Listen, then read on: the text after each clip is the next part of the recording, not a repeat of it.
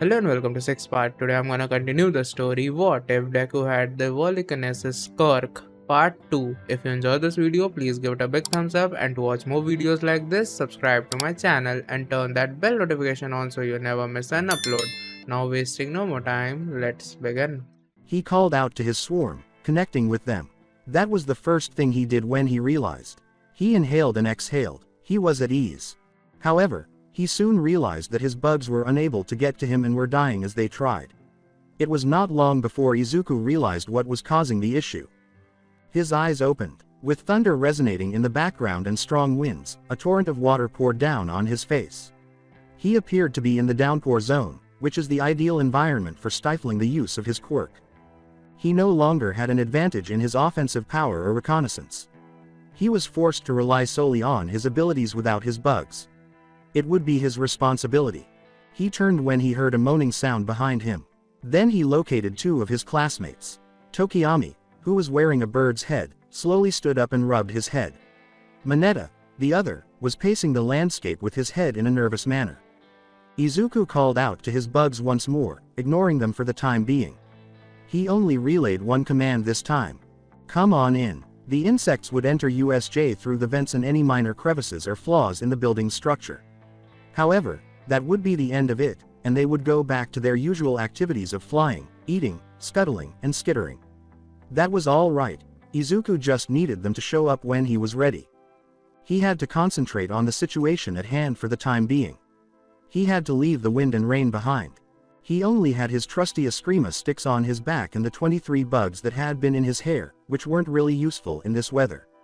He turned back to his peers. All Might, the villains, and the threat of death were all mentioned incoherently by Mineta, who was a crying mess. Tokiyami, on the other hand, was quite composed. He was just taking in the area when he looked at Izuku. His beak opened to speak as he stepped forward. Tokiyami inquired, Midoriya, are you all right? Izuku nodded and said, yeah, I'm good. You? I am fine, said Tokiyami. Then he pointed to the other, shorter boy. I'm not sure that I can say the same about Mineta here, though. Both of them turned to face their classmate, who was still in a panic over their predicament. Izuku walked over to the boy after shaking his head. Hey, Mineta, the boy kept muttering, but got no answer. Mineta, Izuku uttered more firmly. Mineta appeared to be startled out of his reverie by it.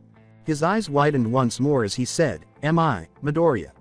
Izuku slapped him across the face, rousing him from his daze. Villains, we can't handle something like this. We need to wait for the real heroes to. Look, are you going to just stand there, being useless? Izuku responded, Are we going to have to carry you on our backs? Or are you going to help us get out of here? Tokiyami cut in, Midoriya. We have a problem. Izuku didn't realize what Tokiyami was referring to until he looked away from Mineta. Numerous villains had gathered around their location, encircling them from all sides and making it impossible for them to flee. Shoot, looks like we're gonna have to fight our way out of here. Tokiyami, surround Mineta. He isn't in a position to fight. Right, it is a good thing that we find ourselves in a pseudo-darkness, then, within this storm. Dark Shadow. Izuku saw Tokiyami's quirk, a sentient being, rise from his back. The shadowy creature exclaimed, Oh ho ho. A fight, oh, how I do love fights. As it grew in size, its claws grew longer. Although some of the antagonists clearly became uncomfortable, they refused to back down. One of the villains yelled, Oi! You brats should just come with us quietly. You're outnumbered, surrender yourselves now. If you believe that we would just give in here, you are exactly the fools I depict to break into such a bastion for heroics, Tokiyami said. The villain laughed and grinned. The people around the students, who Izuku estimated to be a little over 20 or nearly 30, prepared their eccentricities. Perhaps so. But no matter, at least we'll have some fun. Using his only weapon against his enemies, Izuku reached for his back. Then it began. A villain quickly moved across the slick ground, claws spread wide in attack, lunging at Izuku. The villain's force pushed Izuku's body back as he swiftly raised his sticks to block the incoming swipe. Before the villain's arm could launch another attack, Izuku regained his balance and swept low at the villain's legs. Unprepared for the maneuver, the villain fell. They grew motionless with a steady, hard smash over the villain's neck. Another incoming attack, this time from a four-armed opponent with two heavy fists, was stopped by a reflex parry. With an emphasis on evasion, Izuku changed into a loose stance. The villain's punches hit nothing but air as he continued to demonstrate his savage strength. He eventually became exhausted as his endurance ran out. This gave Izuku a straightforward opportunity to smash the villain's stomach hard, causing them to reel in agony. Izuku took a quick look back at his peers. Mineta was still on the ground, terrified, but he was okay. There were already 4 villains at Tokiyami's feet, and he was battling off 3 more. Izuku turned quickly once more, keeping up the defense against the villains' assault. Izuku had never attempted to interact closely with villains before.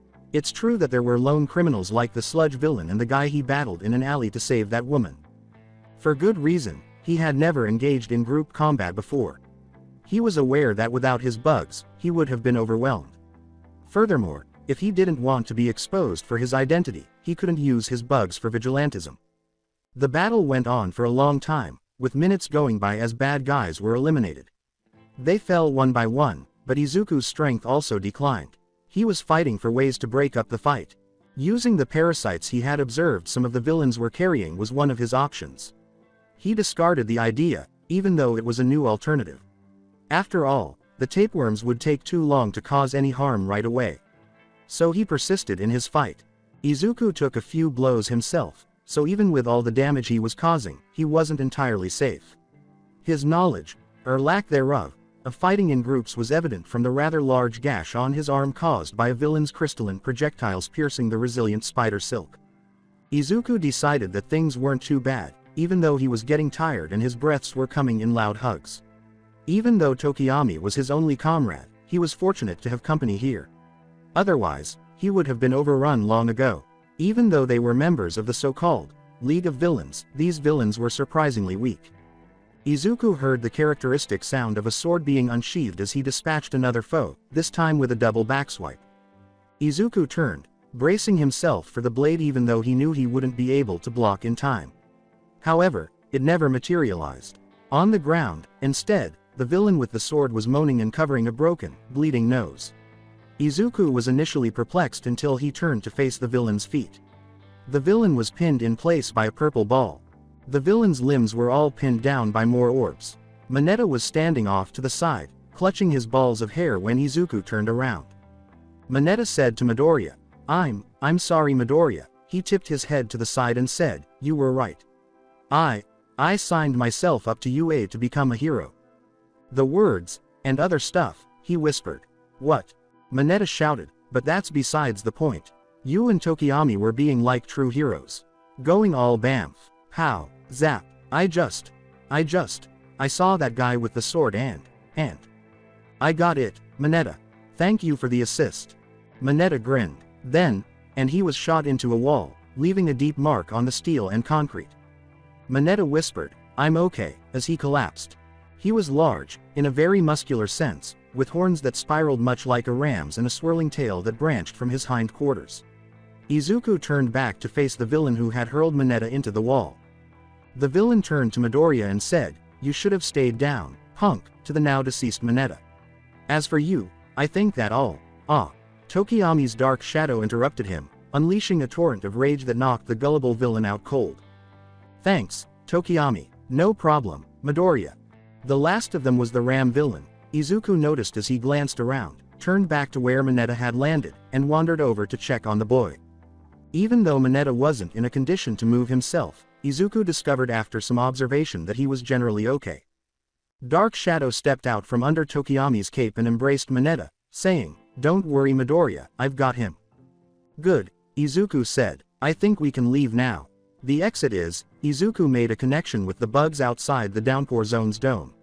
He concentrated on the bugs he could find to determine where the exit was. Izuku pointed down a street and said, "That way." Watching for any stray villains, Tokiyami and Midoriya trudged through the pouring rain and roaring winds. "Tokiyami." The boy with the bird face turned to face Izuku. "Yes, Midoriya. If you don't mind keeping an extra eye out, I'm going to connect to my bugs right now, see how everyone else is faring against this league." Tokiyami gave a nod. "Of course. Do you require any assistance to guide you, or?" "No, I can walk. You can still follow me to the exit." My attention will just be split in multiple avenues, is all. I won't be all that good at spotting any villains around us. Tokiyami replied, okay, I'll leave it to you. A moneta-wielding Tokiyami trailed behind Izuku as they fell into a friendly silence. Izuku's focus was split between the millions of insects within his reach in a matter of seconds before he was able to see the people inside the USJ. At the entrance, Sato, Shoji, Ashido, and a wounded 13 are fending off the man with the teleporting mist. In the mountain zone, a group of birds supporting Yaoyorozu, Jiro, and Koda. If his many eyes weren't tricking him, Ojiro, Aoyama, and Hagakure were all in conflagration. Shiro and Todoroki were causing even more chaos in the landslide zone. And in the ruins, Bakugo and Kirishima were doing what they were best at, fighting and smashing. His perspective then turned to the facility's overall, more dire state. He discovered a vanquished Eraserhead, the big, bird-shaped villain pinning his shattered body to the ground. Then there was Su, Uraraka, and a stunned Kaminari in the flood zone, a few feet from the teleporter, the bird with the exposed brain, and the villain with the severed hands. The student with the hands turned toward the 3 students who were lying on the edge of the flow zone. Izuku remarked, shoot, that doesn't look good. Tokiyami hummed, Izuku hollered, quick, we must move quickly. A few of the others are in danger. Izuku sprinted off. Right, Tokiyami said to his classmate who was standing farther behind him. They accelerated, taking a chance that they might fall on the slippery surface. Izuku started to process the situation with his bugs.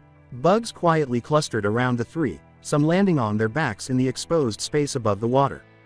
Izuku heard the villain say, his pride is the symbol of peace. Then, with a sudden burst of speed, he launched himself at the 3. As the villain's hands moved to enclose Su's and Kaminari's faces, Izuku was taken completely by surprise, and his bugs watched. However, the hands stopped short of the faces. The villain with the hand covering his face retreated slightly and turned back to Eraserhead. The hero's red eyes, which were clearly canceling out whatever quirk the villain's hand had, said, you really are cool, Eraserhead.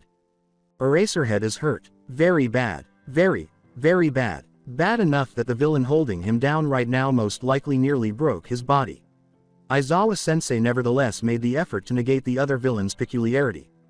Despite the clear proof that Su and Uraraka had eliminated the other thugs in the water, he believed he was someone they couldn't manage. The hero's quirk was deactivated when the bird villain smashed Eraserhead's face into the ground. Which implies danger, a bigger threat than previously. And instead of just grabbing them, the villain halted his advance when his quirk was nullified. This implies that his peculiarity revolves around his hands. Significance. Izuku took the revelation seriously and lifted the offensive bugs that had been concealed on his classmates. As he had anticipated, they rushed forward and stopped the villain's approaching hands. OW. What the? The bugs. First attack was successful, stinging the villain's hand's exposed flesh. The villain withdrew, and Izuku positioned tens of thousands of bugs in a defensive line to protect his classmates. So, hand-based disintegration is an emitter quirk. When he touches it, or when he puts his hand over it. The latter would be more logical. The villain exclaimed, what is this? As he pondered the consequences of someone possessing such a wide variety of insects. He screamed, furious and frantically looking around him, a mini-boss who summons minions. And bugs. I can't grab those. Unfair. Unfair. Unfair. Where are you? Come out. Why is he using so many terms related to video games? What makes me the mini-boss, and why? Who would have guessed that manga's expertise in video games would be put to such a good use?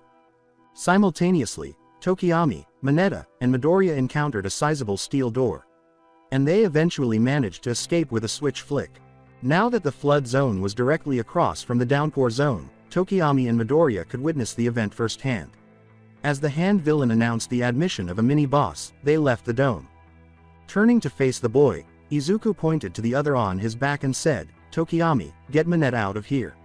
I'm going to stall for time and see what I can do with these villains. Tokiyami looked at Izuku with concern. I'm not sure that is a wise decision, Midoriya. As much as I want to help out our fellow classmates, those villains over there.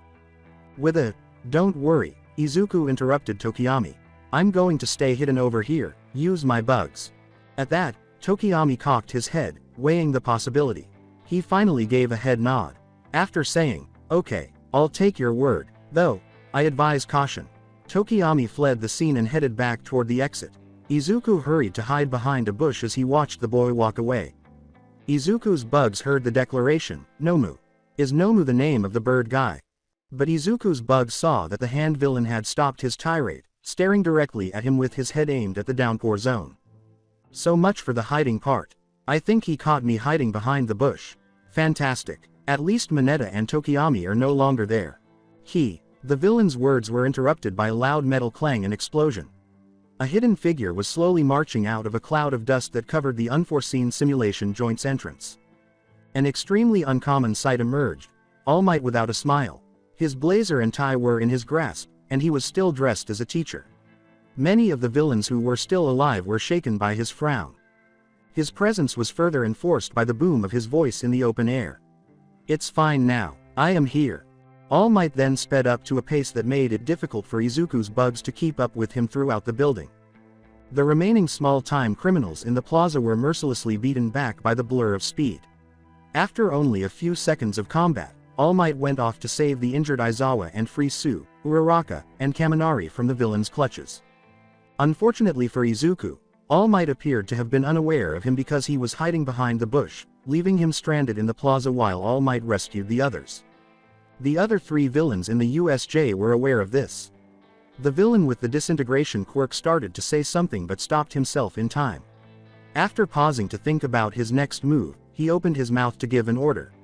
Izuku was the direct target of his command. Nomu, fetch the kid over there. Nomu appeared before Izuku could blink, its hand encircling his torso. He felt extremely lightheaded and reeled in from vomiting before he had a chance to acclimate to the sudden pressure surrounding his body. With him in hand, Nomu appeared to have swiftly returned to its previous position. Really quick, quicker than All Might. A distressed All Might appeared in front of them at the same moment, clearly concerned about what the villains would do to Izuku. Oh, I'm being held captive, I guess that makes sense. When the teleporter villain said, "Ah, All Might. Glad that you could join us." With his frown still intact, All Might shot back. "Villains, release the boy. There's no need to harm him." "You," the hand villain screamed, glancing at All Might. "I've been waiting for you. This is not good. All Might has me in his path. If I'm here in this guy's clutches, he can't fight any of them. I have to leave, I have to see what I can do." However, this Nomu man is tough and likely as quick as All Might himself. I must injure him in order to get his release. The villain with the hand yelled, "Hey, stop that muttering, kid." Once more scolding himself for his muttering habit, Izuku quieted himself. He then gave the order to remove some of the insects from his hair, including hornets, beetles, spiders, and others that had crawled onto Nomu's eyes from their hiding place. At Izuku's command, the insects suddenly began to bite and sting the fleshy orbs, causing Nomu to scream in a broken, jumbled voice. Now that Nomu was practically blinded, All Might acted quickly and punched Nomu. What All Might didn't anticipate, though, was that Nomu chose to scratch at one of its eyes rather than react to the attack. His entire eye was removed along with the bugs by the clawed movement. Even more astonishing, though, was the eye's immediate regrowth in its socket, which was in perfect condition. "Nice try," the hand of the antagonist replied, "but Nomu here was designed to kill you, symbol of peace. He has shock absorption and regeneration." With doubt in his eyes, All Might gave the villain a fresh look. Izuku became a little more uncomfortable with his situation.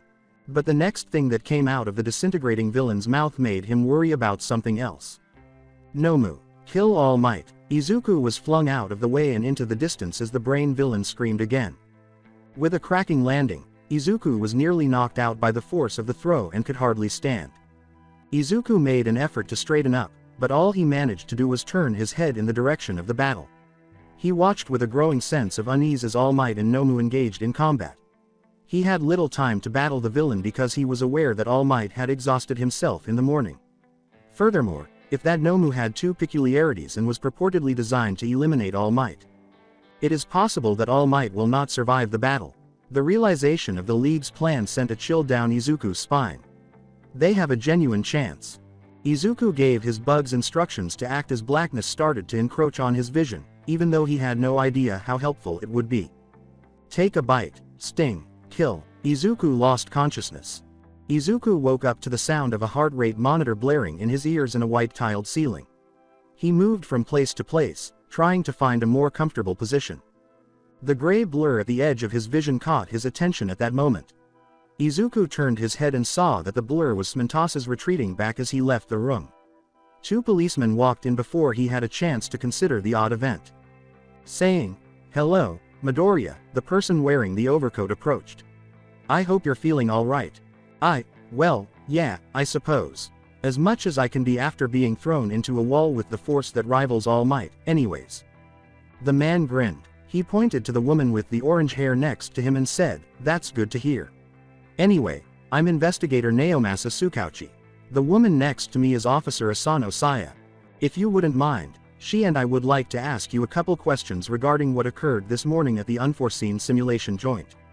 Izuku nodded, genuinely interested in what was going on.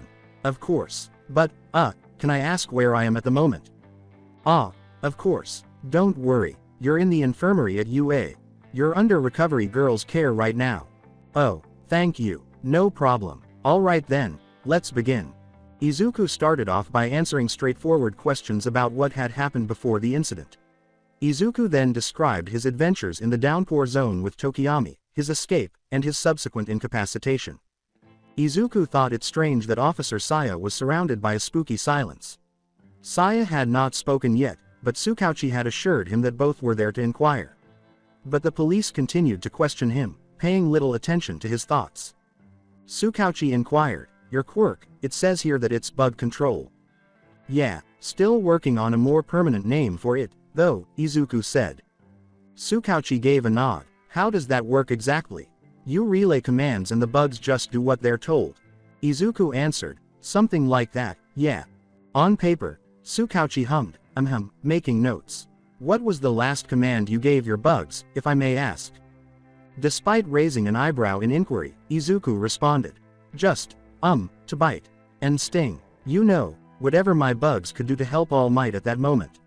That Nomu guy wasn't something to scoff at. You're absolutely right there, if the reports we've been getting are anything to go by. Anyways, another thing, what was the most damage you know of that you caused to any of the villains present? Izuku thought that was a strange question. I guess there was this one snake lady in the downpour zone. She was coming at me fast, and I think I heard a couple bones breaking when my Eskrima sticks hit her. Probably her ribcage, when I think about it. Why, is she alright? Snake lady. Tsukauchi paused to reflect. Yes. I believe that I remember one of the villains matching that description. Don't worry, last I heard was that she was in stable condition. Izuku whispered, "That's good, I suppose." At that, both officers raised an eyebrow, but they dismissed it. With a, "Alright then." Tsukauchi shut his notebook. "That seems like that's all we needed for today. If we require a follow-up, we'll contact your mother on your home phone." Tsukauchi shouted into the hallways as he turned to face the door. "He's clear." The room's door then slammed open with a loud bang. "About time. You officers are already draining enough of his energy as is. Out. Of course, recovery girl." Tsukauchi grinned after saying this. Tsukauchi shouted, "I hope you get well soon, Midoriya," as the door slammed in his face. "Sheesh," said recovery girl. "Those police officers don't respect the notion of a patient's rest."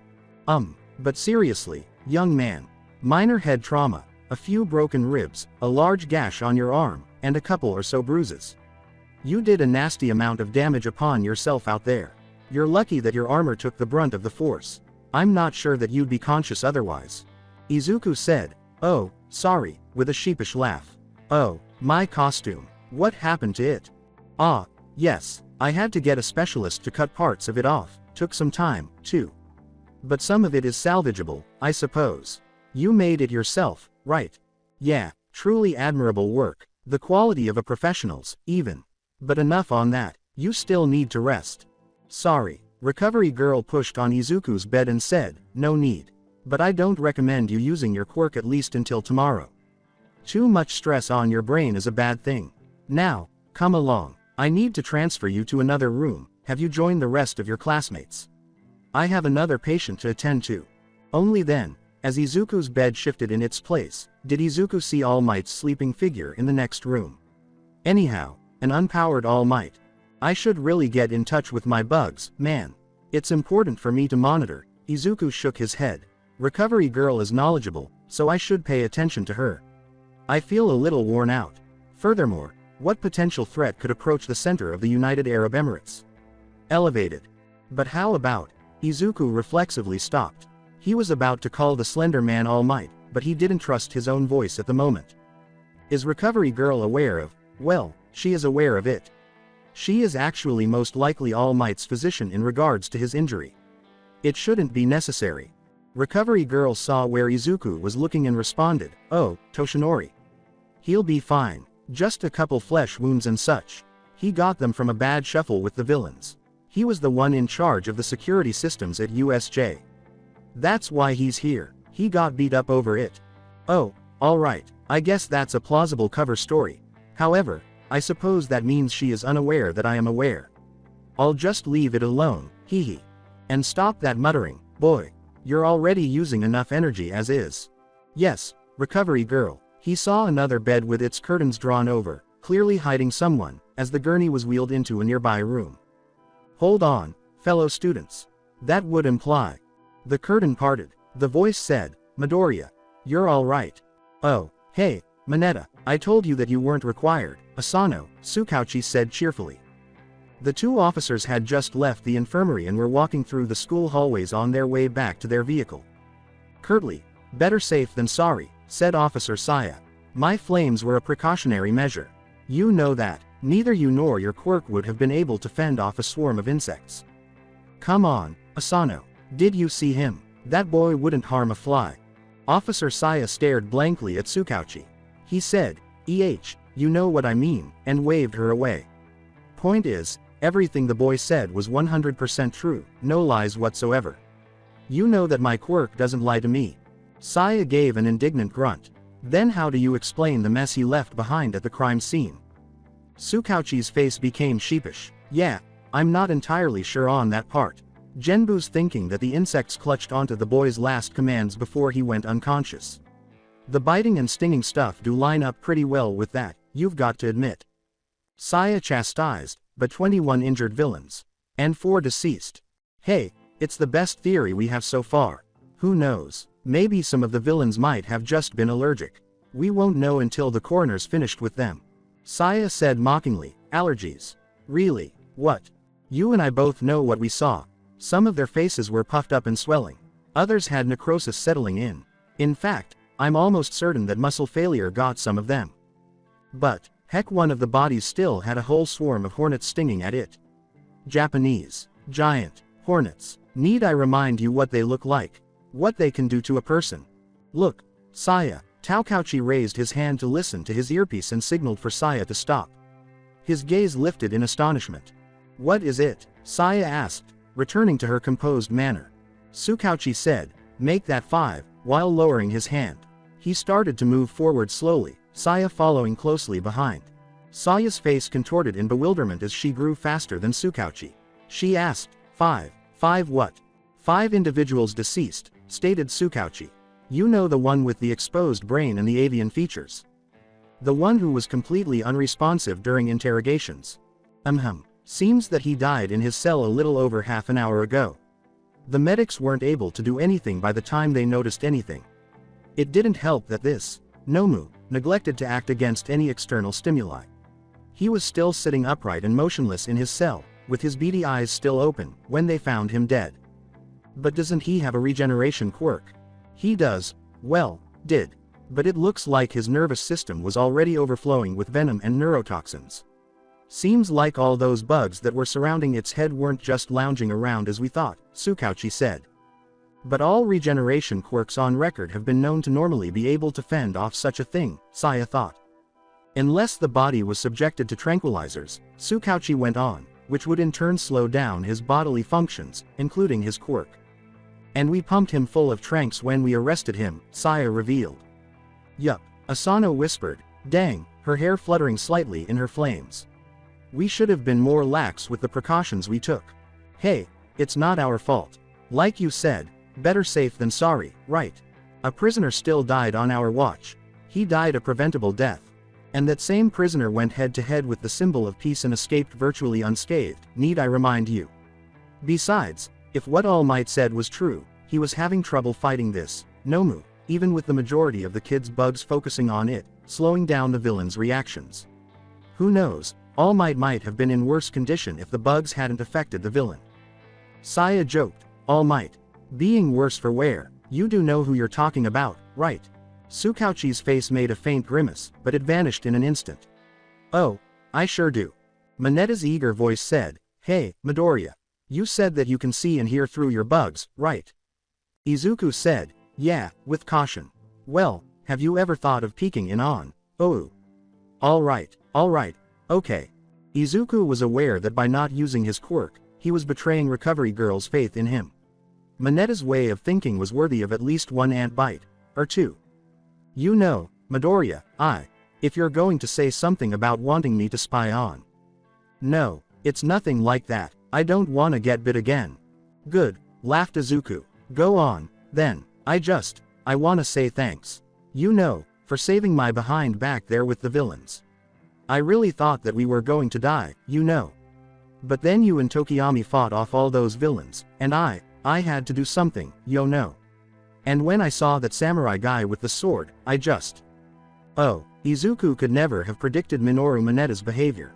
It appeared that Izuku had underestimated him given his perverted behavior, his quick-to-breakdown reaction at USJ, and even his last-place ranking on the quirk assessment.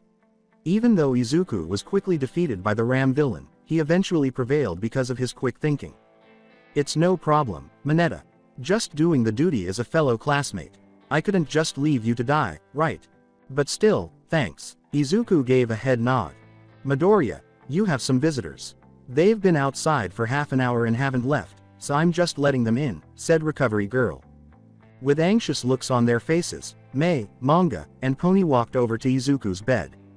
The eccentric inventor shouted, Izuku, and embraced the lying Izuku. Ah, Mei, hurts. Mei leapt from him. Sorry, Izuku, you okay? Yeah, we heard what happened, Manga replied. That stuff over at USJ sounds pretty scary. Giant tentacle monsters, sharks with laser beams, poison gas, flying golden robots. Izuku looked at Manga incredulously.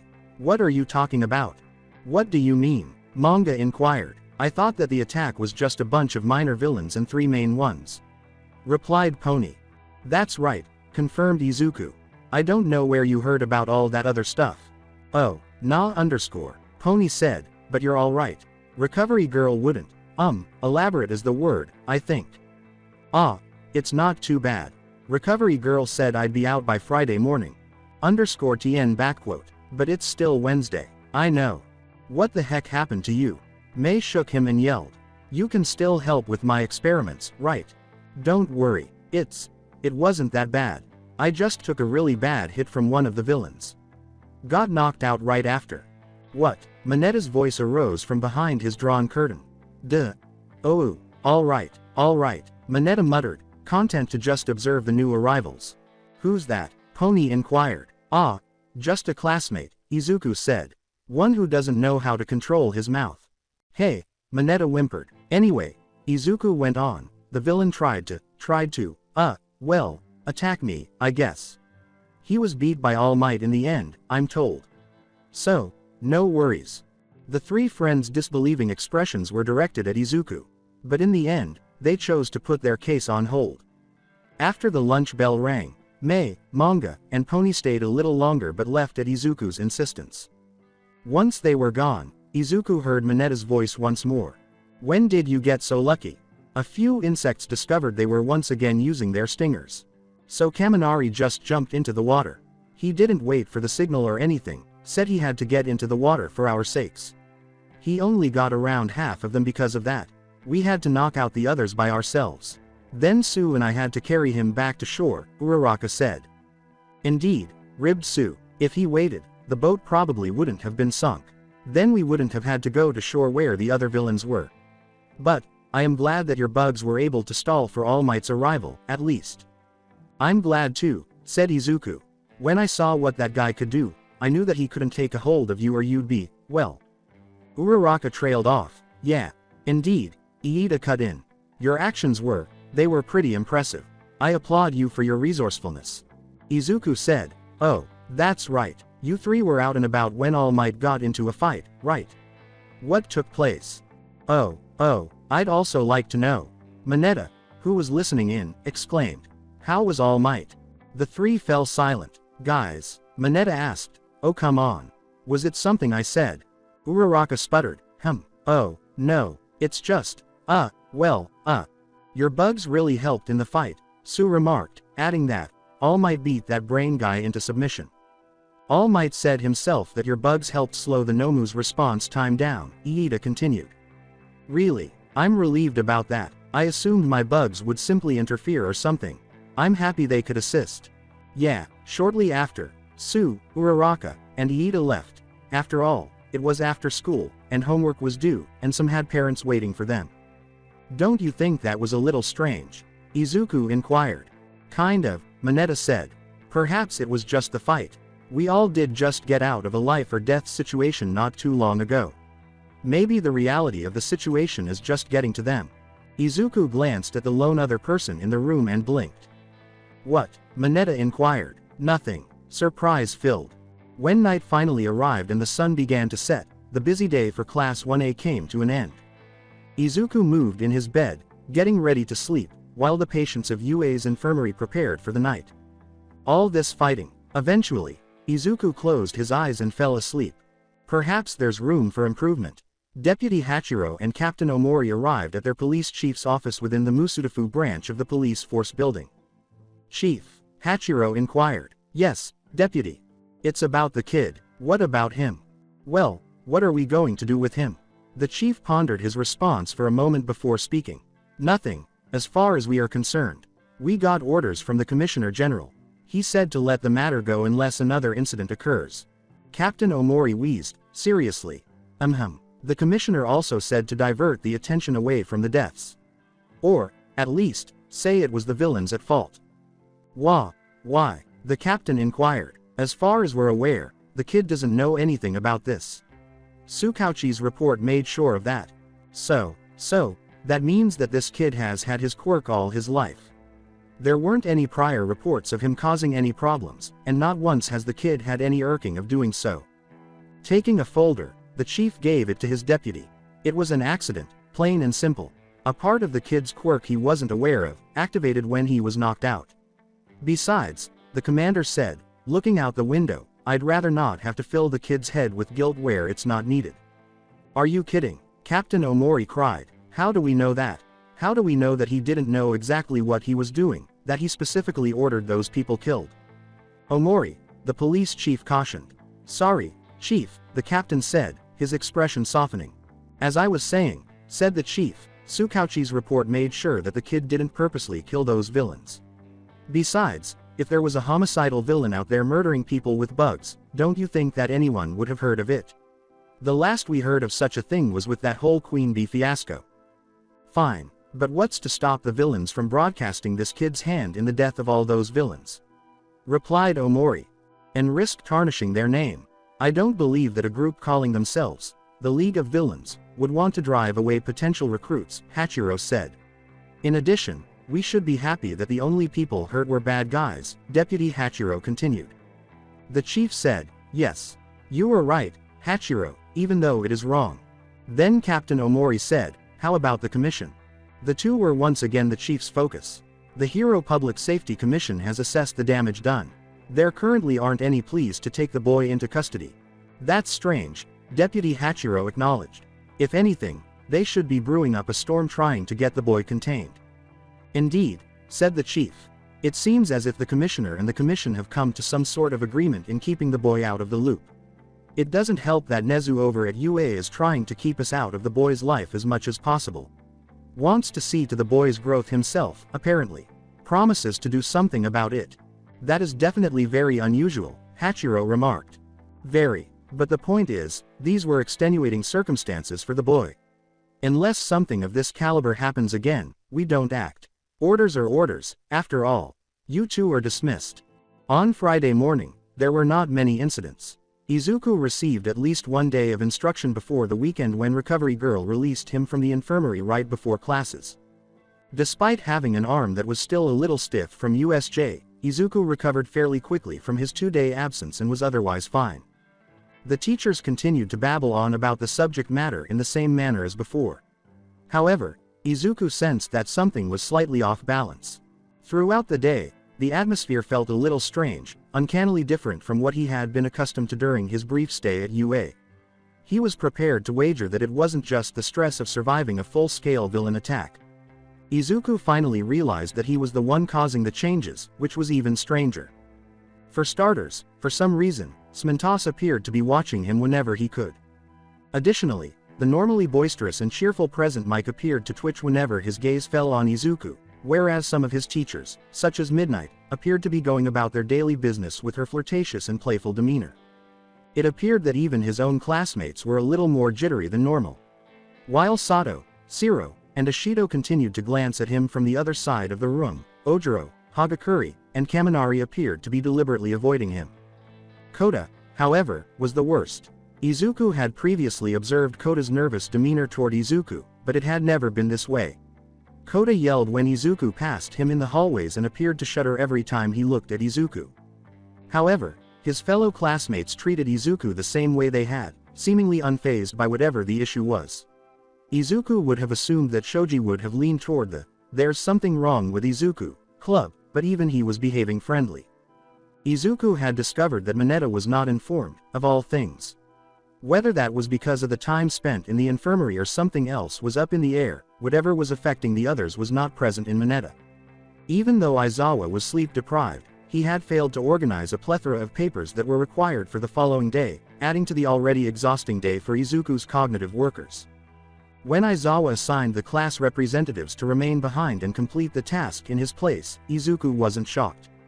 So there he was, sitting in a nearly deserted classroom with Yaoyorozu at his side and mountains of paper in front of them. Yaoyorozu remarked, "I'm glad to see that you are up and about, Midoriya," as she and Izuku got to work. "Thank you, Yaoyorozu. Honestly, I'm just glad that I am moving at all, really. That punch that I got really hurt," Izuku replied. She smiled as she gave a nod. Then, remembering the attack, she became more solemn. "Some of us were worried when you got hit by that Nomu villain, you know. And when we saw what that thing could do to All Might. We weren't sure if you were going to make it. But I did. Yes, you did, and I'm glad for that. It's just, I'm not sure what I would have done if you died on us," she said. "I was so relieved when Iida and Todoroki brought you back to us so quickly despite the whatever enigmatic conflict resulted from USJ was still in force, and there it was again." "Yaoyorozu," Izuku interrupted bluntly. Yaoyorozu was startled out of her reverie by the mere mention of her name. "Yes, Midoriya. If I may put it bluntly, what is up with everyone? I've noticed that there's been some unease with my presence." Her face brightened with insight. "Oh, yes, that. Yes, that, whatever that is." After a short silence, Yaoyorozu responded. Well, are you aware that your bugs started swarming the villains after you fell unconscious?" "Well, yeah, I suppose. I told them to bite and sting the villains. Especially that Nomu one. I didn't want All Might to fight that guy without any help since he was Ulrea. Well, Nomu hits pretty hard, from my experience," Izuku chuckled. "You shouldn't joke about it, you know. You could have died. But I'm alive. That's the important thing, right?" Whatever response Yaoyorozu had in mind sputtered out as she opened her mouth to respond. "Yeah, anyways, your bugs were rather determined, I could say. They hurt some of the villains pretty badly from what I saw.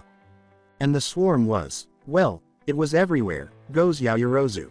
"I'm sure that some of our classmates just felt a bit frightened by the experience, is all." "Oh," Izuku muttered, "does it really matter? The villains were targeting children. They had to be stopped at all costs. As for the teachers, I'm certain that they're just wary over your control. You haven't been here for too long, after all. They aren't familiar with your may just want to make sure another incident with your bugs doesn't spring up again." Izuku whispered, "So everyone's scared of me, is what you're saying?" Sensing and seeing the sad tone in Izuku's voice, Yaoyorozu turned to look. "Midoriya." She stood up straight. "Look, I'll be straight with you. When you got knocked unconscious, whatever your bugs were doing weren't because of you, right?" "I suppose. Good. Then that means whatever happened wasn't your fault." But what?" Yaoyorozu inquired, seemingly refuting Izuku's assertions already. The bugs, they were still influenced by my whims but, Midoriya, they weren't. The class benefited greatly from what your bugs did. As it was, we were already exhausted and hurt. The bad guys were eliminated by your bugs. They left Nomu behind and compelled their leader and the teleporter to depart. Of all things, they aided All Might. Actually, I don't know what would have happened if you hadn't done what you did. Izuku sighed and said, thank you, Yaoyorozu. Obviously. Let's start working now, shall we? Izuku, where are you heading? Inko Midoriya inquired. Halfway out the door, Izuku shuffled back in to respond, Mom, it's Saturday. Remember how May invited me over to assist with something? Oh, you're correct, I nearly forgot. Are you two working on one of those massive weekend projects once more? Yes, if I don't check in again, I apologize in advance. You were aware of May's reaction when she puts her all into a project. Oh, yes, Inko chuckled, that one time we went to visit, she was everywhere. Her robot appeared to have been laboriously constructed. Yes, it did, it was all, okay. Then, I'll attempt to return by Sunday evening. Obviously, enjoy yourself, my love. Izuku breathed a sigh of relief as the door to their apartment closed, and after a brief break, he started walking to the train station. He remembered the justification he had given his mother. He had been at May's for days at a time in the past, and he didn't always pay attention to his mother's calls while he was there, so he reasoned that going there would allow his absence to go unnoticed in the eyes of everyone. May was involved, of course, but only for the portion of his absence. He owed her a lot of guinea pig time instead of manga because he had not disclosed what he would be doing, despite her insistence that he do so. Even so, he felt guilty for deceiving his mother, but this was the only way he could accomplish his objectives and be able to go out as a vigilante without any problems. Or at least figure out how to get rid of the urge. If Izuku was to be honest with himself, he couldn't really explain the sensation that drove him to take such extreme actions. He had a description of it on the tip of his tongue, but he never managed to get the words out. It was like a desire for conflict. Izuku shook his head. He didn't now, but he had been fighting for a long time. He had been fighting the urge ever since he had gone out to have his bugs destroy the Yakuza presence in Musudafu, but it was manageable back then, barely making an appearance in his subconscious. But with the battle trial, which ended in an easy victory, a hollow victory, the urge unfulfilled, he had experienced a surge, a sudden boost in urgency. USJ made it worse. The antagonists in the downpour zone were cannon fodder, merely thieves for the League. Nomu, on the other hand, was too strong and powerful to give any sense of satisfaction from a fight, and he ended it too quickly. It was telling him to start a real fight. Izuku rearranged his thoughts and sighed. The feeling in the back of his mind was that he was tired of fighting and losing when it mattered most, even though he was aware of the dangers of vigilantism and how foolish he was for acting in this way. Nomu, the monster that he was, taking Izuku as a hostage, the sludge villain, finally taken prisoner by All Might, and that one small-time criminal he had battled, vanquished by the victim Izuku was rescuing. Indeed, there was a tiny part of him that opposed this and wished for the evening to proceed as smoothly as possible. But to continue to suppress his cravings. He simply wanted to get rid of it, no matter what he had to do. During his train ride, Izuku had visited an entirely different prefecture. He took this action to separate his first actual vigilante outing from the cloak-wearing bug clone known as Snitch. Consequently, Izuku found his way to an abandoned building to start his nighttime excursion, but the vivid sunset of the Kanagawa skyline as it met the ocean waves was both a boon and a curse. He had a different costume for this particular task than the others. Prototype number 4 was one of his first attempts at a costume, made to be much more flexible to the sacrifice of using a much thinner armor layer than later projects, without the use of more colorful dyes, and with functionality in mind rather than presentability. The end result was a costume that many would have thought was far too dark and edgy for a hero. But its look was ideal for a vigilante who was stealthy and prowled the streets at night. Arthropod exoskeleton armor panels encircled his more critical areas of the silk-woven costume, which had a black and gray color scheme. He assigned Izuku to not use his trusty Eskrima sticks in this costume, so it was okay that it didn't have any pouches or a way to hold them. Instead, he would rely on his general CQC and his less-used Muay Thai skills. The simple hood that was securely fastened to his head was a last-minute addition to the costume. His mask, which was uniformly black except for its amber-gleaming lenses, slid on and ended before his ears. Even though it was a typical hood with minimal protection, it was bound tightly with spider silk, making it impossible to pull down until Izuku had the spiders break down the strands holding it in place. Rather, the hood kept his rather recognizable green hair out of the way, and considering his peculiarity, it didn't matter that it obscured his peripheral vision. Nevertheless, there was too much force and the potential for long-term harm, which was one of the main reasons this piece had been kept out of sight in his closet until tonight. His fingertips ended in claws, sharp enough to cut but not deep enough to kill. Izuku thus seized control of the rooftops as the moon rose far into the night sky. Izuku hoped the evening would be largely peaceful, with perhaps a few muggings, an attack, or even just a drunken disturbance, anything to quench the craving. Throughout the night, he had intended to go through the motions, pack it up as the sun rose, and take a train back to his house in the evening. He used his bugs to scout the city, flying sparsely while looking for potential crimes to stop, even though he wanted to keep them apart from this new identity. But as the hours passed, it appeared that the opportunity to satisfy his craving had presented itself, since there would undoubtedly be a real villain out there tonight. Damn his luck.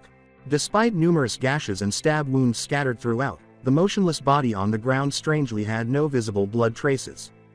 But Izuku assumed that if the girl sponging up the blood from the body was connected in any way to the phenomenon, then it would be possible. Naturally, Izuku just stood there, taking in everything, until the girl turned around and saw him. Her oversized cardigan and easily identifiable school uniform gave the impression that she was about his age. Her ashy blonde hair was splattered with her victim's blood, and she appeared to be blushing as well, though the blood was not entirely to blame for her face's redness. "Oh, who are you?" she asked cheerfully. "Have you also come to play?" Izuku instantly retreated, assuming a defensive posture, and he did not respond either, opting instead to assume a silent persona for this role. Pointing a knife at Izuku, the girl raised it in the air. "What's your name?" she inquired. Izuku remained silent. "Oh no, you're not entertaining," she whimpered. "Oh well."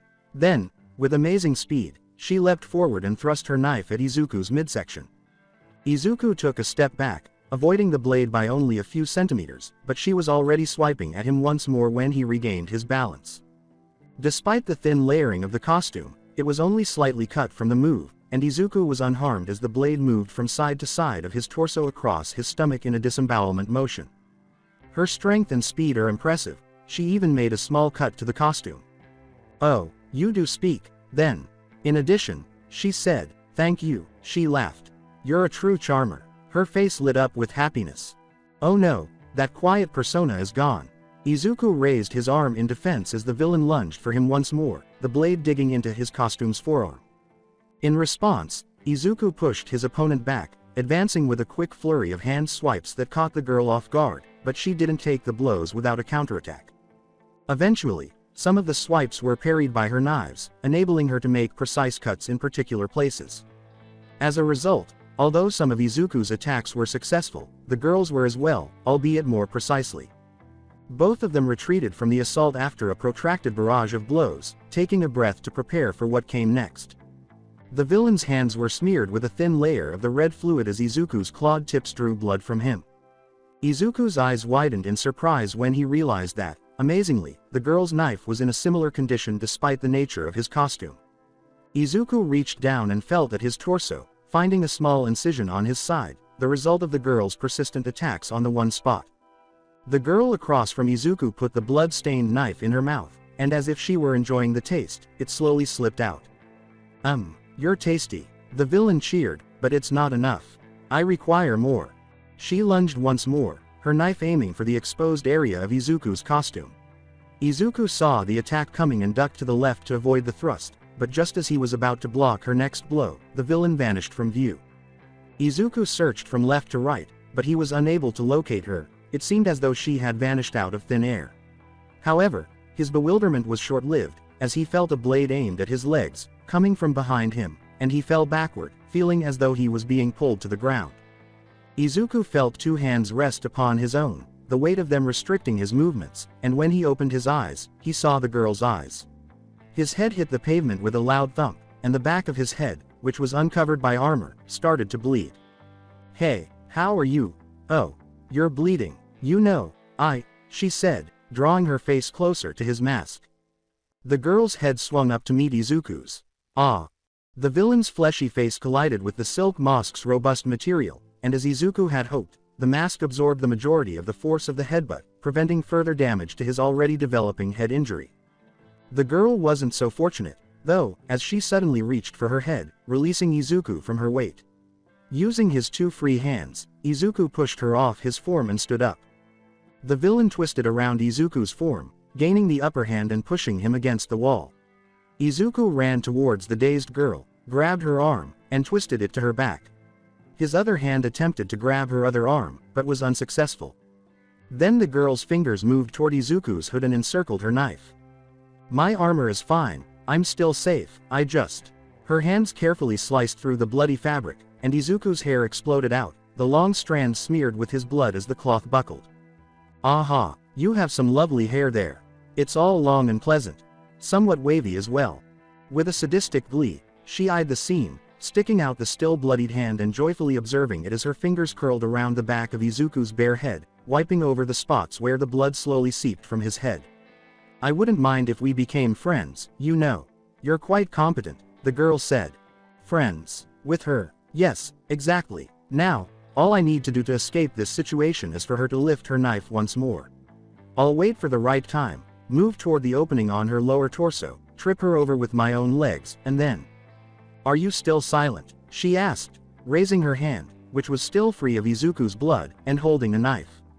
"All right, just remain motionless so I can see you." She halted her speech abruptly, turning her gaze to the right. Then her head swiveled, tilting up toward the rooftops, her eyes grew wide, and she leapt with cat-like agility away from Izuku. The sound of a bullet striking the concrete floor, just a few centimeters away from the girl, instantly filled her cleared space, directly in front of Izuku's body. "You failed to inform me that you had backup. You meanie," the villain complained to Izuku.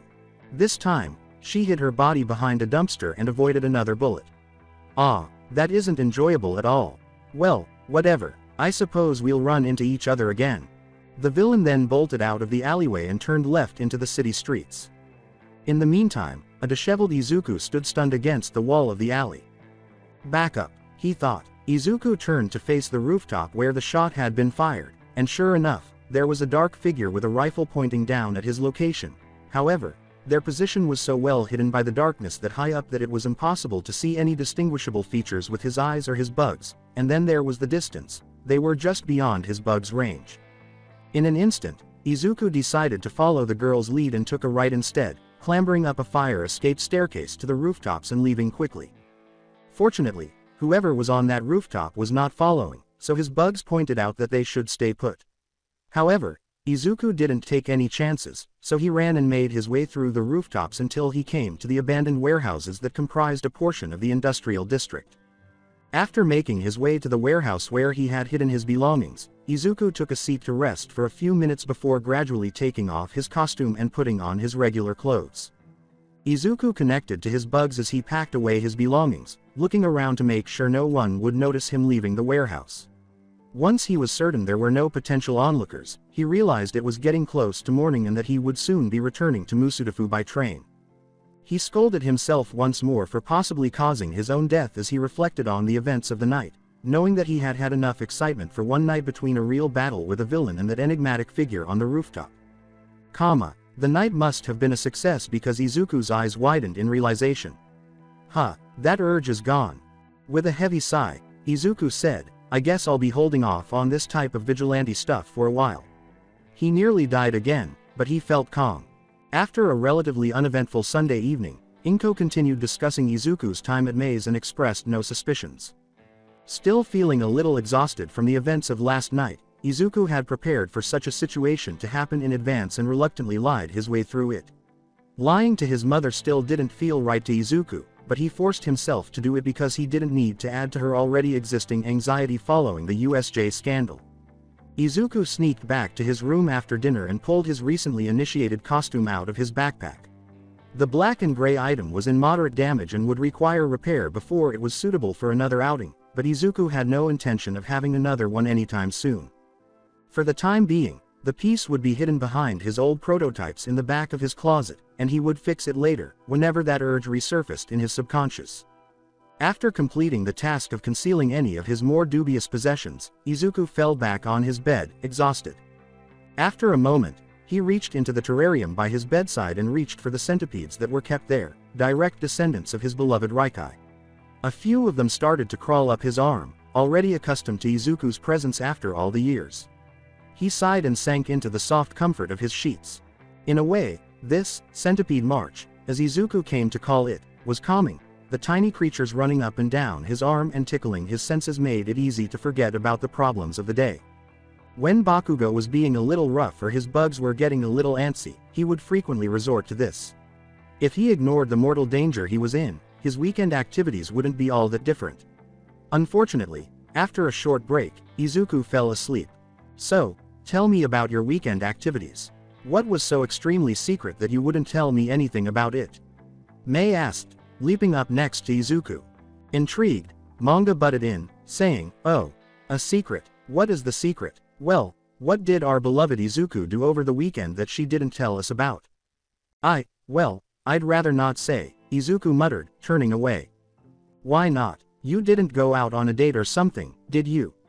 asked Pony, her face fixed in scrutiny.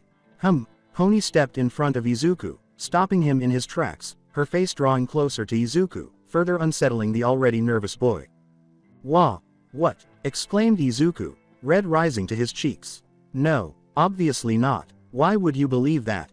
Pony shrugged and said, Because. Why not? It was only an educated guess." Mei tilted her head and said, "Well, I for one don't believe that it was a date. He was away for the majority of the weekend. Unless. No, what is wrong with you guys?" Izuku shot back. "All I did was go out. Have you left? And here I was thinking you'd finally fallen for someone," asked Manga. "I swear, it's nothing like that," Izuku said, shaking his head. "However, it's private. Enough privacy that your mother won't find out, huh?" "You know, I had to reroute her calls twice," Mei inquired. "Not to mention the third time your mom's phone was picked up by my dad." Fortunately, I know how to interfere with my home's phone signals." "Yes, Mei, I apologize for that. I'll make an effort to keep you out of that predicament in the future."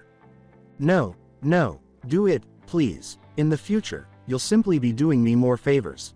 "I'll remember that. In any case, I might tell you guys in the future if you're truly interested. It probably won't even matter by then." "Oh no." Izuku let out a scream. Izuku and the others around him were startled when a cooing gray bundle suddenly landed on his head. To the boy's dismay, the ruffling mass of feathers took up residence in Izuku's green hair, stomping around before settling down. "What the devil?" Manga pondered. "It's a pigeon." Mei nudged the pigeon and muttered, strange," to which the bird merely cooed. "A pigeon? Why should a pigeon? I don't care. Look, are you able to remove it?" Not at all. I could get bitten by it," Manga said. "Bite you? You just need to use your brain." Pony burst out laughing. "Pony, could you please lend me a hand?" Izuku pleaded. When she said no, she said, "Manga can do it." The bird wouldn't get off, and Izuku sighed and shook his head while the other three laughed even harder. Two other birds were perched in their branches, higher up, surveying the scene below, and one of them started to take off, its mission objective accomplished, leaving the other behind as it started back toward UA High School. A student meeting had just taken place in Class 1A's classroom, and all 18 of the students were present thanks to the efforts of Yaoyorozu and Iida, who both attracted the attention of the other students. The only absentees were Bakugo and an incoming Midoriya. Yaoyorozu began, "Okay everyone, I'm sure you're all wondering why we're all here so early, with Iida by her side. I wish I had arrived sooner. Then perhaps I could have. Yeah, what exactly is this all ab? You betcha, right now, I could still be asleep." A somewhat irate Ashido exclaimed. "I wouldn't be so carefree about this," Yaoyorozu said, turning to face Ashido. "Some of us in this class, including you, Ashido, are genuinely concerned about this meeting." Ashido exhaled. "Oh, how about? It's ABO.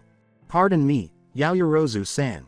"Yes, Sato-san," the girl said, turning to face the boy who had interrupted her. With a sincere head rub, Sato expressed his regret, saying, "I'm sorry, but I produced some food. I was concerned that some of us might not be able to eat breakfast in time when I learned yesterday that we would all be attending this early morning meeting." Thus, Sato produced a variety of dishes, including French toast, donuts, tarts, and crepes.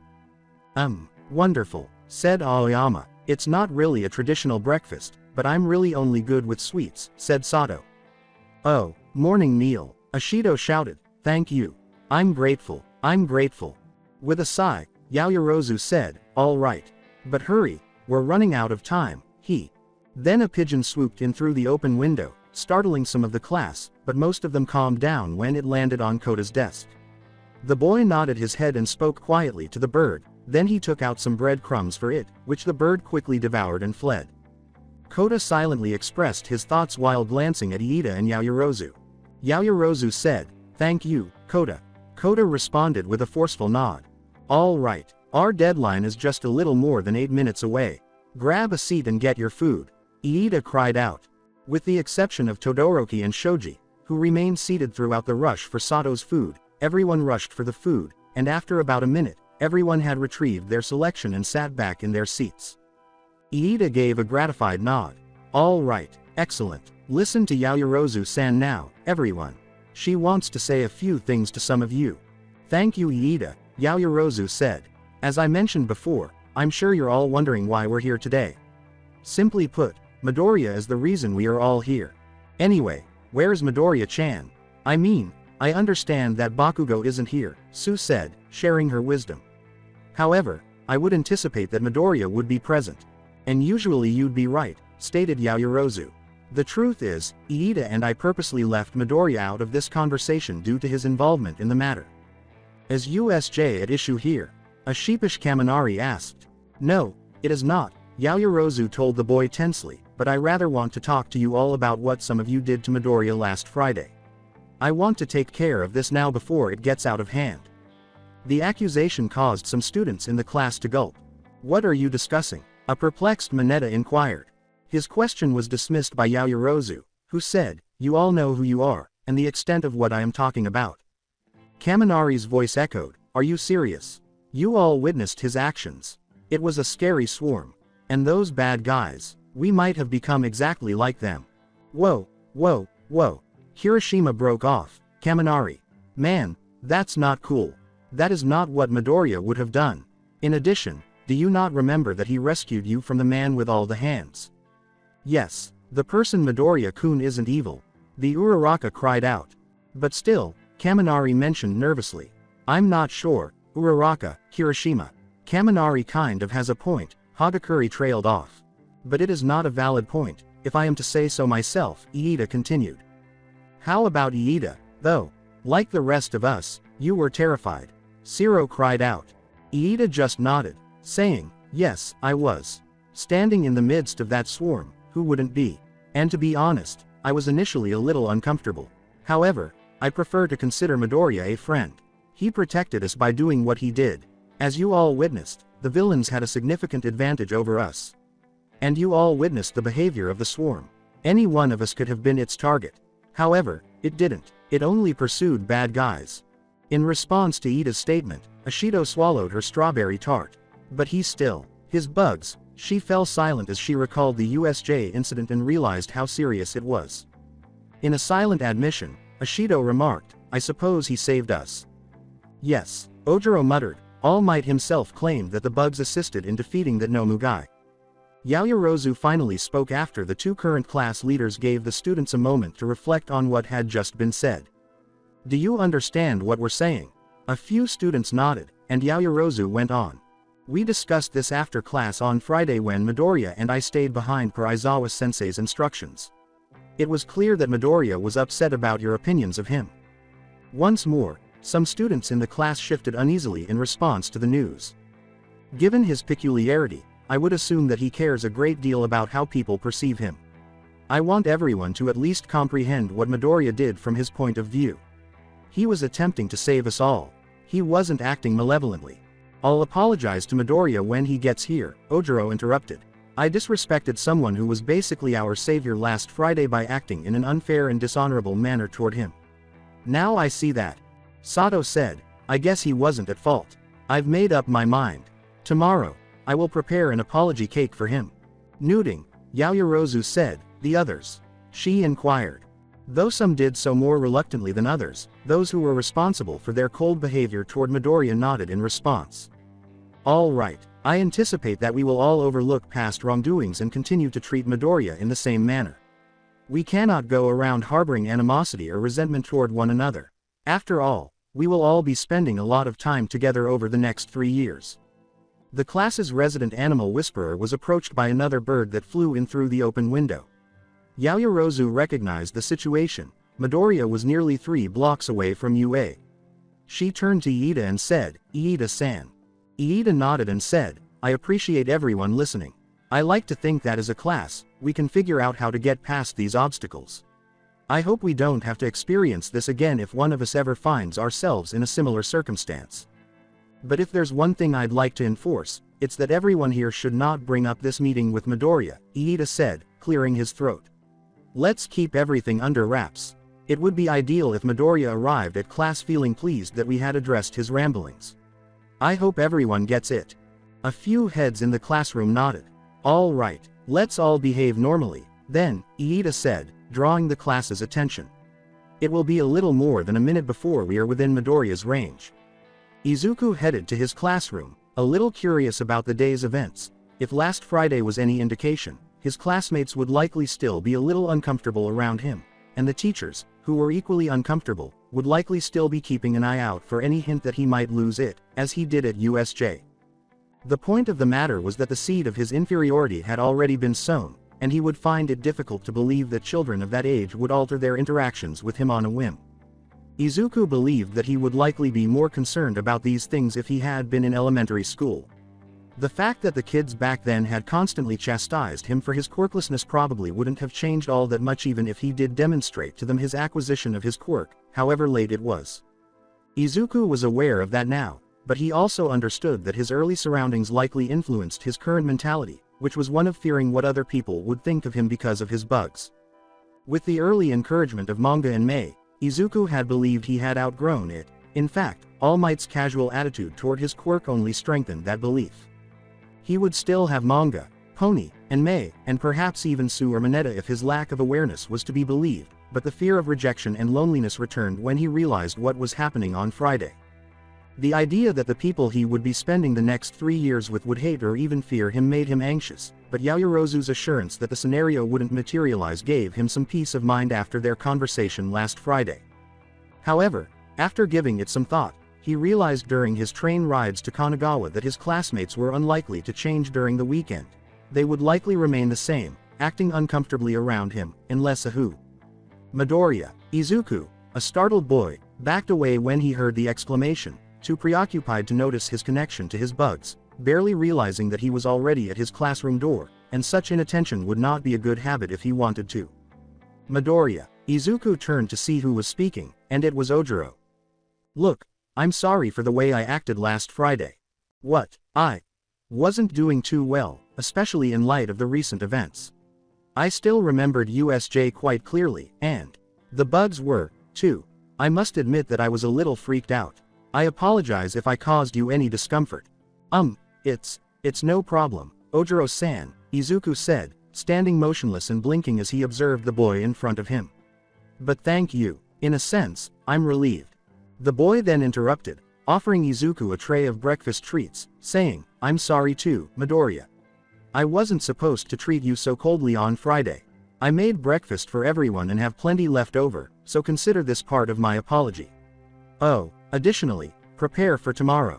I'm going to make some more food to show my apologies. Sato-san, there isn't really a need for such a thing. I've already got." "Midoriya, that is absurd. I sincerely regret what I did. My baking is just another way for me to express my regret." Next to appear in front of Midoriya was Ashido, who said, "I truly apologize as well. I apologize even though I don't have any food for you like Sato-san does." To further confuse the already shocked boy, Ashido pulled Izuku into an embrace and said, "Please forgive me. I wasn't really thinking on Friday. Alright, Ashido-san." "Yes," the pink girl yelled, "let's move on from this, shall we?" She returned to her desk after nodding. When Izuku regained consciousness, he discovered Hagakure, Shiro, and Kaminari gathered together. "We're sorry too," Hagakure quietly acknowledged. Yeah, I acted rather cold last Friday, Shiro muttered. Kaminari nodded but said nothing. The rapid-fire apology train was definitely getting to Izuku, who rubbed the back of his head and said, "It's, really alright guys," adding, "Like you said, just lingering effects from USJ, right?" "Yes, thus, stop obstructing the entrance. You extras and Deku here should get out of the way," Bakugo's voice said abruptly. Izuku let out a sigh and started to return to his desk, nodding to the three people who had gathered, Hagakure, Shiro, and Kaminari, passing them without bothering to acknowledge Bakugo, merely following his instructions because he didn't want the morning to be marred by an irate best friend from his childhood interfering in his affairs. Izuku raised an eyebrow as he located his desk and saw Sato's previous sweets on top of it. He looked up to see Sato nodding at him, indicating that he was free to indulge, and he returned the nod. Izuku mentally checked off that he was acting back to normal as well. If anything, the only people he was still unsure of were Hagakure, Shiro, and Kaminari. In contrast to last Friday, when he had been practically shivering by sharing the room with Izuku, the boy appeared more at ease as he sat, grabbing and nibbling at one of the tarts, blueberry, with all its gooey goodness, and studying a coda. Sato was a true baker, and Izuku took another bite of his tart, enjoying the flavor. Even though teachers like Present Mike and Smintos were still acting like he had some kind of meltdown like Bakugo did, Izuku eventually learned to appreciate his classmates' return to normalcy and found that the absence of icy stares and shuddering really helped to calm him down. The day was actually too full of general confusion for one jittery Vigilante to handle, and naturally, his newfound relief was greeted with another snag when the still fully bandaged Aizawa mentioned the upcoming sports festival. As Izuku was leaving the classroom for the day, his bugs had discovered a ton of activity outside the door. Examining the chaos, it was discovered that a large group of students were waiting to confront the first person to leave Class 1A. "What's wrong, Midoriya-kun?" Uraraka asked, and the rest of the class saw him stop suddenly before leaving. "No, not exactly," Izuku replied. "It's just, well, there's a whole crowd of people outside." "A throng?" Kirishima inquired. "Do you know what it's for?" "Don't know. Why don't we find out?" he said, tilting his head. Izuku saw the faces of students from all over campus as he opened the door, but the most noticeable ones appeared to be in his age range, particularly from Class 1B next door, where his bugs actually saw Manga and Pony in a distant corner. Izuku took his time looking at all of the students present, not saying a word to try to gauge their reactions, but before he could do so, he felt Bakugo's incoming form coming up behind him, slowly making his way to the class's exit. The boy said, "Deku, get out of the way." "No," Izuku said. "What the fuck did you?" Bakugo said, his face quivering. The few flying insects that were present buzzed ragefully at Bakugo as Izuku's bugs filtered out of his hair. When the insects suddenly appeared, many of the students in the crowd jumped. Others who had known Izuku's peculiarity as the one that stopped last week's cafeteria stampede simply flinched in shock. One student with purple hair raised an eyebrow, his face showing curiosity. Izuku told Bakugo, "There's plenty of space, so you can go around." Bakugo growled loudly, but he did not argue, instead meeting Izuku's shoulders and pushing him aside before leaving into the crowd. Izuku returned his focus to the students gathered, recalling his hair and saying, "So, to what do I owe the pleasure of all of you coming here?" He said this in a courteous tone. A certain purple-haired student took the initiative and walked in front of Izuku, but initially no one moved, a little intimidated by the boy in front of them. Izuku extended a hand in greeting before the boy could even open his mouth, saying, "Izuku Midoriya, pleasure to meet you." "Hitoshi Shinso, General Studies," the boy said after pausing for a moment, glancing at the offered hand and then back at Izuku's face before shaking it. "I thought that 1A was overrun with conceited brats when I first arrived. I seem to be correct so far based on initial impressions." Izuku retorted, "Ah, that's just Bakugo being Bakugo, saying that's how he's always been. I apologize if he made the first introductions unpleasant. I'm hoping that you'll start to view us differently." Well, he looked at the other members of 1A. "You know, some of us enrolled into UA, but we'll have to wait and see. Wishing to enroll in hero studies but having to rely on other choices instead. It's possible that some of us will be moved into the hero course based on our performance during the sports festival." "What does it mean?" asked Mineta, further back in the class. Shinso gave the boy a look. "Meaning, I wouldn't get too carried away if I were you," since the school can just as easily transfer students from the hero course out. The idea made some of the people in 1A shudder. Izuku remarked, "That's good to know." Shinso tilted his head in observation as he looked back at Izuku. Izuku said goodbye with a nod. "Good day, Midoriya." Another student caught the audience's attention as Shinso walked away, but this time in a more combative way. "Hey, what's to say that the rest of you aren't like that Bakugo guy? He seemed like a real jerk. And you don't seem any better. You don't know Bakugo like I do, I assure you," hit back Izuku. "And most of my class is unlike him, despite recent events that may influence such an attitude." One boy appeared before the other could respond. This time, Izuku recognized the boy immediately because of his blonde hair. After praising Izuku, Monoma turned to face him and said, "I'd like to believe that you 1A idiots are just a bunch of lucky glory hounds, riding off of their sudden claim to relevance. If that Bakugo guy is any sort of example, I'm sure that the rest of you are not far off. Except you, Midoriya-kun. If anything, you are the exception. I can only hope that your greatness can rub off on the rest of your classmates.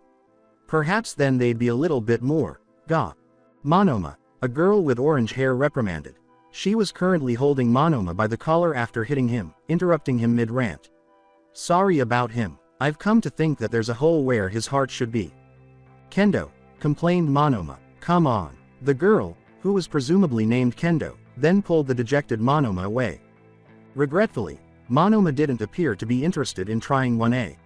Some additional students took note of their statements against the class, expressing their own rage or jealousy.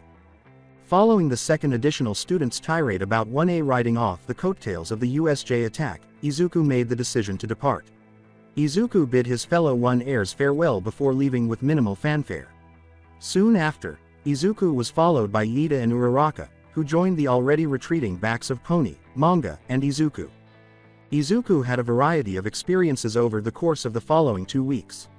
All Might discovered Izuku in the hallways the day after the entire group had assembled outside of 1A and expressed regret for not being able to confront him sooner. Izuku's actions at USJ were praised by All Might, but he was also reprimanded for being so bold and careless against the villains. Izuku enjoyed the idea, particularly since All Might was being kind to him as usual. All Might avoided him as much as possible, didn't shiver, and didn't glare coldly. Rather, he had actively pursued Izuku on his own initiative. It was unclear, though, if that was because All Might was accustomed to Izuku's peculiarity from his prior interactions with the boy or simply because he was generally understanding. All Might ended the brief meeting by advising Izuku not to overwork himself and offering another apology for missing 1A's first attack by the villains. Reminding All Might that he had run out of time for One for All that day, Izuku retorted that it wasn't his fault. That caused All Might to double take, and his expression changed from one of bewilderment to one of gradual realization. All Might dismissed it with his trademark grin and wished Izuku a good day, as he always does. Izuku watched, a little perplexed by All Might's response. Had been left on the roof that day, Izuku assumed that in the end, it didn't matter. Absolutely not. In any case, they had both departed that conversation with high regard. And they had both departed feeling a little happier than they had been before. The activities in 1A's classroom had largely returned to normal, though there was still some tension toward Izuku, albeit barely perceptible. Some people were still uncomfortable with Izuku's presence, even though others, like Ashido, had returned to their vivacious selves around him, or Sato had spent his own time baking Izuku a cake. Shiro had made some progress, coming out of his shell to say terse things to Izuku when necessary, but that was about it.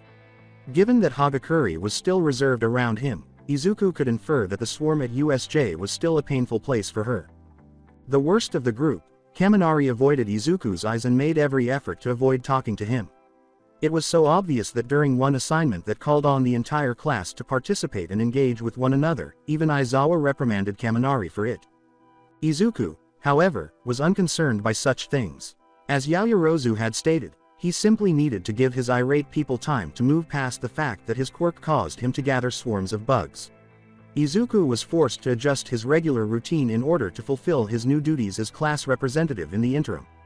Unfortunately, finding time to train for the next sports festival was another issue that accompanied this.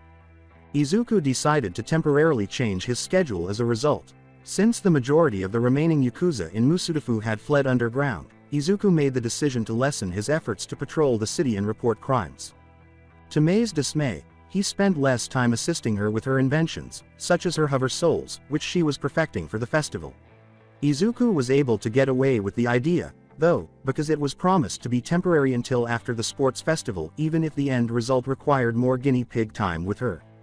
Izuku was able to reach his current level of training after 2 weeks of balancing his time between schoolwork, training in Kawabata-sensei's dojo, and creating with Mei. The sports festival was almost here before he realized it. Izuku was surprised by how many people had attended the sports festival. Granted, considering the sports festival's fame, he should have anticipated such a large turnout.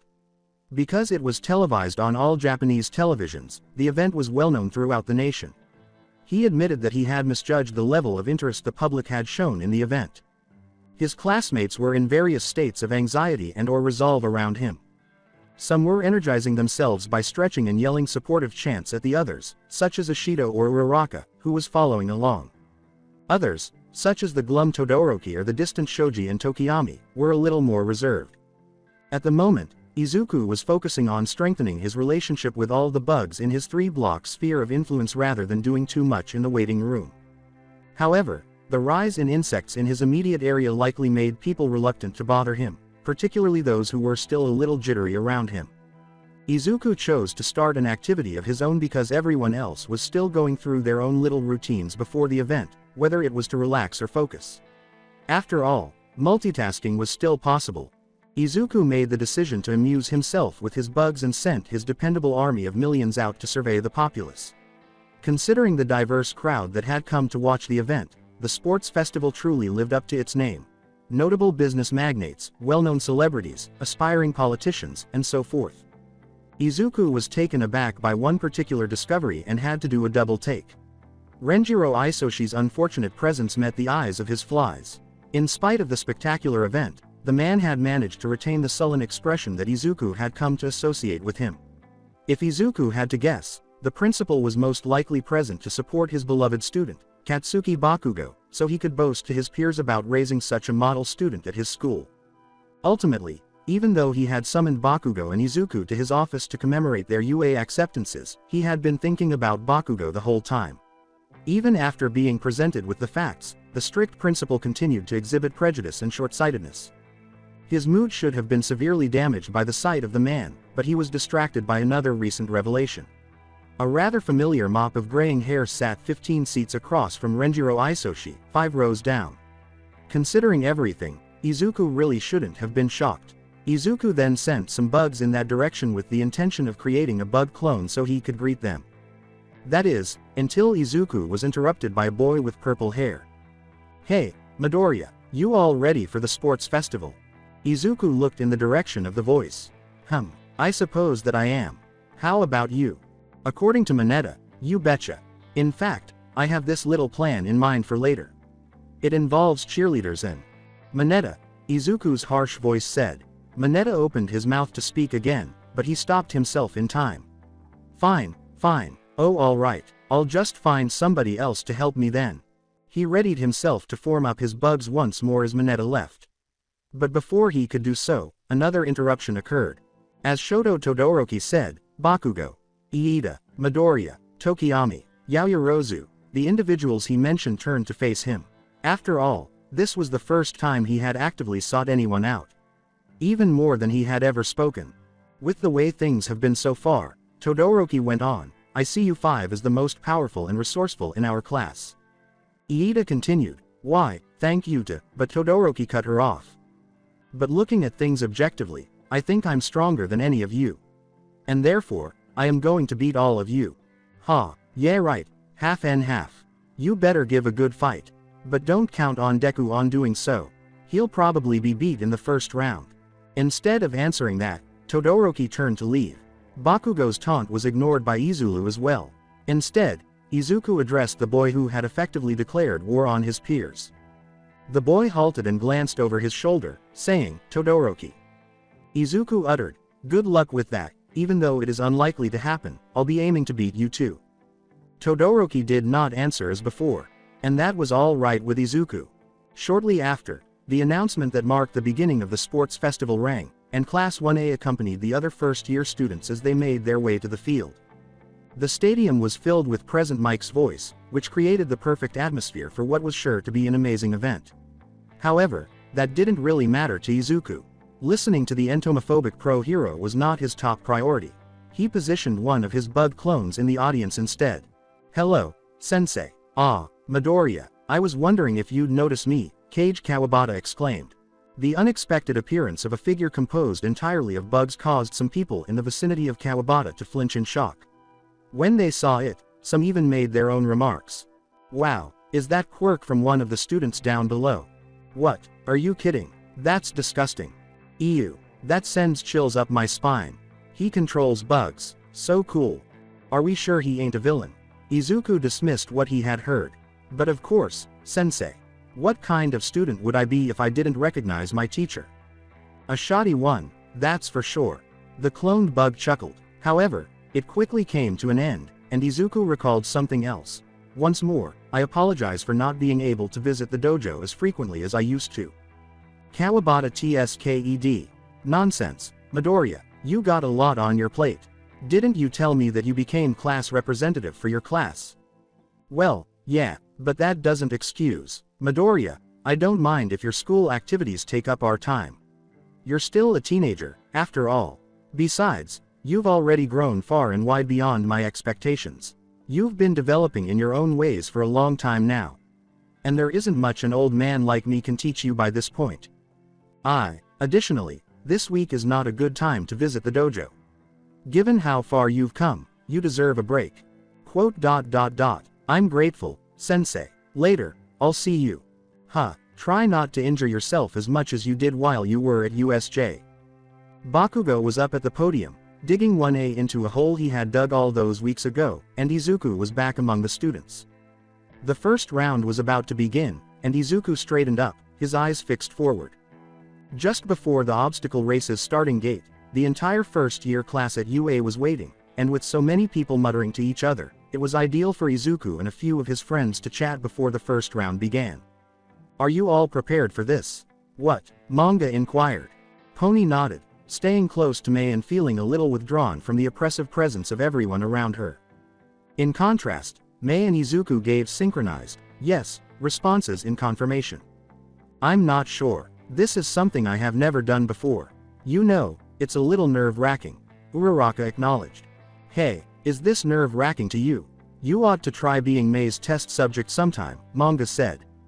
"How does that feel?" Uraraka inquired. "According to Izuku, you don't want to know." "Oh, I'm not sure. If she's interested, I could use another test subject," Mei said. She said, glancing at Izuku's quickly trembling head. "Hey, most likely not." Mei moaned, "Take care of yourself. You're unaware of what you're lacking." Manga remarked, "You really don't want to know." Izuku started the task of putting a single insect on anyone nearby who might be viewed as a threat while his friends were chatting among themselves. This included individuals with extremely powerful quirks, such as Bakugo and Todoroki, or 1B students, such as Honanuki or Shiozaki. Izuku knew how dangerous Mei could be when she had all of her devices on her person, so she included other people like her. Izuku then turned to face the narrow concrete corridor in front of him, past the starting gate. "It's going to be a free-for-all when that gate lights up, just so you know. And by the looks of that corridor, the first test will be right after the gate." Uraraka inquired, "What do you mean?" Izuku smirked as he wrapped his whole body in a veil of his insects. "You'll see." Manga shuddered slightly. "Dang it, man, give us a little warning before you do that." "Hey, sorry." Manga pondered. "Somehow, I don't think you are." Izuku simply gave an indifferent shrug of his shoulders. The gate's illumination started to dim, going from 3 to 2, then from 2 to 1, until start. The corridor was instantly crowded with students. In a desperate attempt to reach the front, the enormous, stumbling mass of people gathered together and pushed and shoved one another. But Izuku was able to move through the crowd a bit more readily than the others. It appeared that his competitors were successfully repelled by the enormous swarm of insects encircling his body. The majority of the students slid around his form and pushed others to move farther away from him, avoiding him like the plague. "Oh, stay away from me like the plague." In theory, they aren't that dissimilar when you take into account all the viruses that these insects carry within them. A short distance ahead of Izuku, one of his bugs was abruptly frozen by a sudden flash. The bug was on Todoroki, he said, and it probably. Using his swarm to discourage other students, Izuku used his bugs to search and, surprisingly, discovered Mei right behind him. With little regard for the insects, she was falling closely behind him. Since Mei had long since adapted to his bugs, Izuku found it possible for her to move forward in his shadow in a way that most people wouldn't feel comfortable with. Well done. Izuku turned suddenly, got rid of his bugs, and sent them flying out of the tunnel. He then grabbed for a startled Mei. If he didn't want to become a snowman holed up in this stuffy hallway, he needed her here right now. He shouted, "Hover souls. Launch up. Wah, just do it." Izuku made sure he would jump up as Mei did by embracing her body. The boots functioned as a kind of levitation rather than being made for prolonged flight. But that didn't mean there wasn't any force behind the thrusters because, when used properly, another feature allowed for a higher jump. That was the ability Izuku was relying on. Many of the students who were unable to react quickly were trapped in the hallway by a massive wave of cold and ice. However, Izuku and Mei were able to avoid the freeze thanks to the brief upward movement. Izuku released Mei and rushed ahead as soon as the two of them hit the ground. Thanks, Mei. After a moment or two of bewilderment, Mei followed her friend, turning off the engines on her hover souls to save energy. However, Pony and Uraraka were waiting for Manga's energizing remarks to break the ice. With a couple of bugs he sent on ahead of his stead, Izuku zoomed forward to observe the approaching robots. As a whole zero-pointer was covered in Todoroki's peculiarity, those two were subjected to his cold wrath. The boy, who was heterochromatic, went on without incident. Izuku had to change tactics because he had no effective means of defeating the robots without his tools. It would take too long to chew through the robots' wires, and bare-handed attacks would leave him battered and broken. Izuku therefore adopted an evasion-based strategy, dodging the large robotic obstacles with his superior speed and smaller frame. Their movements were incredibly predictable. The massive masses moved with such weight and air that his insects had plenty of time to alert Izuku to any danger. He soon strode past the robotic danger zone and encountered the next challenge. There was a huge drop in the enormous earthen terrain, so deep that you couldn't see the bottom. Massive rock pillars protruded throughout the landscape, with a variety of wires connecting them in a manner akin to a spider's web. He could see Todoroki riding over and icing the wires a little upways ahead. As far as he could tell, Izuku didn't have any quick cuts to get over this kind of barrier like Todoroki had. He went along with it, which was the best thing he could do. Thus, Izuku crawled slowly along the wires, underside. Shortly after Izuku started to crawl across the first wire, Bakugo flew over. Even Todoroki had fallen behind the explosion-oriented boy, and the two were clearly vying for first place. Izuku would assume that the boy's delay in catching up was due to his involvement in destroying robots. Abruptly, a second shadow swept directly over his head. Mei yelled, "Bye Izuku!" as she swept past Izuku, using both her hover souls and her wire arrow. Izuku himself had just passed the third wire, with perhaps two more to go. Others, such as Shoji, were making enormous leaps to move across the Earth's outcroppings, and Iida was performing a crude balancing act with his engines. Izuku eventually crossed and hurried to catch up to the others who had gone before him. But when he stumbled upon the final obstacle, he stopped. If the person who flew past him was any indication, it appeared to be a minefield, complete with mines that sent out a pink, launching gust of force on anyone who stepped on them. Izuku used his bugs to scout ahead. Bakugo and Todoroki were fighting all the way up front. Bakugo couldn't continue his explosion-propelled flight indefinitely, and Todoroki's quirk was too destructive and would set off the mines, so both had resorted to the simple exercise of running. 1B's aces were not far behind. Honanuki was liquefying the ground as he moved forward, making the mines useless, while Shiozaki was using her vines to topple the mines and navigate around them. I could attempt to avoid the mines by tiptoeing. It's not too hard to see the indentations in the ground, but if I look at the wrong one or in the wrong place, I could end up sprawling all the way back. That's it. Izuku picked up a single bug and carefully lowered it onto a ground indentation. There was no indication of force change as the bug landed, and the mine had not detonated. Ha ha, it's effective. Izuku used an aerial view to make sure he didn't miss a single mine as he went around in a straight line, setting bugs on all the indentions in front of him. While he was doing this, Tokiyami and Iida had passed him, but he ignored their progress. Izuku's connections to his bugs were as strong as ever, and by the time he was finished, every mine that was directly in his intended trajectory had been identified and fully covered. Izuku then leapt forward, skillfully placing his feet in every area where his swarm was not present. He didn't even need to CGIS bugs in person because of his connection to them. By sensing the locations of his bugs, Izuku was able to easily identify his route ahead of him and steer clear of any mines that would jeopardize his placement.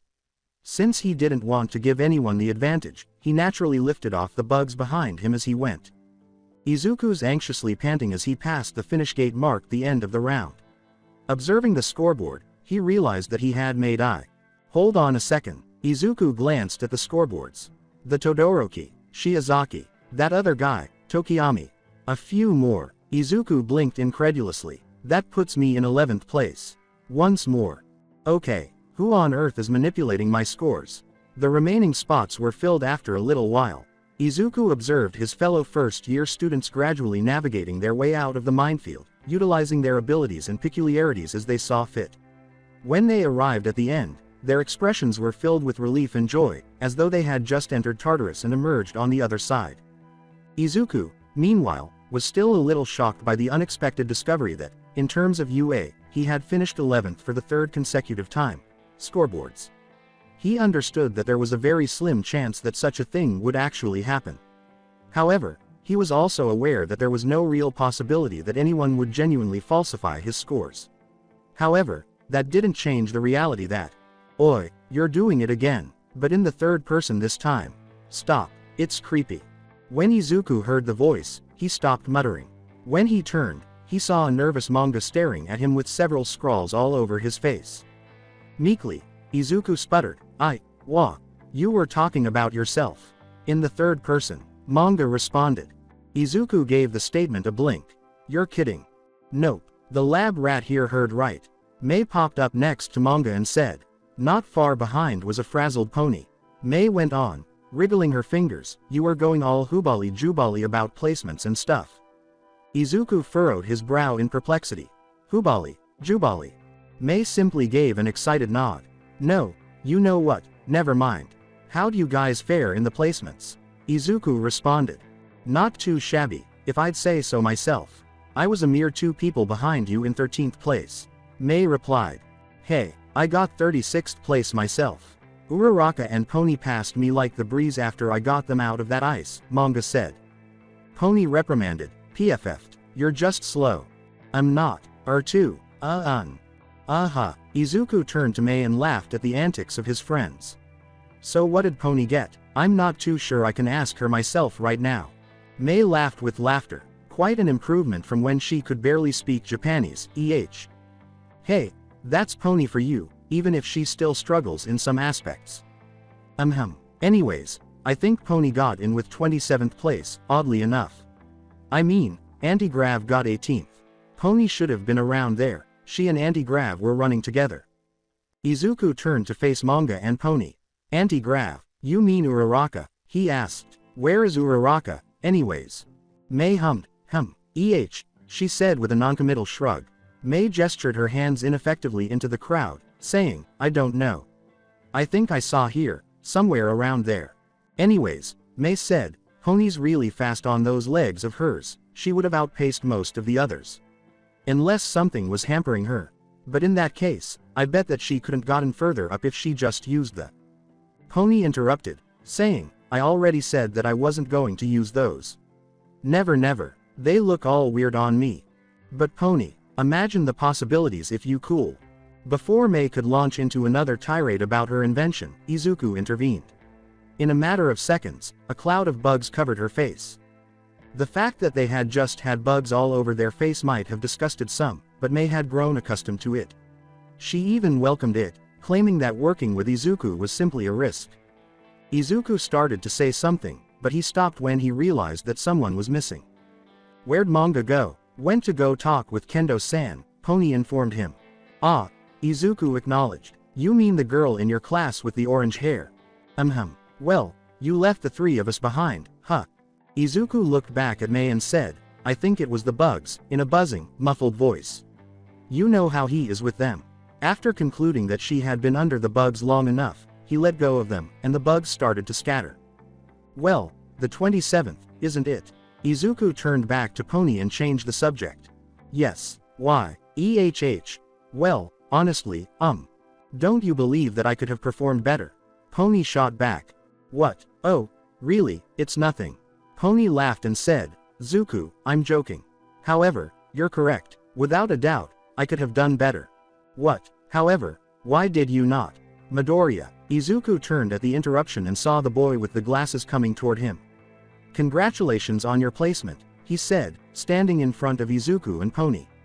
You followed closely behind me, quite an accomplishment without a speed quirk or something that would have circumvented the mines. I didn't understand how you accomplished that, though. What did you do? Hee, Izuku said with a hearty laugh, it wasn't particularly noteworthy. Really, I just used my bugs. I planned my steps using them to help me navigate the minefield. Oh, once more, Midoriya, I'm impressed. You must have practiced your quirk a lot, haven't you? Iida gave a compliment. Really, it's nothing like that. You know, it kind of just comes to me. Iida laughed curtly and said, you're too modest for your own good. In any case, we ought to remain silent. I think I just caught a glimpse of Aoyama darting through the gate. He ought to be our last.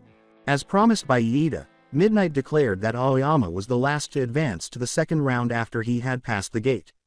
Soon after, Midnight announced the cavalry battle for the upcoming round, and the festival proceeded on its way. Given that Todoroki's headband weighed 10 million points, Izuku was actually relieved he wasn't in first place due to the obstacle race's placement-based scoring system. Izuku then started working on assembling his team, with 15 minutes remaining and a number of strategies already developing in his mind. He wanted to use his speed for the front position of the team setup, so his first move was to turn back to Iida's position. However, he discovered that his speedy friend was not there and was instead across the way with Todoroki, Su, and Jiro. That's odd. Why would he deliberately want to collaborate with Todoroki? That just makes him a big target. Similarly, why do Su and Jiro feel so confident in Todoroki? Well, I guess that makes sense, and I would feel the same way if he was startled out of his reverie by a hand on his shoulder. Now that's better, Mei said, you're speaking like a sane person again.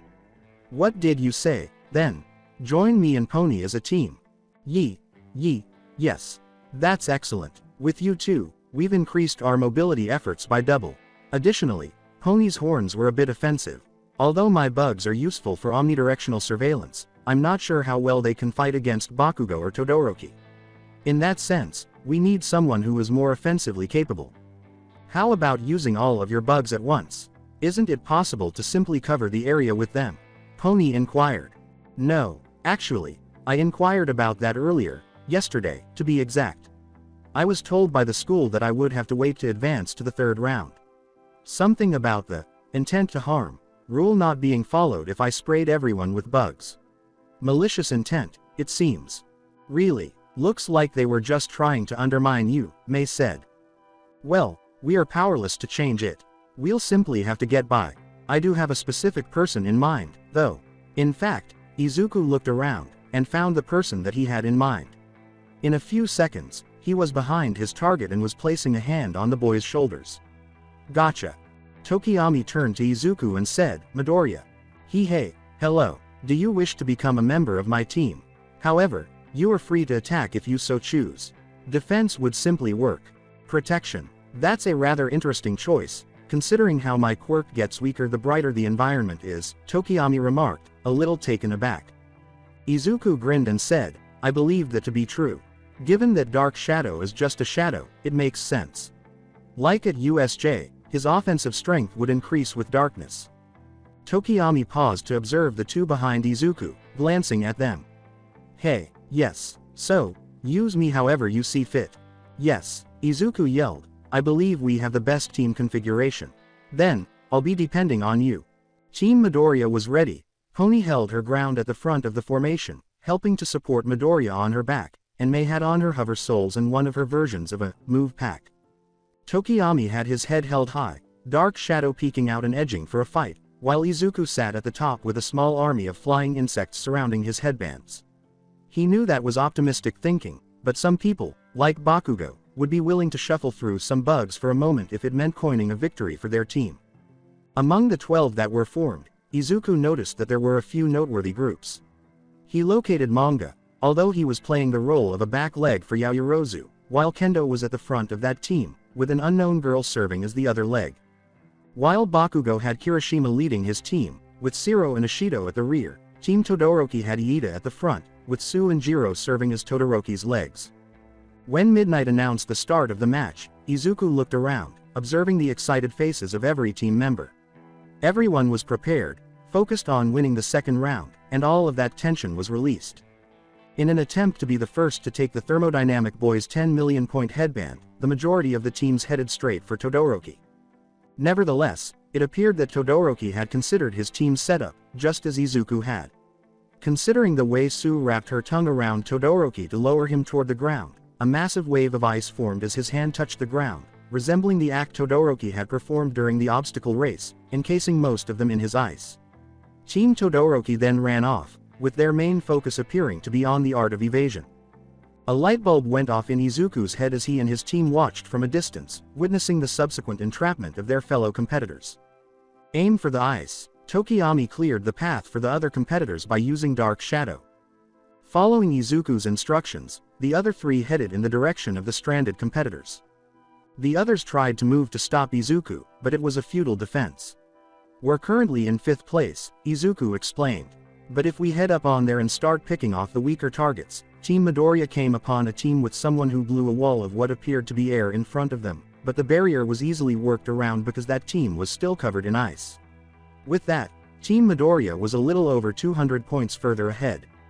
"What is this?" Present Mike's joyful voice shouted, "Look at that! Team Midoriya is stealing the headbands from the others, exploiting their misfortune."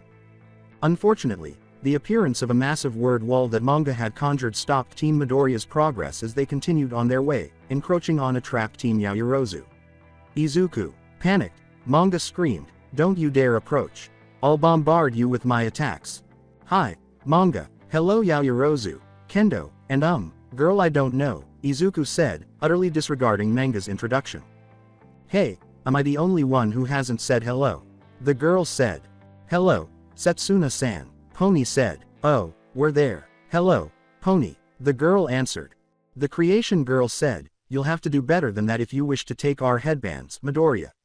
Izuku tried to have his insects fly over the barrier in an attempt to steal the headbands, but a swath of heat came from a makeshift flamethrower via a lighter Yaoyorozu had made in Manga's improvised aerosol words. At that moment, the girl, Setsuna, throws half of her head and her arm off her body, launching a flurry of projectiles at Izuku and his group. "Whoa, it's similar to my bug repellent. Does she have the ability to see and hear through those as well?" "I can," screamed a loose fragment of Setsuna that seemed to be her mouth as it zipped by. "Isn't that cool? Really, you're worried about that at the moment?" "Yeah, they don't hurt all that," Mei cried. "Much of that, but we..."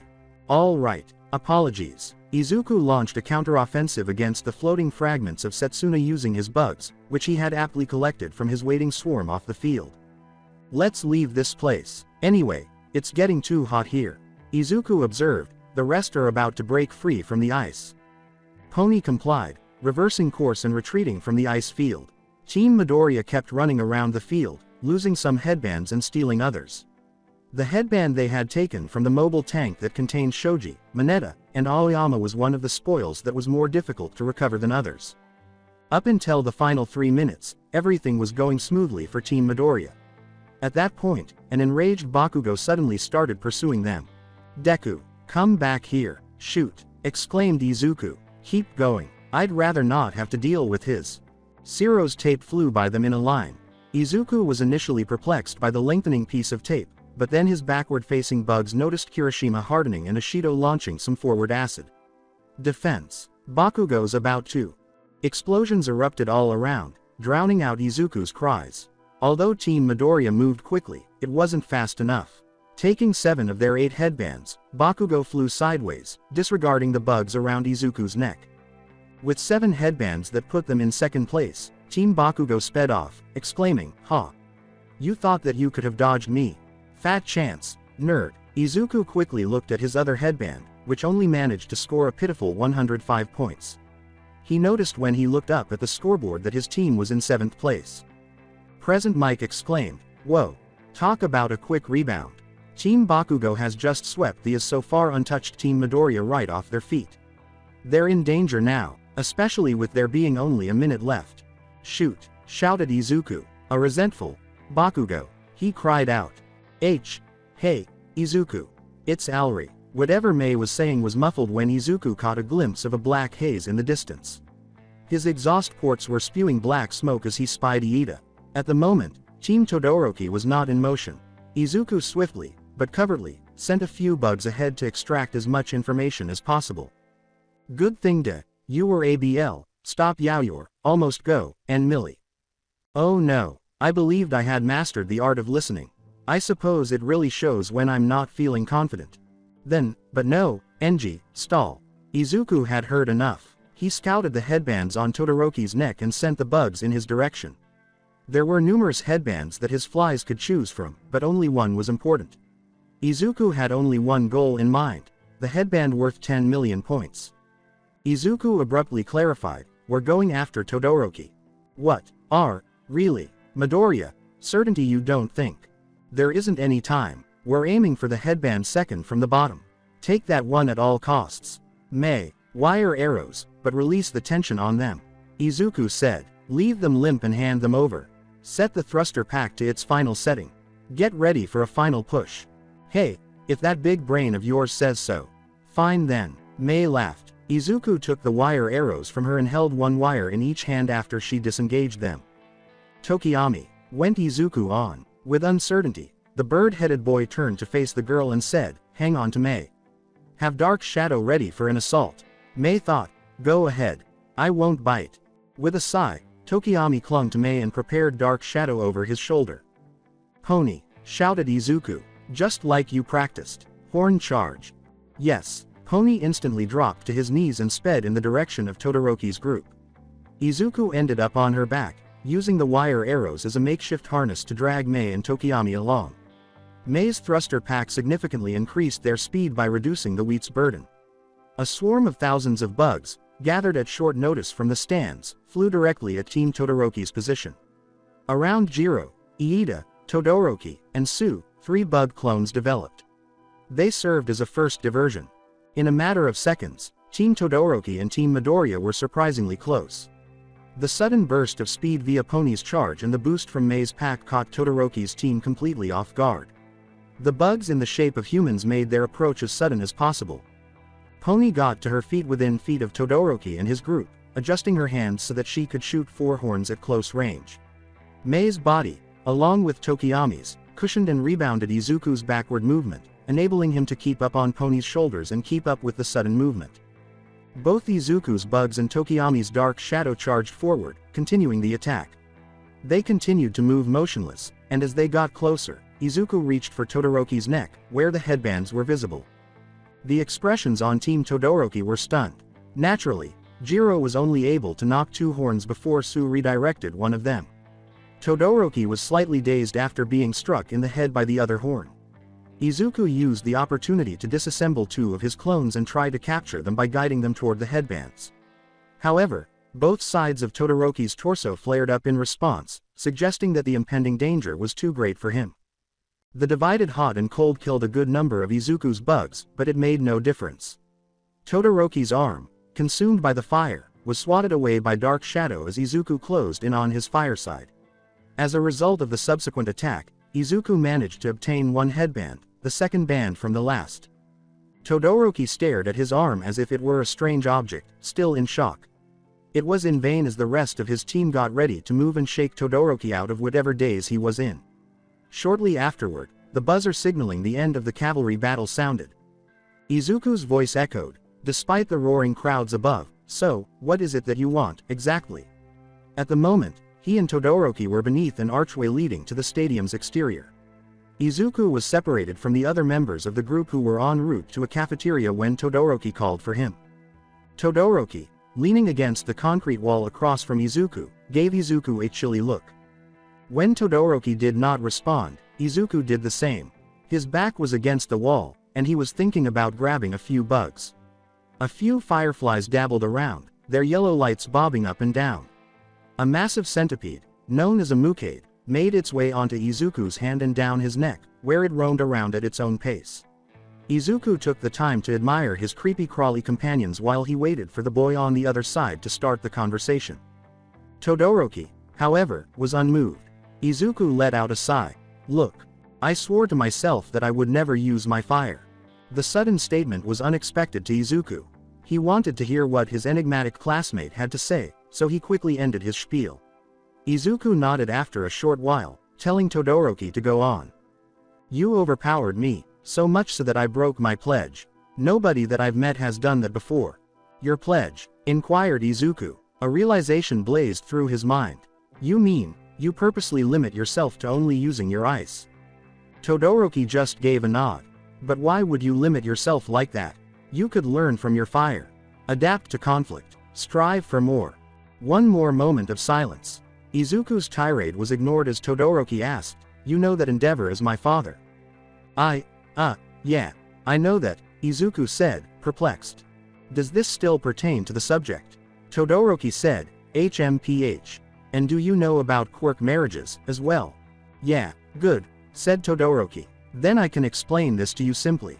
My father raised me for the single purpose to surpass all might. Nothing more, and nothing less. And I won't stand to be a tool for scum like that. Izuku hummed, with a lack of commitment. He appeared to be at ease. And although he refused to display it, his mind was actually racing with inquiries. I will fight you, and I will prove that I can do it without my father's power. I see, said Izuku. Todoroki stood up from the wall, his expression icy and unmoving. I really don't get what the others see in you, Midoriya. The phrase, what, is being used everywhere. Todoroki glanced in the direction of the cafeteria. Never mind. Never mind. What did he mean when he said, that's it? Izuku paused to place a bug on Todoroki, concealing it in the folds of his tracksuit collar, while he stared after the retreating back of the half-hot, half-cold boy. Seeing how they would perform prior to the tournament was a minor aspect of it. Izuku's curiosity about his meaning behind that final remark was another, more significant factor. When Todoroki left, Izuku made an effort to comprehend the shy boy. Izuku's thoughts were unable to fully focus on Shoto Todoroki, especially after a new perspective on the ostensibly antisocial boy was presented, a viewpoint that dispelled Izuku's earlier preconceptions about Todoroki. Izuku collected a swarm of insects from the surroundings while he was thinking these thoughts. Izuku ignored their organization and sent the bugs haphazardly around the corner of the stone corridor he was in at the moment, keeping his mind on the departing Todoroki. Consequently, the insects took on an amorphous form in the air and emerged ahead of the sole other person within Izuku's immediate vicinity. The boy was irritated by the bugs' harsh, broken screech as they flew in front of him. Nice weather we're having, Bakugo. The boy snarled angrily and emerged from his hiding place. He didn't show if he was shocked that Izuku had seen him. As an alternative, Bakugo strode past Izuku, slipping past his shoulders and making his way directly to the cafeteria. Shortly after, Izuku followed, lost in the mystery of Shoto Todoroki. Izuku was very interested in the tournament's opening round.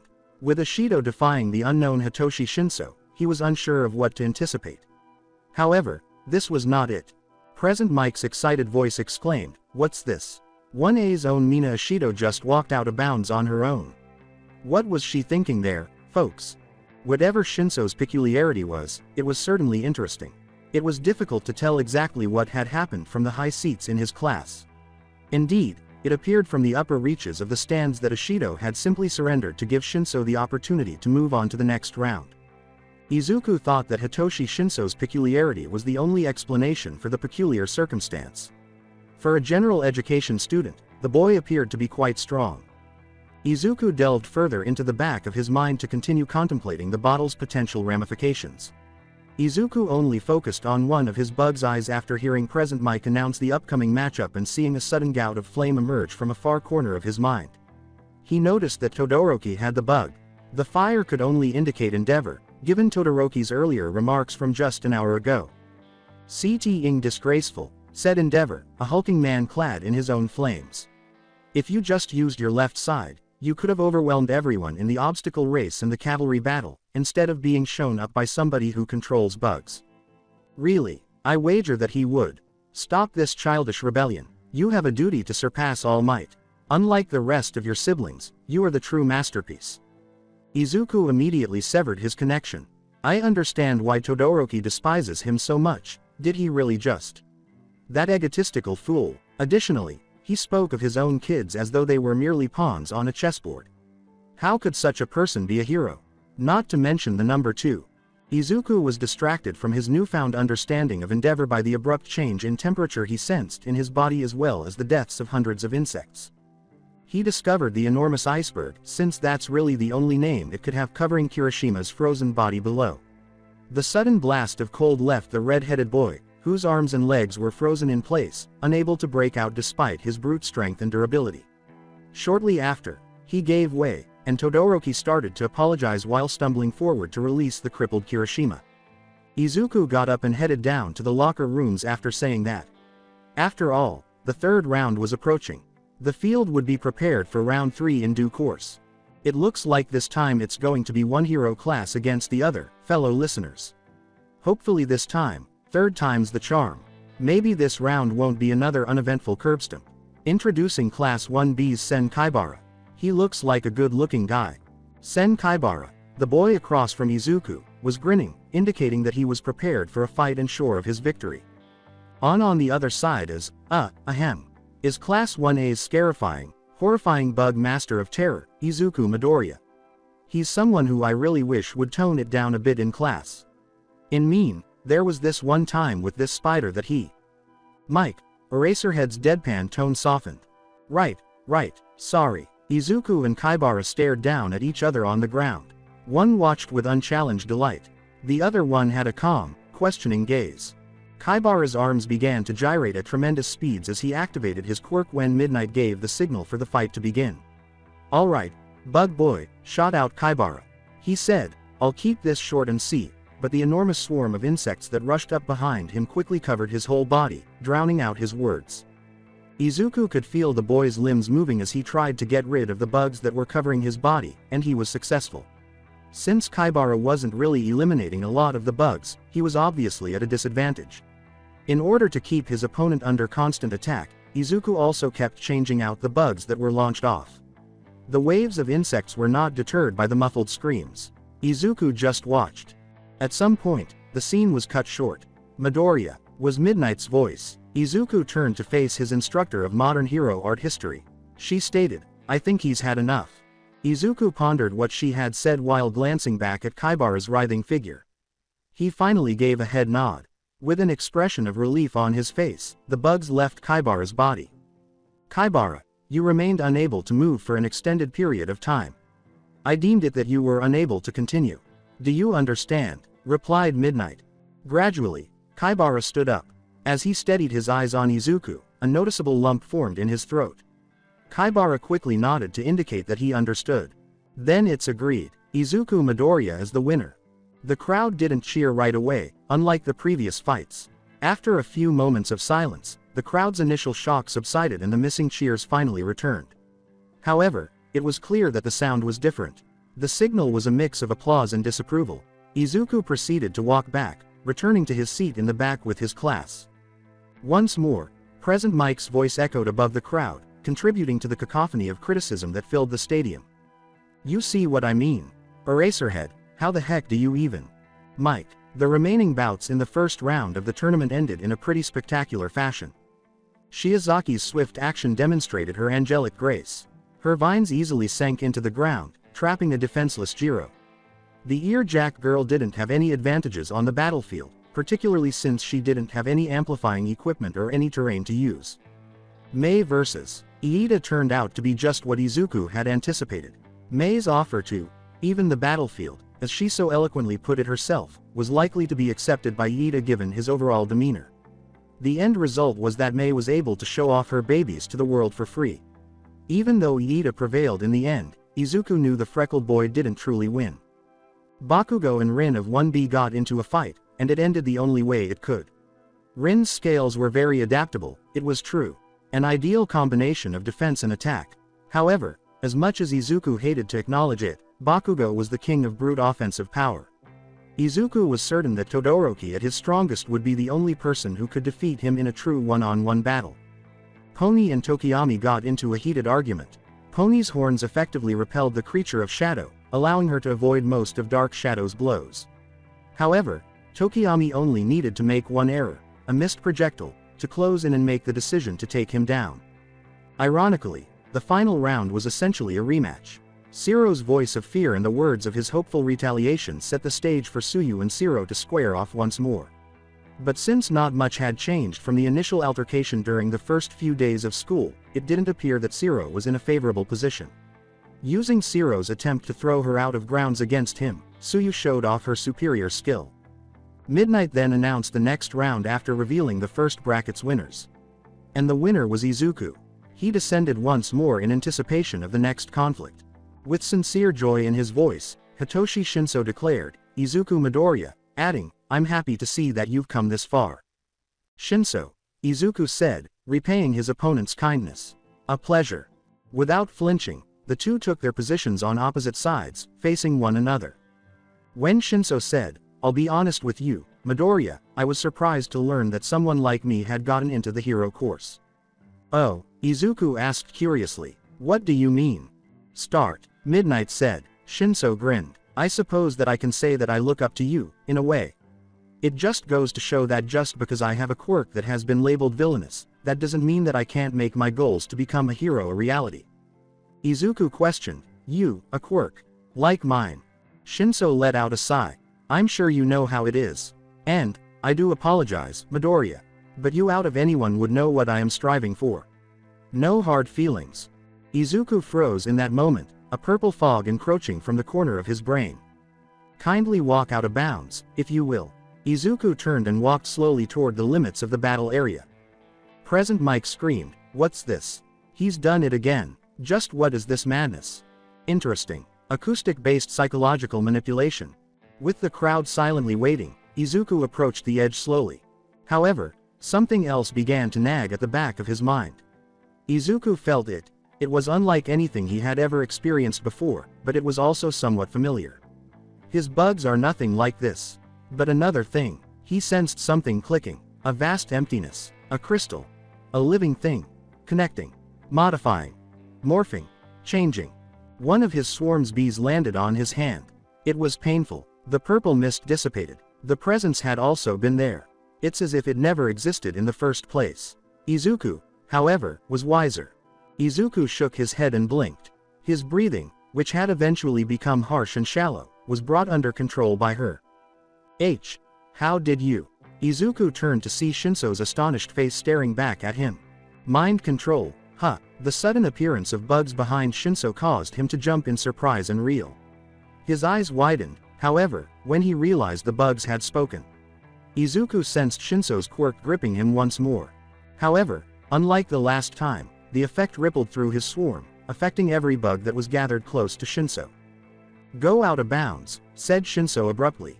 The bugs start moving in accordance with Shinso's commands. Izuku remained motionless as Shinso watched in disbelief as the bugs moved. Then Izuku tightened his grip on the bugs, severing Shinso's bond. Izuku suddenly rushed forward, arms poised to grab hold of Shinso. In an attempt to counter, Shinso raised a fist to collide with Izuku's advancing form. It didn't help the unskilled boy much. Izuku seized the chance to seize Shinso's arm and pin it behind his back. Izuku knocked Shinso to the ground with ease. Izuku's body weight was above Shinso's down form by the end of the brief outburst. "Do you yield, Shinso?" Shinso wriggled in Izuku's grip as he tried to get out of his position. He drew out, Shinso made another attempt to subdue the insects by giving the order, "Attack Izuku Midoriya." For a brief moment, the nearby bugs started to move in Izuku's direction, but their real master quickly stopped them. Shinso snarled in exasperation and made ragged motions to try to shake the boy who was holding him. However, Shinso tsked after struggling for a few moments. He whispered, "I yield." Midnight exclaimed, "Then it is settled. Izuku Midoriya wins this match." In order to relieve the strain on Shinso's body, Izuku quickly took his body off of his captive. Izuku lowered a hand toward the fallen Shinso, his face piercing his impressed state of mind. Izuku's opponent sighed loudly, but he finally took the assistance and got back up. The two ended up standing facing each other, their faces filled with curiosity and fascination. That was rather impressive, Shinso, Izuku said, interrupting the two's silence. I've got to say, that is quite a quirk you have there. I mean, imagine the possibilities. Diffusing hostage situations, forcing villains into submission in seconds. You just need to work on your hand-to-hand, and then you'd be set. Shinso was shocked and wide-eyed across from Izuku. Izuku's enthusiasm for his brainwashing trick was a first for the boy. He had previously encountered innumerable people who only saw the evils he could commit using his peculiarity. No one had ever considered the possible course of action that could be considered heroic. Nevertheless, he was being praised by someone who had been affected by his own brainwashing, shouting the vapidity of heroism. Someone who was bouncing around like one of those bobtails he used to play with as a child, rather than being scared of his peculiarity. Shinso's face lit up with a smile. Thank you, Midoriya. When Izuku heard the words, she froze. Present Mike's shout was, Oi! Get off the field, you can talk in the locker rooms. We still have the other fights to get to, you know. Shoot! Exclaimed Izuku. A swarm of bugs suddenly appeared in front of the glass as he went on to collect some bugs close to the commentator's box. Sorry Present Mike, we'll get going. Izuku disregarded the shouts of fear that he had heard coming from Present Mike in the way that they were dispersed throughout the stadium. He looked over at Shinso. Izuku could hear the admiration Shinso was receiving from his peers as he saw that the boy had already left and was now facing the crowds. Soon after, Shinso started to move farther away, back into the stadium's interior. Izuku started to jog in his direction at that point. After all, he had one last task to complete. Shinso was caught by Izuku just in front of the locker room entrance. When Shinso heard Izuku breathing, he turned to face him, waiting to hear what he had to say. I'm sorry, Shinso, acknowledged Izuku. You're striving to be a hero. And I sort of just took that opportunity from you, didn't I? I guess, I just got caught up in the moment, you know. I wasn't really thinking. I know how it is, having to pressure of a quirk like mine wearing me down. And I know how unfair the practical was. If you didn't have a combat quirk of some physical training, you were basically a sitting duck. And I can imagine that your mind control wouldn't be able to affect the robots, and it's just that. Midoriya, shut up. Your priorities are all over the place. And don't you have a tournament to win? What, but your dream too? You shouldn't worry about that, Shinso said during the interruption. If anything, you just showed me that I still have a ways to go before I'm truly hero material. If anything, you deserve to go on. Shinso laughed. Besides, between the two of us, you're much more impressive. You broke out of my brainwashing yourself, after all. Shinso's eyes glowed then, as though he was aware of what he had just said. How do you do that, anyways?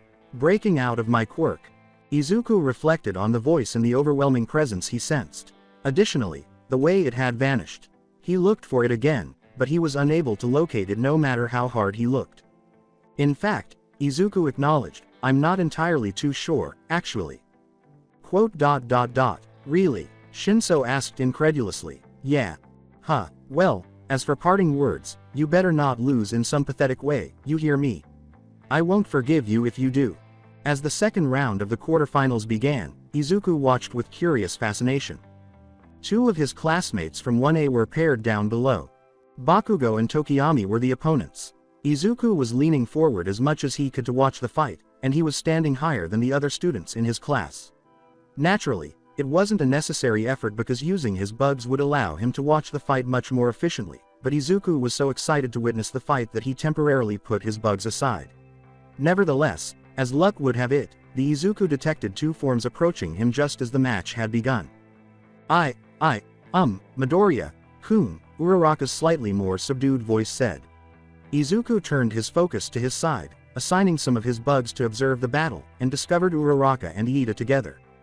Looking back at the battle, Izuku said, Hey guys. How's it going? We are doing well, Midoriya. Thank you for asking, Iida replied. Yeah, but other than that, not much. Iida-kun's still waiting for his match. But I'm just watching the rest of the fights from up here, you know. Uraraka continued. Yes, Izuku replied with comprehension. It's too bad you didn't get past the cavalry battle. I would have liked to see some more combat scenarios with your quirk. You have a very versatile power, after all. Thank you, Midoriya-kun. But really, if any of us has a versatile quirk, it's you. Even with all the bugs. I mean, your fight with Shinso was interesting. Yes, Midoriya, it was fascinating, Iida cut in. Uraraka and I didn't know what was happening, and Ashido wasn't back yet, so we couldn't ask her what Shinso had done with her. Much of our class was in the same position, but then Ojiro-san told us that Shinso probably had a sort of mind control quirk. Oh, he did, inquired Izuku. How'd Ojiro figure that out? He said it was from the cavalry battle. Apparently, that was the reason he forfeited his position to Shiozaki. Izuku questioned, really, did he now? It was a few seconds before he spoke again, a little more tense. But neither Rin nor Kaibara left their positions open for someone else to take their place. I guess it just goes to how much Ojiro respects his own moral code and sense of honor. Tokiyami was pinned against Bakugo's body on the ground below, his dark shadow severely damaged by the explosions Bakugo's hands were producing. Not long after, Bakugo won the match. Izuku was not surprised because he was aware that Tokiyami's vulnerability to light sources would probably cause him to lose. On the seat behind him, Izuku took a seat. Dang, I suppose that I shouldn't have expected anything less. Who's next? Again, I wasn't paying attention earlier. Sitting on one side of Izuku, Iida and Uraraka did the same. Uraraka exclaimed, "It's Sue and that vine hair girl. This one's going to be fun." The friends turned their attention to the fight ahead, and the tension in the room slightly decreased. It was an interesting altercation between Shiozaki and Sue. Because of her agility, Sue was able to avoid Shiozaki's vines on both sides. Shiozaki herself was struggling to control her frog-like foe, only managing to keep Sue from getting too close. Shiozaki spent most of the match motionless and encircled by her vines, so Sue's attempts to release her toxins across the battlefield had little effect. The fact that Shiozaki's personal stronghold was impenetrable to Sue was the decisive element that won the match for her. After that, Iida descended to face Todoroki. The ensuing spectacle demonstrated that Todoroki was correct to consider Iida to be one of the most influential members of the class. Iida eventually lost because his legs became frozen while he was battling the ice-wielding Todoroki. But at the expense of Todoroki becoming even more worn out and exhausted as a result of his ice. The remaining semifinalists were Izuku, Bakugo, Shiozaki, and Todoroki. Furthermore, it appeared that Izuku would benefit from Todoroki's icy exhaustion. A swath of Izuku's bugs focused on the waiting form of Endeavor as he was walking to his next match. There was no chance that Izuku would run into the Flame Hero because the Fire Hero was leaning against the wall of the hallway leading to Izuku's match. Izuku, seeing no way out of the impending confrontation, prepared himself for the inevitable drama that lay ahead. Izuku turned the corner and felt the heat that came from the hero wearing his own flame quirk. Endeavor fixed his gaze on Izuku as he appeared, his eyes brimming with the animalistic joy that his prey had reached him. "Ah, there you are," Endeavor's rough voice said. "I've been waiting for you, kid." Endeavor had never appealed to Izuku. Even though Endeavor was the second best hero after All Might, he was always brash, aggressive, rude, and, ironically, cold when he was in public. Izuku had never seen the man smile honestly, and neither had the media. Izuku was too much reminded of Bakugo after he had become arrogant due to his peculiarity. Furthermore, it didn't present a positive image of the man known as Endeavor if any of the things Todoroki had said were accurate, something Izuku was having trouble disputing. "Have you?" Izuku asked abruptly. "My apologies, then, if you've stood there too long. But, it makes me wonder. Shouldn't you be on the other end of the stadium, cheering on your son, instead?" The comment was met with a dismissive grunt from the man. "I'm here for a similar reason. This is actually about my son, so in a way I am cheering him on. First, you must know, my Shoto serves a purpose. It is his destiny to surpass All Might." Izuku's eyes narrowed. When he said, "I'm aware of that," Endeavor laughed and said, "Oh, you do, good. Then you must know that I am sincere when I say that I am grateful that you forced his fire out of him. Nobody that I've put him up against has ever done such a thing ever since he started up this rebellion of his. In fact, I was surprised when it was you who did it. I never would have thought that someone with a quirk like yours would ever be so useful." Around Izuku, a few insects started to buzz. But he clung to his power, calming the bugs that were unconsciously responding to Izuku's feelings. "Is that all? HPMH. Not much of a talker, then. I suppose I'll keep this short. You keep doing what you are doing." Shoto needs to learn that he needs his fire just as much as he needs his ice. Izuku inhaled deeply. I understand Todoroki's previous rage. I am furious with this man. I get angry just talking to him. Like my former principal, almost. Fantastic. He makes me think of two people I hate. My apologies, Endeavor. Huh, what for? Inquired the hero. You ask of me something that I won't do. But no matter what it looks like, just know that whatever I do out there will be to my own accord. I won't follow the whims of someone like you. Endeavor squinted his own eyes but made no further gesture. Izuku just passed him, went into the stadium proper, and headed for the battlefield. And here we are, folks. Both are top contenders in their class, and both are equally as fearsome in their own right. Introducing Shoto Todoroki, son of Endeavor, and Izuku Midoriya, master of creepy crawly bugs. Hey Shota, hold up Todoroki, who was still physically exhausted from his prior battles, was standing across from Izuku. Izuku's opponent was gradually losing body heat, but the bug he had planted on him was still alive and clinging to him. Izuku thought that Todoroki's peculiarity had a limit because of the cold that radiated from him and the tiny ice crystals that were scattered across his right side. Or, at the very least, that he required both his ice and fire to counteract the detrimental effects of each quirk when used separately. Additionally, Izuku had a plan in mind given Todoroki's rash and sudden attacks, even though the likelihood of him losing here was high. His entire body twitched. In order to be diagonal from Todoroki's right, Izuku moved closer to the battleground's right. It would give his first part of his plan a little more time. He then waited for his cue before planting the bug on Midnight. A few seconds went by. Then, just as Midnight was finishing the S sound of start, the bug on Todoroki sensed the sudden drop in temperature. Izuku took action, moving as quickly as he could to the left and forward. Targeting the spot where Izuku was last seen, Todoroki's stream of ice leapt up towards the field's corner and gradually widened. Particles of snow and ice littered Todoroki's already deteriorating vision as the blast of ice covered the field. Seconds passed in silence as the audience gaped in wonder at the power show once more. Midnight had not yet announced the match, though. When they saw what came next, some audience members gasped in shock. Nearly a dozen human-shaped swarm clones emerged from various points behind the icy attack, each in a different location and stance. Since there was no way to eliminate the entire swarm in a single attack, it was effectively dispersed. Todoroki was also aware that he had to use all of his attacks. Determining the location of the real Midoriya on the battlefield and waiting for the swarm to converge on his position, the boy was adamant about only using his ice tensed up.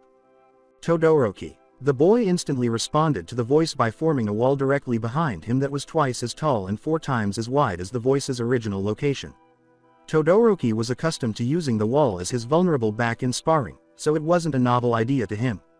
However, Todoroki failed to consider the bug's ability to fly, which they did with ease as they passed over the wall's top. The clones from the other swarms started to descend on him, moving surprisingly quickly toward his position. Todoroki did the only thing he could and encircled himself with an ice dome, thereby preventing the bugs from attacking. The swarm, somewhat muffled by the ice but still audible enough to be heard, asked, "That's all you have?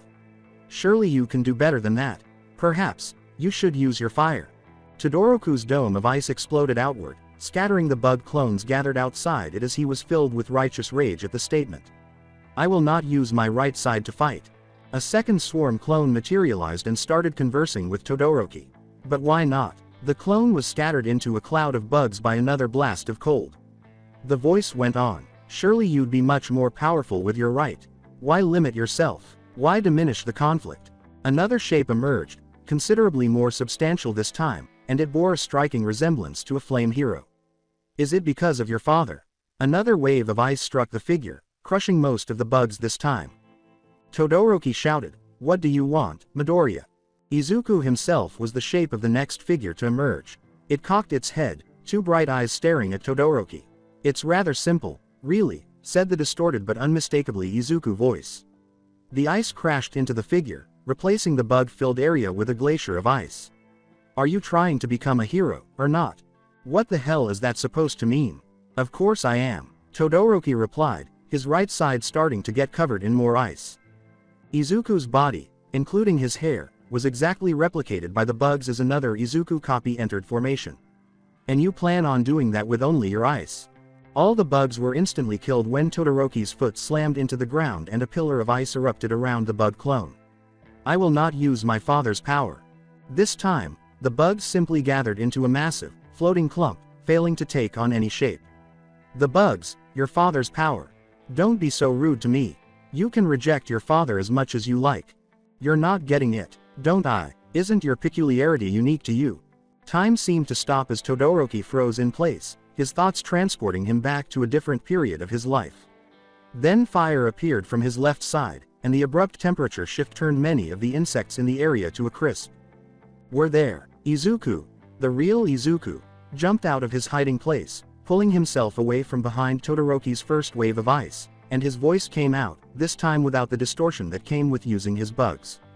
His eyes gleamed with an almost manic glee that was very different from the much more reserved Izuku that most people knew him as.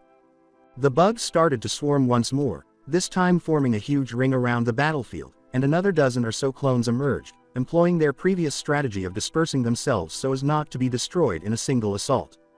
Are you prepared for combat? Izuku inquired.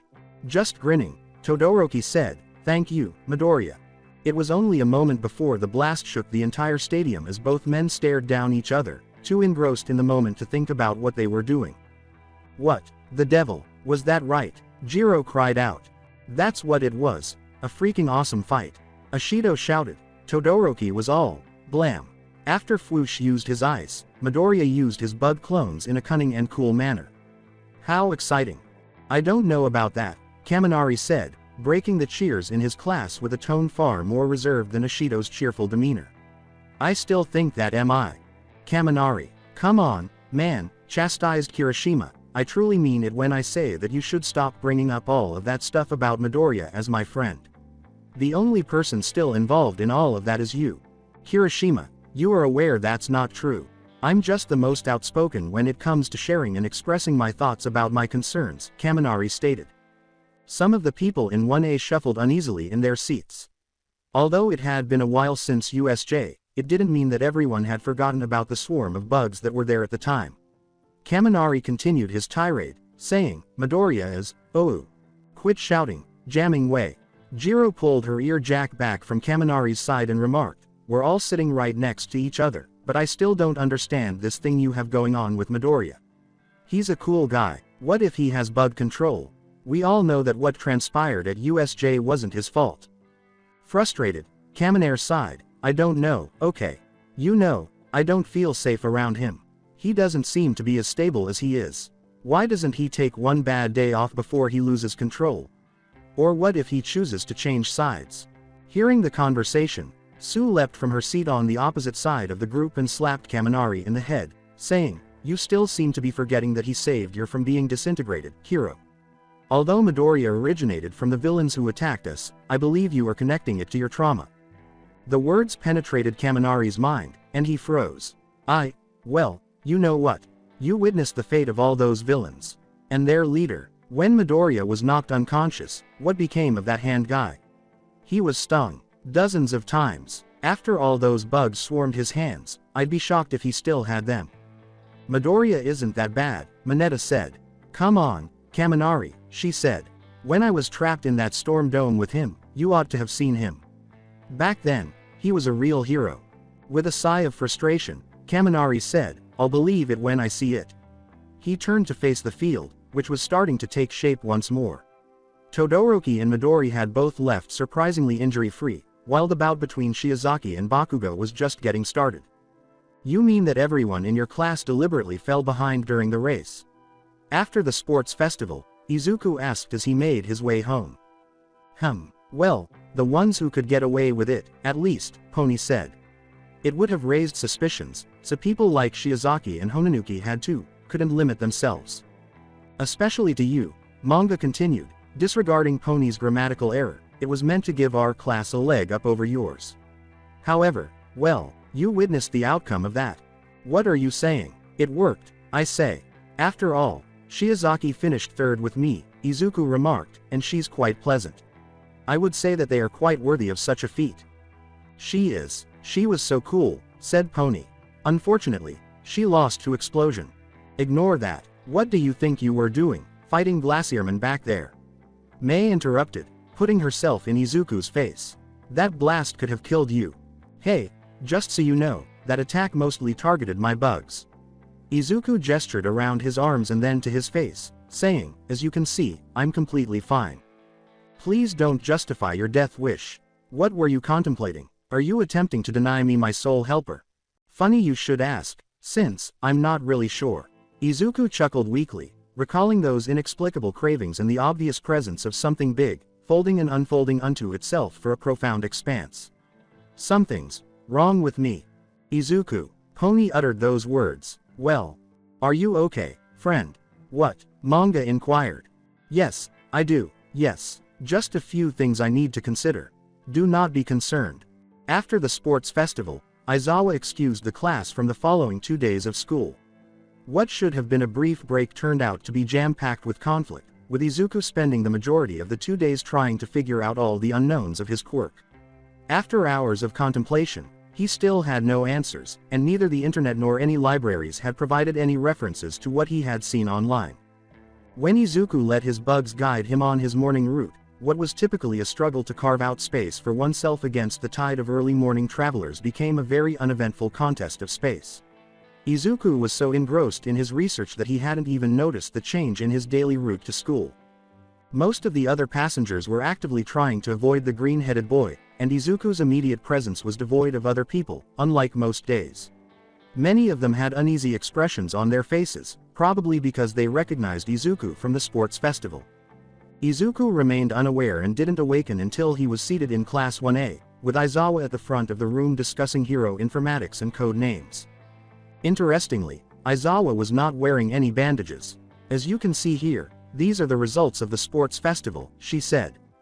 Todoroki had a staggering 3,923 offers from hero agencies at the top of the list, followed by Bakugo with 3,193 offers, and the gap between offers widened significantly after that, with Tokiyami and Iida having slightly more than 200 offers and a few others ranking lower. The board lit up with blue text that displayed the names of a select few, followed by a bar and a number. Izuku saw his own name appear as well, with a rather generous 47 offers made to him. After the display, the 18-plus hero Midnight entered the classroom and explained that she was there to assist the class in choosing the code names that would be used for the internships. Izuku thought the process was going well, with his classmates choosing names that matched their personalities and peculiarities, until Iida, who was much more tense than usual, stood up to make his selection. But isn't that his brother's name, Ingenium? What is Iida up to? Uraraka was absent during lunch, and when the bell rang, he simply drove off, Izuku inquired. Has something taken place? You don't mean you've heard? The news was filled with it. Well, no, during the break, I was a little busy. Didn't have time to read the latest news. With a sigh, Uraraka said, it's about his brother. There was an incident at the sports festival. Iida vanished near the end for that reason. Izuku inhaled. His brother, why? Ingenium, what happened to it? The hero killer Stain attacked him. But he's all right. Not really, though. Due to his disability, Iida's brother is unlikely to ever run again. Oh, fire. Furthermore, I had no idea about it. You believe all will be well with him, Midoriya-kun. Or I hope so, anyway. Izuku sighed and said, I apologize for bringing this up. With the selection of our hero names, it should be joyful and exciting, among other things. And now that I'm reminding you of this, I could have simply done some research on it without involving. Hey, Uraraka cut in, it's okay. You know better than to discover it later at a bad time, don't you? Yes, I do, I guess. The silence hampered the moment.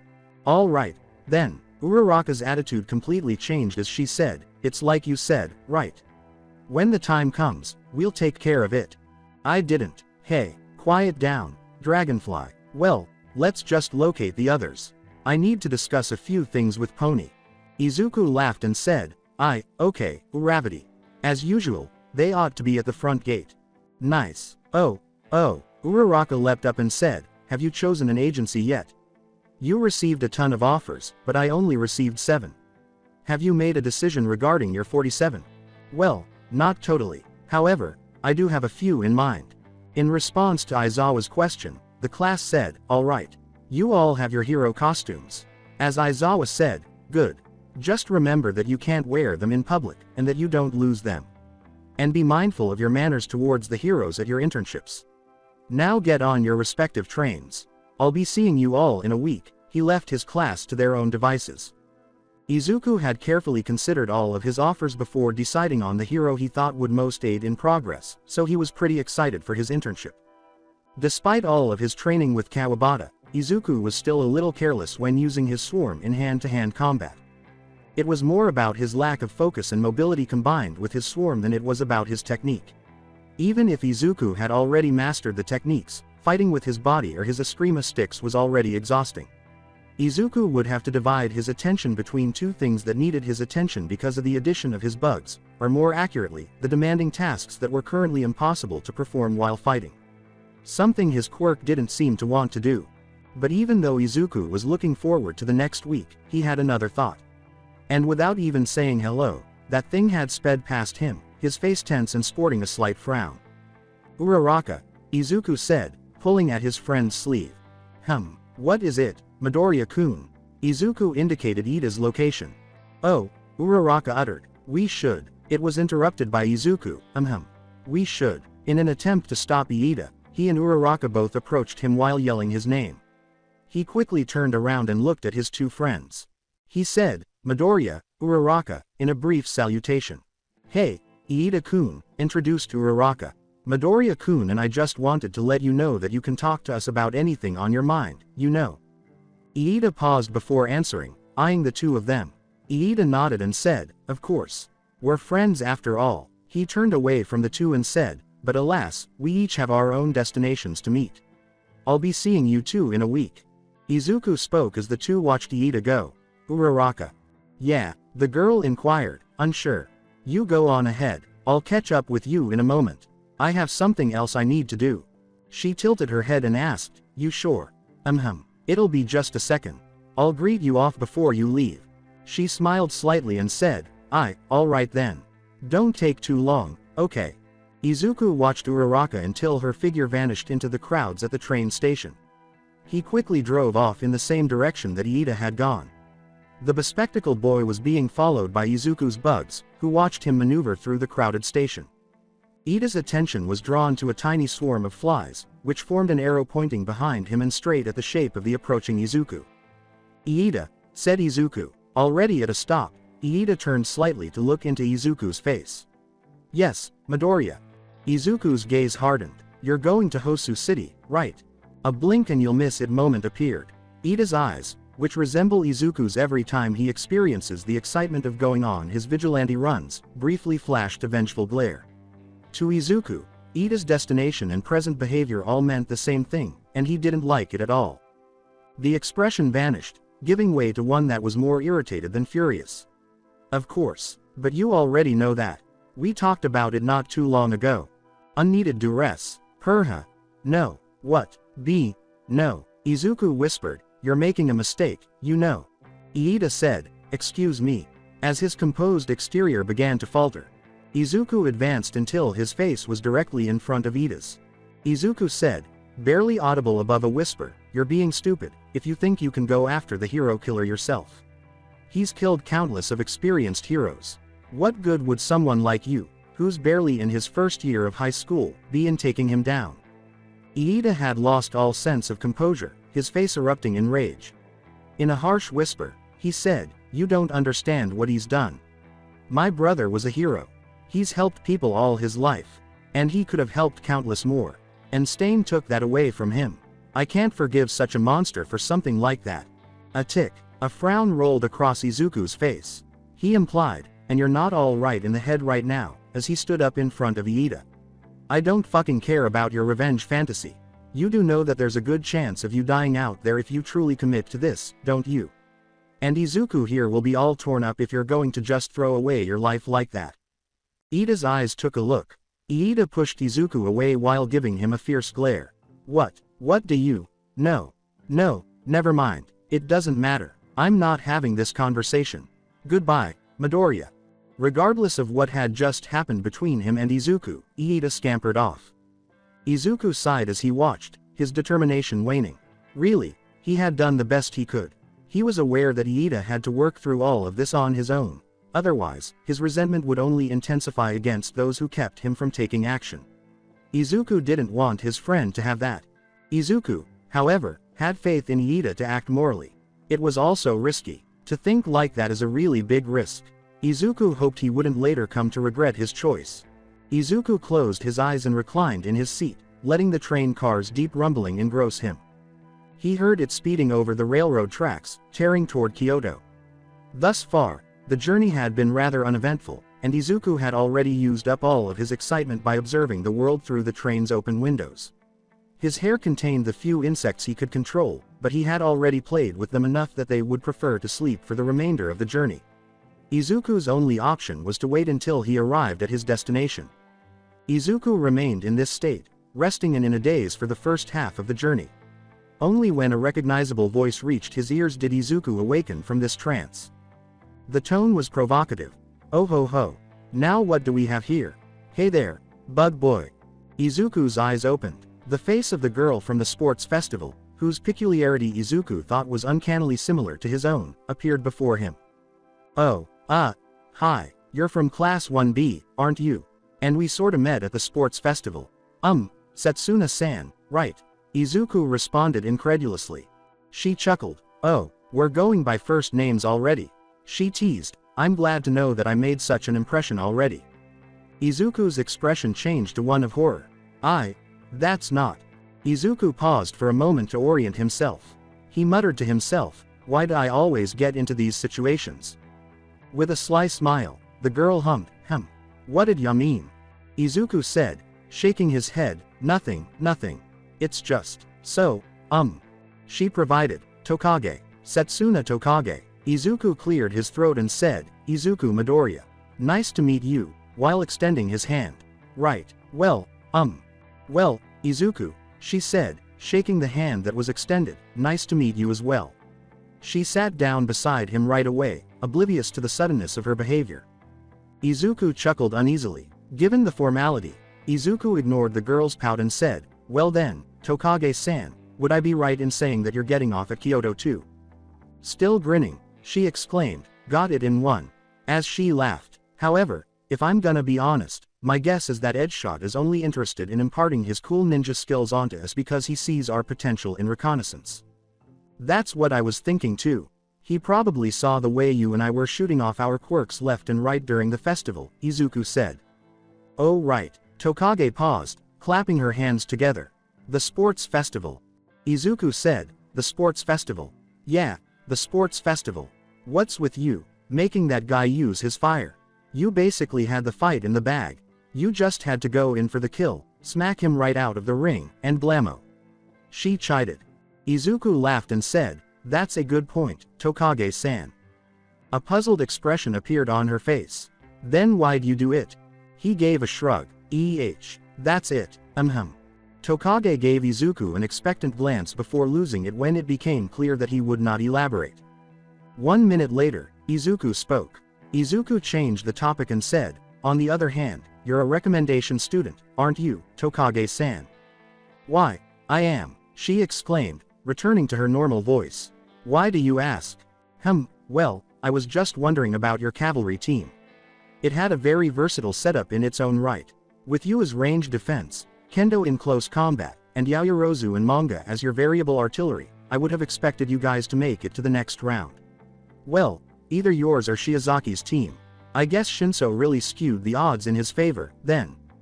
"Oh, purple hair?" asked Tokage. "Definitely. That Shinso guy screwed us over bad. 1 second we're in third, and the next we're in fifth. Your vice representative felt kinda bad afterwards since she was the one who handed over the headbands.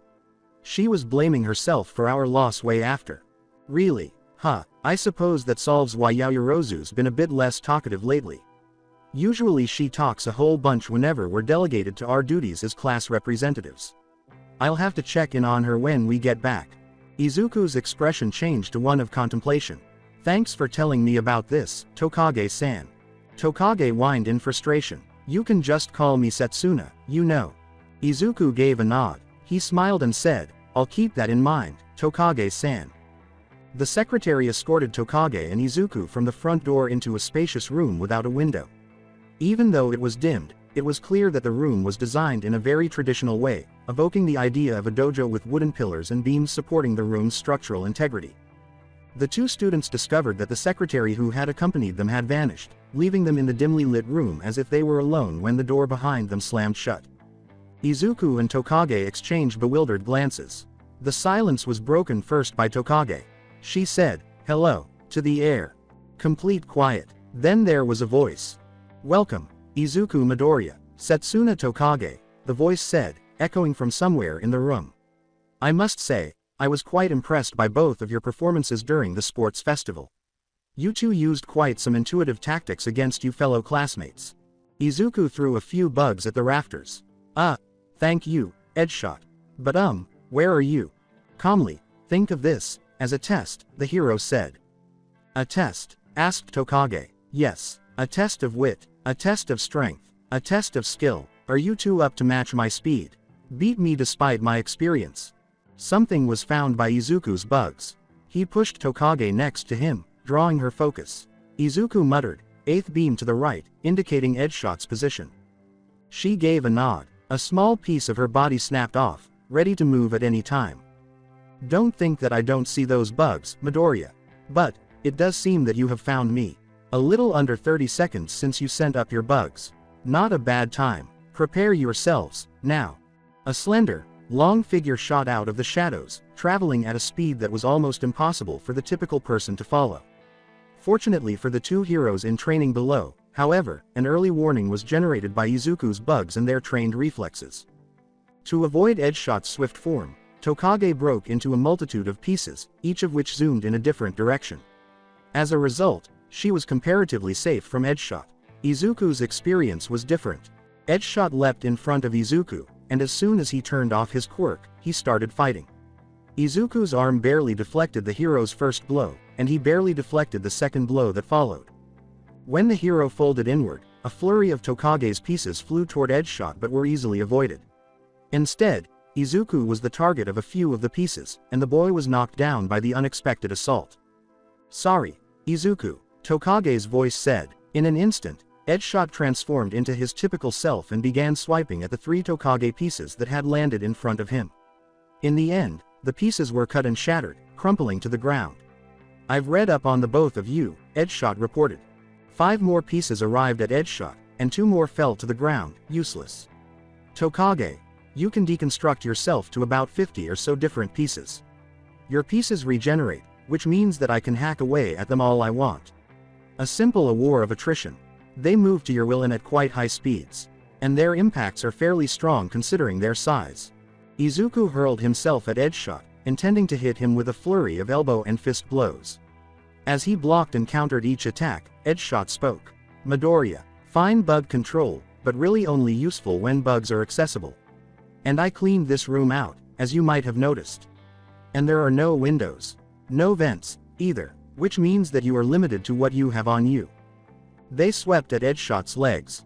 In response, he folded and reformed at Izuku's side, snagging his leg in the middle of his kick and dragging him to the ground. Proficient at hand-to-hand, but not a master. My first piece of advice: don't use a kick unless your opponent for sure cannot grab at your leg. 10 pieces came in from 2 directions and launched themselves at Edgeshot this time. 1 hit Edgeshot, but apparently did little damage, and 4 were lost. The attacks then abruptly ceased. Izuku had vanished from where he lay on the ground, and Tokage had stopped attacking. Edgeshot glanced around the room but failed to see the 2 of them. He started to stalk forward, looking for the students. He inquired, "What happened? You two came up with another strategy." 3 pieces of Tokage rushed towards Edgeshot's back after he had passed his 3rd pillar. Hearing the approaching projectiles, the hero instantly turned to swipe at the floating chunks, but a tiny cloud of bugs abruptly obscured his vision. He leapt aside, taking a tiny ball off his waist. The sphere grew and was hurled in the direction of the insects from his grasp. This occurred simultaneously with Izuku's leap from behind a pillar, his fists making contact with the pro-hero's sides. The bugs also perished in the light explosion that followed Izuku's encounter with the flashbang's harsh, blinding light. Izuku was pushed away by a kick. "And now you're without your bugs, Midoriya. But a nice job anyhow. I see that Kawabata still teaches his students well. Izuku's eyes went wide with shock. Izuku started to say, "You know Ka," but Edgeshot appeared in front of him out of nowhere. Grabbing Izuku, the hero pressed a kunai to the back of his neck. Izuku stiffened. Eventually, Edgeshot brought the weapon down. "Good job, you two. Not bad. You can come along now, Tokage. The test is over." In front of Edgeshot, the girl reformed, her separate parts coming together to form a whole. She had lost most of her left arm, half of her face, and a portion of her torso, but the smirk remained on her face. "That was pretty exciting, Edgeshot, sir," she replied. "Exciting indeed," said Edgeshot. "You certainly surpassed my expectations. Both of you were able to land a few good hits on me." Izuku interrupted, turning to face his classmate, Tokage-san, asking, "Are you really okay like that?" She laughed. "What, this?" she said, gesturing with her lone arm to her missing parts. Her remaining eye gave him a wink. "This is nothing. It'll all grow back in a couple hours. I'm glad that you care enough to ask, though. Such a sweetheart." "Hey," Izuku's nervous laugh said. "Anyways," Izuku said, startled, turning to Edgeshot. "You said that you know Kawabata-sensei." Edgeshot chuckled briefly. "Of course, I was under his tutelage for a bit. He was quite something back in his prime. Really, and I thought he was just an old martial arts instructor." "Oh, but he is. But he's also a bit more," Edgeshot said in a mysterious overtone. "But enough of that. I say you two are ready." "Ready?" asked Tokage. "Ready for what?" "Why, our first patrol, of course." "First patrol?" Izuku inquired, appearing somewhat composed upon hearing the phrase. "Huh, didn't see that coming." "Didn't think that either of you would," Edgeshot acknowledged. "But you two are ready, I can assure you. Your performance just proved that. Now, you two rest up. I want you both in tip-top shape by 10 p.m. sharp." Edgeshot told his two younger interns, "Don't be too jumpy now, because we're meeting one of my sidekicks here." Tokage and Izuku, or more accurately, Dragonfly and Lizardy, nodded in agreement. For the most part, the two milled around, observing the skyline and waiting for their rendezvous. Izuku's anxiety was not helped by Tokage's clothing, which was a skin-tight mass of sewn-together scales. As a result, the boy negated his eyes from the girl in her reptilian-based costume for an excessive amount of time. 10 minutes or so went by before another figure touched down on the rooftop. As he landed, a tiny cloud of dust and trash shot into the air. The young man was wearing a skin-tight, form-fitting black costume with gray squares scattered all over it. He had a huge amount of muscle, and his body was nearly the same size and shape as All Might's. But as he trudged on toward the other three people, his body gradually became smaller and more typical of what you would expect from a regular person. "You found him?" inquired Edgeshot. The sidekick of Edgeshot gave a nod. "I did. 2 blocks down. In the toy factory," he replied. "Hey, good," said Edgeshot. Then he turned, gesturing to his interns as if to alert his sidekick to their presence.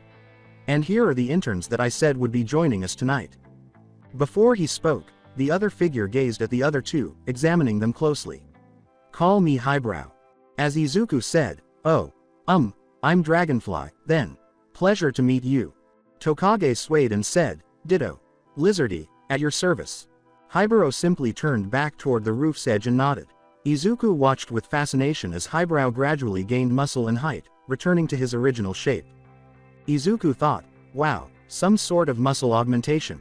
As Edgeshot appeared next to the hero in training, he stated, "It's actually a type of self-enhancing biokinesis, from what he's told me. It allows him to reshape his body to suit combat situations. Subdermal bone plating, increased muscle and the like. It creates a strong synergy with his other power." Izuku's face took on an odd expression.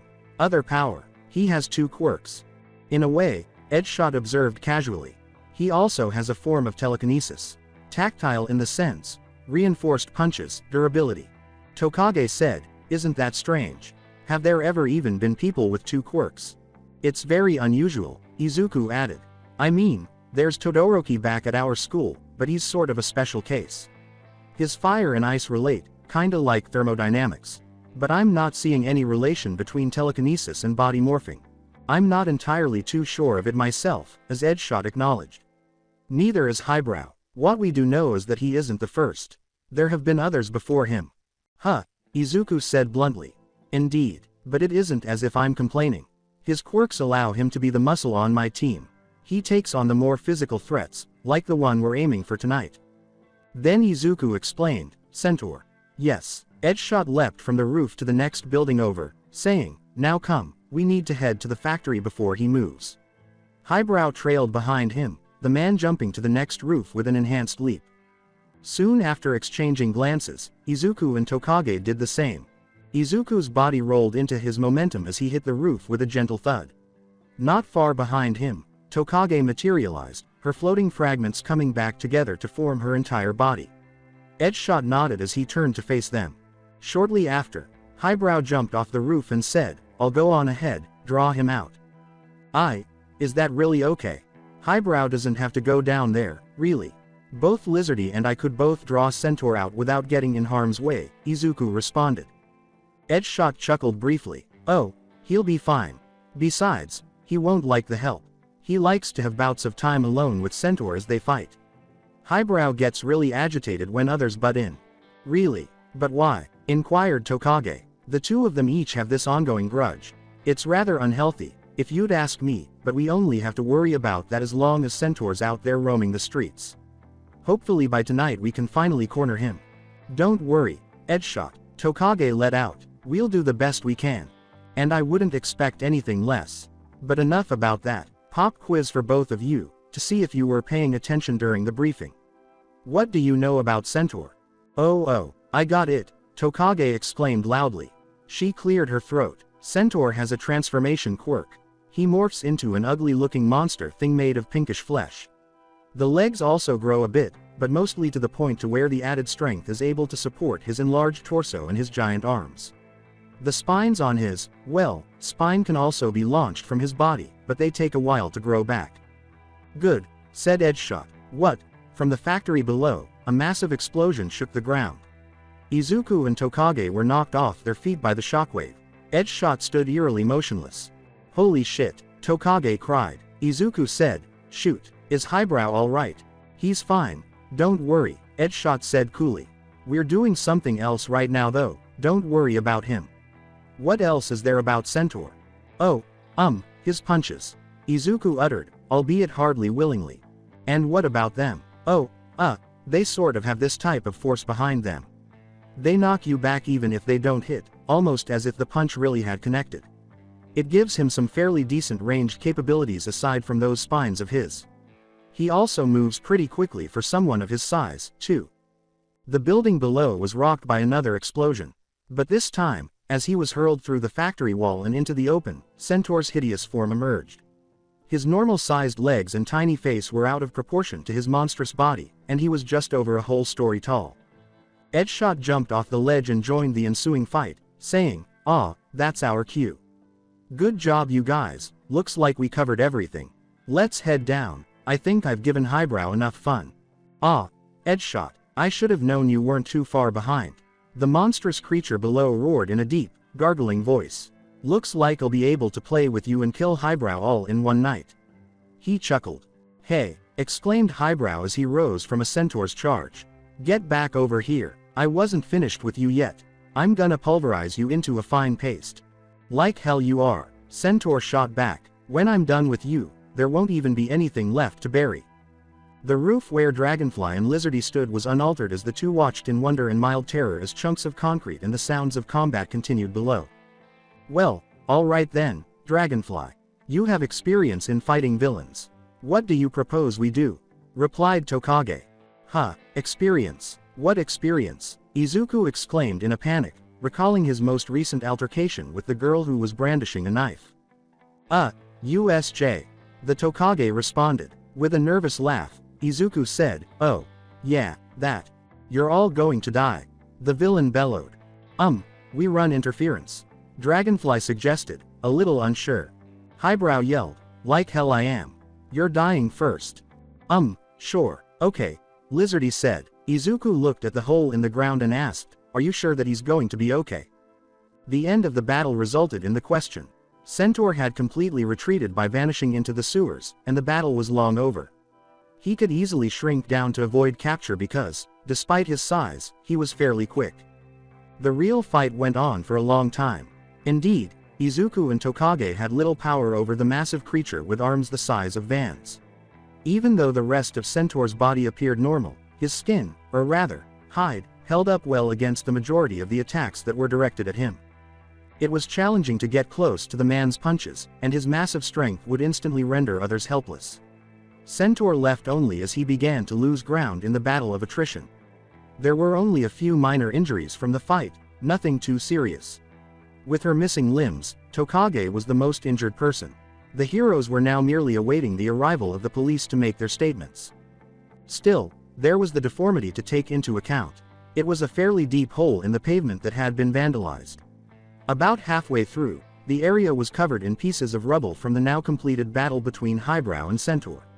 The latter, lodged there by Centaur, was buried deep beneath the debris. In the past, Izuku and Tokage had tried to clear the debris, but Edgeshot had intervened before they could get started.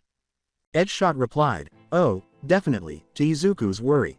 Highbrows fought plenty of villains with monstrous transformation and mutation quirks. There was even a time when he nearly got pulverized by Godzilla. Tokage stood aside and said, "Godzilla. She was fine except that this time she was missing both of her arms." "But isn't he a hero? Why would he and Highbrow be fighting?" "Maybe." "Oh," cried Izuku. "I remember hearing about the hypnotic villain, Hypno. He tagged a bunch of heroes with his power a while back. Godzilla was one of them. Are you referring to that incident, maybe?" Edgeshot gave a nod. "Indeed I was. That's why I know he'll be fine. He's already fought what is essentially a kaiju capable of bringing down islands. And, well, he survived, didn't he?" Izuku's expression changed to one of uncertainty. "But shouldn't we at least try to help him out?" "Nope. He'll hate it, trust me. Just as bad as butting into any fights with Centaur. Besides, he's probably not in the best of moods right now. Best not disturb him lest you aim to be a target." Suddenly, a large, muscular figure with a predatory stance emerged from the hole. Highbrow yelled, "Centaur, where the hell did you go?" "He's gone, Highbrow," Edgeshot told his little companion. "He got away again." The sidekick let out his rage on a nearby signpost with a roar. Tokage, Izuku, and Edgeshot looked on curiously. "Hey, told you, Edgeshot," he said. After a few days, Centaur was still nowhere to be found. The police and Edgeshot's agency conducted a thorough search, but to no avail. The villain appeared to have gone somewhere remote enough to conceal himself for a while. Despite Highbrow's reluctant attitude, Edgeshot ultimately decided to call off the search for his team. Edgeshot then assigned himself to his intern's additional instruction. That was Izuku's current location. Izuku shot out from behind a pillar, intending to hit Edgeshot, who was 2 pillars down and unprepared. Edgeshot's hand opened to meet Izuku's fist, then tightened its grip around the closed fist, flinging Izuku to the side. "Too loud, too slow," Edgeshot scolded, blindfold to his eyes. "You need to learn to fight without your bugs, just in case. You can't rely on them all the time." Izuku whirled around and pressed closer to his present instructor. He delivered 5 punches, 2 of which found their targets, one in Edgeshot's chest and one on his side. In response, Edgeshot kicked Izuku hard in the chest, knocking him back. Izuku knelt to catch his breath as he wheezed on the ground. Tokage cheered, "Come on, Izuku. You can get him." Instead, "Shut it, Tokage," said the bug cloud beside her. "You got it, Izuku," she said, unable to understand. After that, Izuku produced his Eskrima sticks, but Edgeshot parried them as well, raising the hero's dagger to confront Izuku's weapons. The hero grinned. "We on to weapons now, eh?" The two swung back and forth, each landing a blow of their own. However, it was evident that the two had a wide range of experience. Izuku was on the ground again, gasping for air. Edgeshot proudly said, "Good job, Midoriya," taking off his blindfold. 11 total strikes, 16 hits is what I'd expect from someone with your skill level, give or take. But we can build upon that over the week. Really, if you were using your bugs, I'd say that you would have a decent chance of beating me. But, a moment later, that wasn't the point of the exercise. As such, I do have one suggestion. Cushion the soles of your feet more. They'd quiet your steps immensely." In response, Izuku patted the ground with his feet. As Izuku's feet struck the wooden floor, he heard a pitter-patter. "Oh, okay then, Edgeshot, I'll keep that in mind for the next design. I'll, I'll head back to the rest area for now. Good, Edgeshot said with a nod. He glanced in the direction mentioned earlier, then turned back to Izuku to continue talking. Make sure you send Tokage over when you get there, she seems a bit busy. I'm going to refresh up on my equipment. And take a bathroom break. Izuku walked over to Tokage and shook his head. But unlike before, Izuku discovered her looking at her phone with a kind of reserved confusion. He said, "What is it?" Tokage looked up from her phone and hummed, "Hum." Izuku then gestured to her gadget.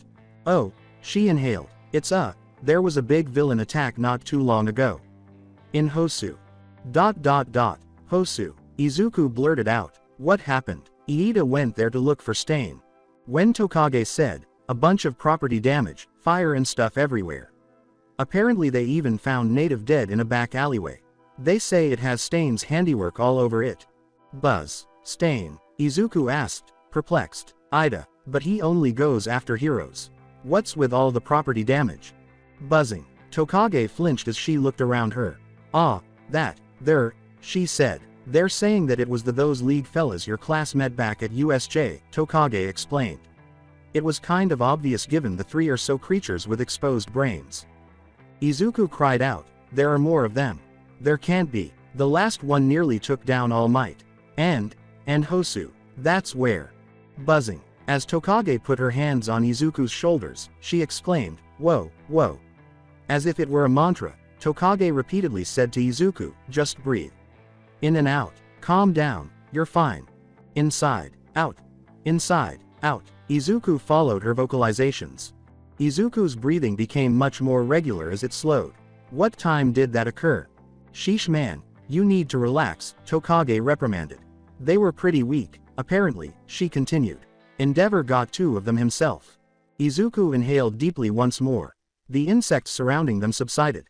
Endeavor. Izuku laughed quietly. He let out a sigh. Thank you for that, Tokage-san. I'm probably just overreacting, is all. Tokage's lips were pursed. I told you. Setsu na. Come on, say it with me, Izuku. Setsu na. Tokage. The girl hummed, Izuku underlined. Okay. Alright, Takagi-chan. Tokage blinked. Then she broke into her trademark smirk. Now that's what I call progression. I'll take it for now. But you better start calling me by my first name by the end of the week. Izuku gave a nod. Sure. Talk. Tokage, where are you? Edgeshot's voice called out. The voice caused both of them to turn their heads. Edgeshot was already wearing his blindfold when they both saw him. I can tell that you aren't within the boundaries that we set up. You aren't still at the sidelines, are you? Asked the hero. Ah, shoot, cried Izuku. I forgot to tell you that it's your turn. For Tokage. Bah, it's fine, Izuku, Tokage, stretched out Edgeshot. I'm going to ramp up the difficulty if you aren't here in a minute. Maybe a few more added blades to my arsenal. Tokage let out a sigh. Before turning to go, she winked at the boy and said, we're gonna have a hell of a week, Izuku. Izuku watched as his classmate hurried off, accepting whatever the upcoming week would bring. With a loud hiss, the train car's doors opened, allowing its different passengers to disembark while others took their places.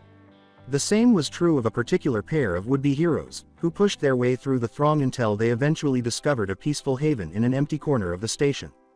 Woo, that was quite a trip, Izuku. In response to the voice, Izuku made contact with all of the bugs in his immediate environment and sent them out to look for any familiar faces. Still, he was able to convey to his friend his own, albeit mild, enthusiasm. Izuku said, sure was. We certainly learned a lot from Edgeshot, with a nostalgic expression. A couple of hits. That green kid who could make blades from 1B. Ojiro conversing with Hagakure, most likely. Oi, is that all you care about? Edgeshot gave us a whole day off to explore. What about the sights? The bamboo forest, the cherry blossoms, the temples. Those that we cool too, Izuku continued. PFF'd. Somehow. I don't believe you. Setsuna drew Izuku closer by putting an arm around his neck. You were too focused on getting some wasps from that hive we found. Was not. The temples were cool. I found a few stink bugs nearby. Yasi, laughed Setsuna. Ah, it's not like it mattered. I sure as hell know that the trip wouldn't have been the same without you. it wouldn't have had that same spark of excitement. Izuku's face lit up with a smile. You say that, but I know that you just liked the challenge I provided during our spars. Jiro had just arrived from what appeared to be Nara. Then there's that old woman who owns the flower shop, Ms. Kobayashi, from the apartment above us. Oh, there we are. Oi, mumbled Setsuna. Izuku laughed. It was fun, Setsuna. But, I've got to go. Ah, so soon. Yeah, sorry, I'll be seeing you. And she had that smirk again. But of course, you can't avoid since we go to the same school, after all. Izuku waved goodbye for the last time and vanished into the crowd. Izuku felt a little bad about leaving Setsuna so quickly, but he had to do something. Izuku's bugs gathered to stalk their target as Setsuna's presence grew farther away. Izuku moved slowly through the crowds, keeping up with the other boy he was observing with his bugs. The boy stopped, and Izuku pushed his bugs out of his way. After that, he revealed himself to his friend and headed to his destination. Iida. When the bespectacled turned to face Izuku, his expression changed to one of mild surprise and then embarrassment at seeing the other. With a Midoriya, Iida. Izuku was silent for a moment before continuing. I heard about what happened in Hosu. Iida blinked. Yes, he uttered gradually. It was quite a disaster. Luckily there weren't too many casualties, despite the presence of all the Nomu from the league. That's so, asked Izuku. I'm glad to hear it. Especially since Stain is still roaming around freely. He could have easily struck down a number of other people. Iida's neck visibly swelled. Indeed, he said. Izuku gave a nod. I'm glad to see that you're alright, Iida. Iida looked sideways at the declaration, averting his eyes. He needed a few moments to gather his thoughts before turning his head back to face his friend and speaking. I apologize for my earlier actions, Midoriya. I admit that I may have been a bit rash during our last encounter. But I see now that I was entirely at fault with my grudge. Iida stopped and thought. I almost abandoned civilians when the fires broke out, you know. I was going to go look for Stain, but then I remembered what you'd said, and the civilians, I was ashamed at myself. Izuku nodded slowly. Izuku gave Iida a reassuring pat on the arm and said, I understand, Iida. What matters is that you made the right choice. You prevented the Nomus from killing civilians by saving them from the flames. But, Iida began, was everything okay? I was still in the back of my mind. It's possible that I found Native. Then perhaps he would have. What would you do, Iida? Perhaps you would be killed shortly after Stain stabbed you in the heart, Izuku interrupted. Or would you perish when Stain severed your head? We are all aware of Stain's strength. Heroes plus Storm, Dargan, and Wrench were all killed by Stain's blade. Along with Native, you would have perished in that alley. And who would have continued your brother's legacy if that had occurred? Yeah, Iida sighed. Yes, Midoriya, you are correct. It's okay, Iida, Izuku said with a smile. The fact that you survived the ordeal is what counts. Otherwise, hey, what might have happened is unknown. I haven't done any studying. Then Kaminari screamed. A week had passed since the internships ended, and things had largely returned to normal in Class 1A. Aizawa had just reminded the entire class of the impending finals, and Kaminari's seeming distress was a reaction to that. The blonde's yell was enough to make many other students in the class panic as well. Izuku, on the other hand, was comparatively calm. He was not as anxious about the impending tests as his more talkative classmates, and he would only need to spend a little time going over what he had learned in class. The rest of his time would be spent using his bugs to search the city for criminal activity. Izuku divided his focus as the rest of the class got up to leave. He started packing his belongings, carefully putting his notebooks in his backpack, and a few wasps came out to take his pencils, which he dutifully took. Another part of his mind was counting his bugs, figuring out how many had died, how many had been born, and where they had moved since the day started. He stopped, though, when he saw Yaoyorozu standing next to his desk. So, what are your thoughts? She inquired. Izuku gave her a perplexed look and said, what is it about? Well, this weekend, she provided. I apologize, sheepishly, Izuku confessed, I was with my bugs and wasn't listening. Actually, I didn't even notice you standing there until now. Would you mind saying it again? Yaoyorozu gave a nod. Obviously, no issue at all, Midoriya. She smiled slightly and said, you've already told me how it is when you get all absorbed scrying with your bugs, after all. Izuku responded by chuckling a little at his own expense. Anyhow, Yaoyorozu went on, I informed the class that this weekend I would be hosting a study session at my house. It's to assist those who are somewhat behind in their own coursework. You know, I'd prefer that our classmates pass the test so they can join us for summer camp. Izuku gave a nod. All right, Yaoyorozu replied. The problem is that I'm positive I could manage it on my own. However, I would have to split my focus between all of the people who show up in that situation. I suppose my fear is that I would not be sufficient for them. And it would be greatly appreciated if you could assist me. Izuku cocked his head sideways and said, assist? In a study group? Do you believe I am qualified? Obviously. During the periods when Aizawa had us filing and recording scores, I saw your grades. Like me, you're near the top of the class. And the class representative is you. You are more than capable of accomplishing this. Quote. Midoriya, yes, I guess I'll commit to it. Yaoyorozu, but only because you believe I can do it. Excellent. Now, we're going to hold it on Saturday, she said. Everyone will be able to remember all the material for the tests in this way. We'll be reviewing English and, at that moment, her phone rang, and Yaoyorozu glanced at the message that appeared. Oh, I have to leave now, so I'll give you all the details tomorrow, she said. Mr. Hinami shouldn't have to wait outside the front gates for very long. Many people gathered around the limousine to inquire about it the last time he did that. Limo. Izuku shook his head. It makes sense, really. After all, the Yaoyorozu family is quite powerful. Goodbye, Midoriya. I guess I can have a study session. It can't be too difficult, and I still haven't had a chance to discuss the sports festival with Yaoyorozu. Since the class is now empty, I could just. She already left. It was impressive to see the Yaoyorozu mansion's gates. The elaborate design of the wrought iron fence at the front of the house blended perfectly with the well-kept hedges. Izuku would concede that the mansion's appearance was a little intimidating, particularly in light of the lot's immense size. Izuku, using his bugs, saw that the building in its yard extended quite a distance. He calculated that it was approximately 40,000 square feet in total. He was so taken aback by the mansion's opulent size that he almost failed to hear the voice coming from the tiny speaker mounted on the brick pillar beside the gates. The voice was low and monotonous. Excuse me, sir. May I help you? It wasn't until he saw the camera at the upper arch of the gate that Izuku realized someone on the other side had been observing him for the last minute as he stared at the mansion. Izuku cleared his throat and said, yes, sir. I'm here to see Miss Yaoyorozu. I'm here to help out with the study session that she's holding for our class. Yes, the young heiress told me that you would be coming. Izuku Midoriya, correct? Nodding, Izuku said, yes sir. The enormous gates at his side opened, the two doors gradually separating. Please proceed to the foyer, sir. And please don't wander around on the way. I will know if you decide to do so. Izuku immediately complied with the voice's instructions, pausing only to admire the topiaries as he went past them on his way to the entrance. The cobblestone path was long, but it didn't take him long to arrive at the big red doors. Before he could even raise his fist to knock, the door opened and a burly, gray-haired man dressed like a butler appeared. But when Izuku saw the man's face, his eyes grew wide with recognition. The drooping mustache and bushy eyebrows were features Izuku had seen the other day.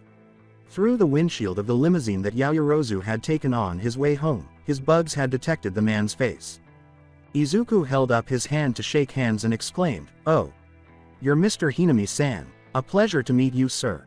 After a moment, the man accepted the offered hand in a brief handshake, but his face showed no sign of reaction. Then he turned at once and gestured for Izuku to come along. The two ended their brief stroll by pausing in front of a door a little further ahead of the foyer. Izuku was taken aback when the man opened the door, revealing what was clearly a closet filled with cleaning supplies, and gestured for Izuku to come in. Izuku said, You want me to go in there?" Mr. Hinami gave a nod. "After you. I'll follow you shortly after." After a brief moment of hesitation, Izuku chose to believe what the man was saying. In fact, Mr. Hinami followed Izuku into the rather roomy closet. Then, with his hand still on the doorknob for a few seconds, he quietly closed the door. The small closet was bathed in a purple glow that emanated from the door's edges. The light dimmed a moment later, and Mr. Hinami opened the door. Izuku went into a mild daze, his mind confused and his balance a little off. The fact that he needed to move because whatever had happened had moved them farther into the mansion didn't help either. Izuku could tell because the insects in the walls he had been keeping an eye on had abruptly moved a lot farther away from his previous location. As Mr. Hinami led the stunned Izuku out of the closet, it was clear that the hallway they were in had changed significantly, with a few paintings on the walls in place of the pottery that had previously been displayed on stands. "Come on, sir. Madam Yaoyorozu is waiting in the dining room. It will wear off soon. Avoid keeping her waiting as much as possible." Mr. Hinami took a few steps forward to open a set of double doors that led to the dining room mentioned earlier, making the walk another one-way affair. "Madam Yaoyorozu," Mr. Hinami declared, "one of your guests has arrived." Yaoyorozu was startled out of her seat at the elaborate table by the announcement and turned to face Izuku. "It was Midoriya," she said. "Glad you could make it." After that, Yaoyorozu focused on her butler. Her words were, "You can go ahead now, Hinami-san, I can handle it from here."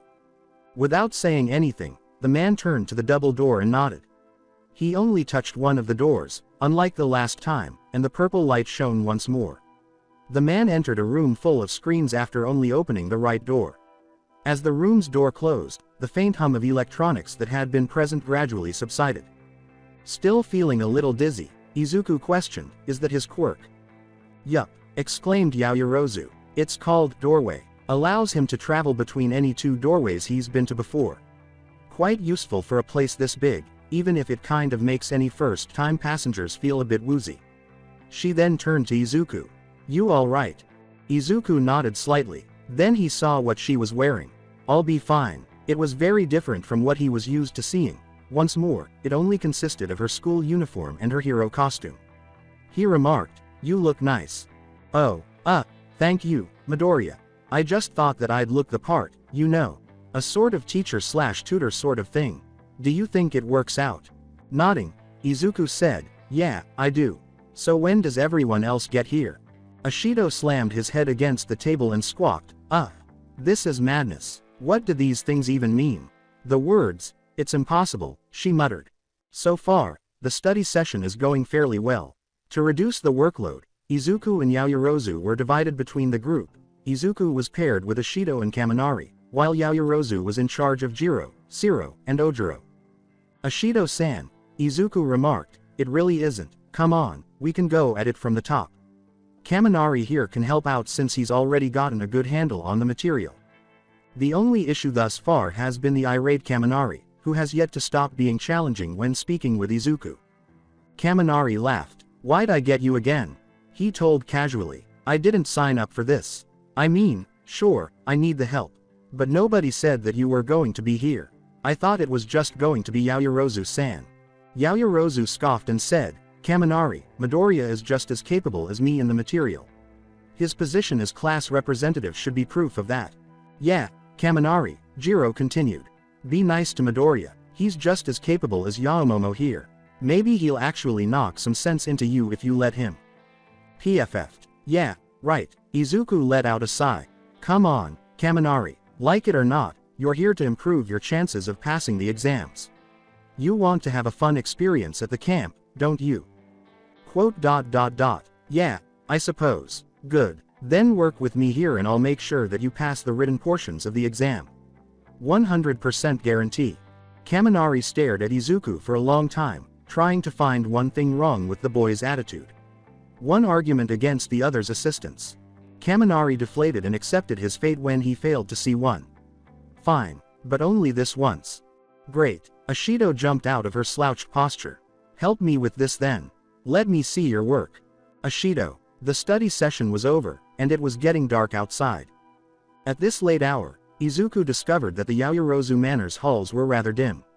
His bugs added to the need for light sources to navigate the large floor plan, but he was pretty sure candles were probably used frequently throughout the house. Even if he took into account that the other members of the study group were staying over, he also didn't have to worry about creating too much noise. Yaoyorozu had prepared separate rooms for each person in advance, since the study session was scheduled to take place over the weekend. Izuku had the ability to leave his room almost undetected because there were so many rooms available and plenty to spare. He had only been out because of the activity he had seen in a room at the far end of the mansion, which he assumed was for training, both quirk-related and physical. Izuku's bugs had heard the steady thud-thud-thud of fists against a punching bag, even though it was nearly midnight. The bright, glittering light that followed the impromptu creation of things Izuku knew had also been experienced by the bugs. Before long, he was standing in front of two wooden doors that appeared to be the entrance to a traditional dojo. Izuku had decided that now was the best time to speak with Yaoyorozu because his bugs could still see and feel the effects of creation on the other side of the door. The girl turned when she heard the door creak softly and saw Izuku walk into the room. "Oh, Midoriya, what are you doing here?"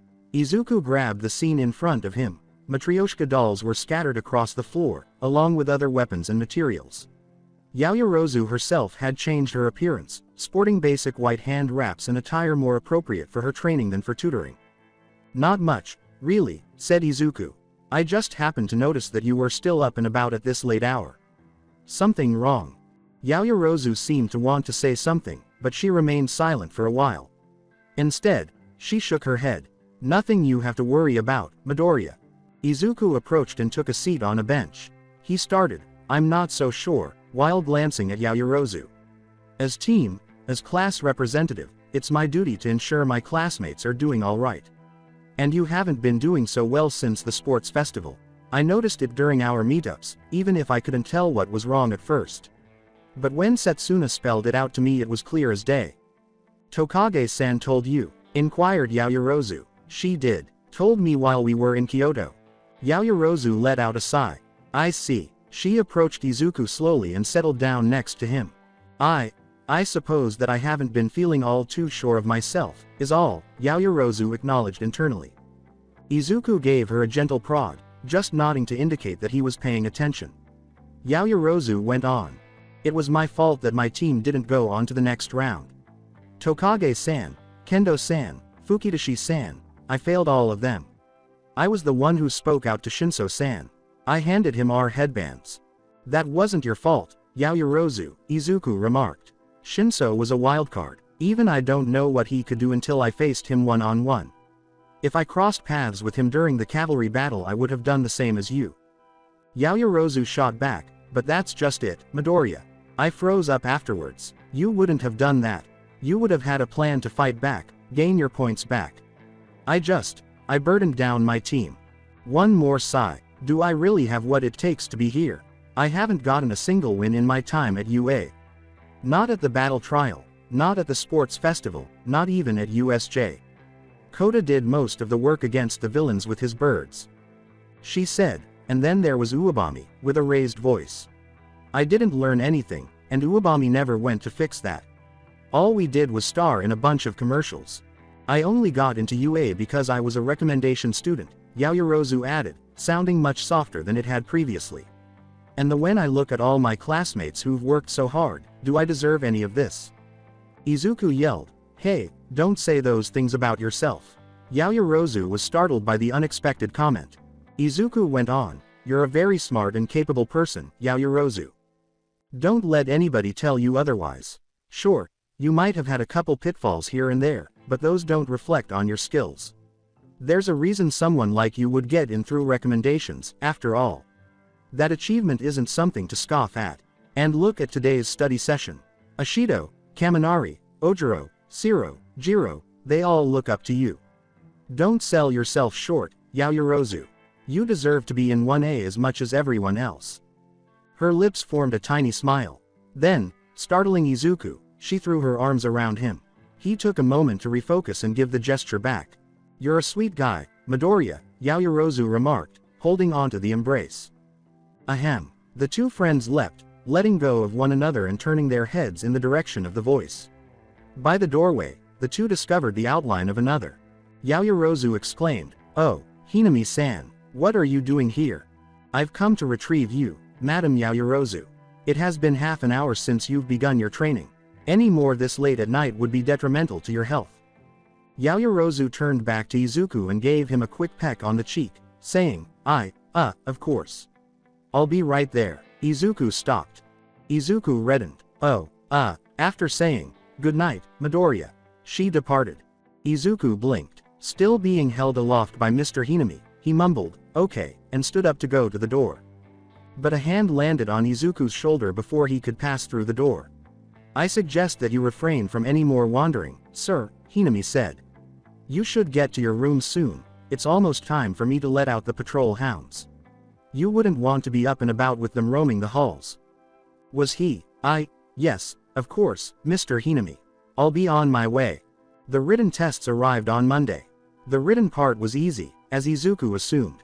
They persisted for the majority of the week, and by the end, everyone had gone. The practical portion of UA's finals was scheduled for Friday.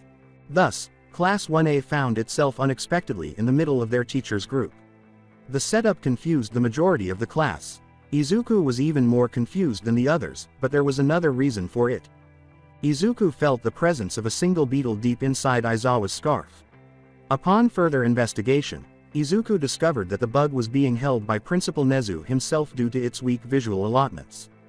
Whispering, "Hello Midoriya," Nezu was still concealed by Aizawa's capture apparatus. I'd say that this was a pleasant surprise, meeting up like this, but that'd be a lie considering I smuggled in this beetle with me into my hiding place with Shota here. Izuku blinked, startled to realize that Nezu was addressing the beetle. What did he know I was listening in? Or did he make an assumption?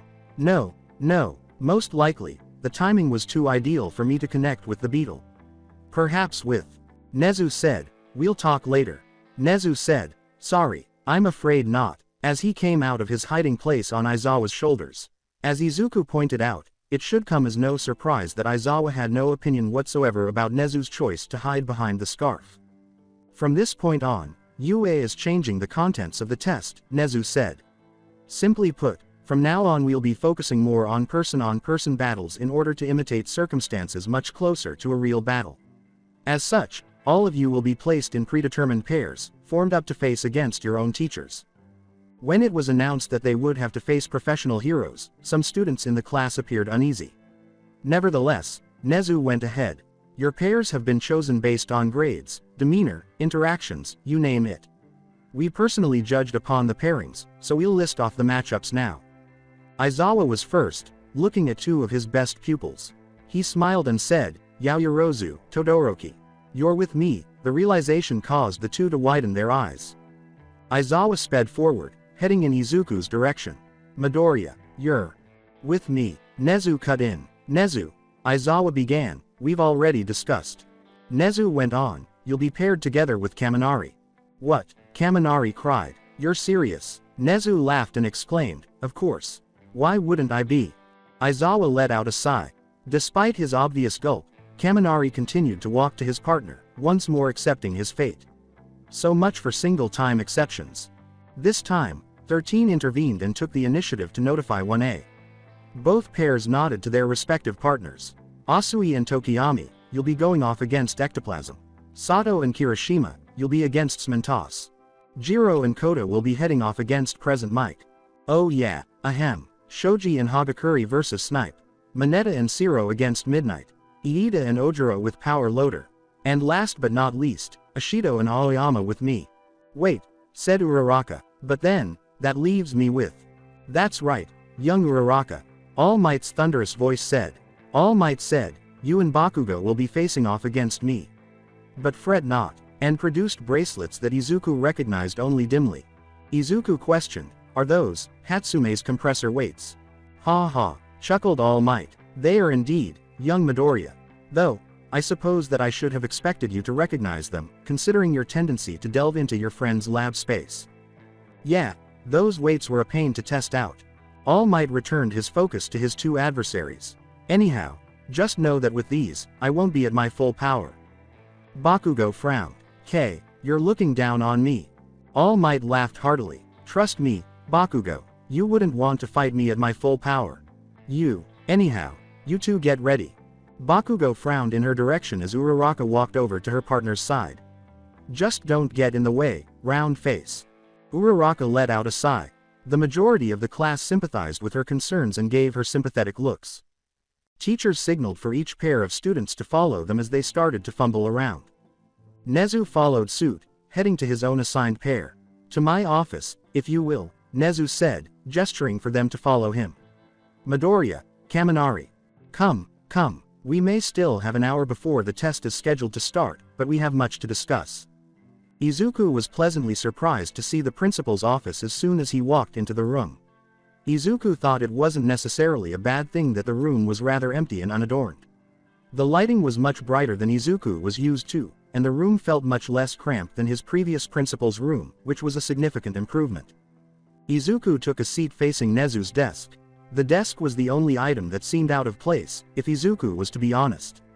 It was clearly made with people in mind, not whatever bear-dog-rat concept was at play.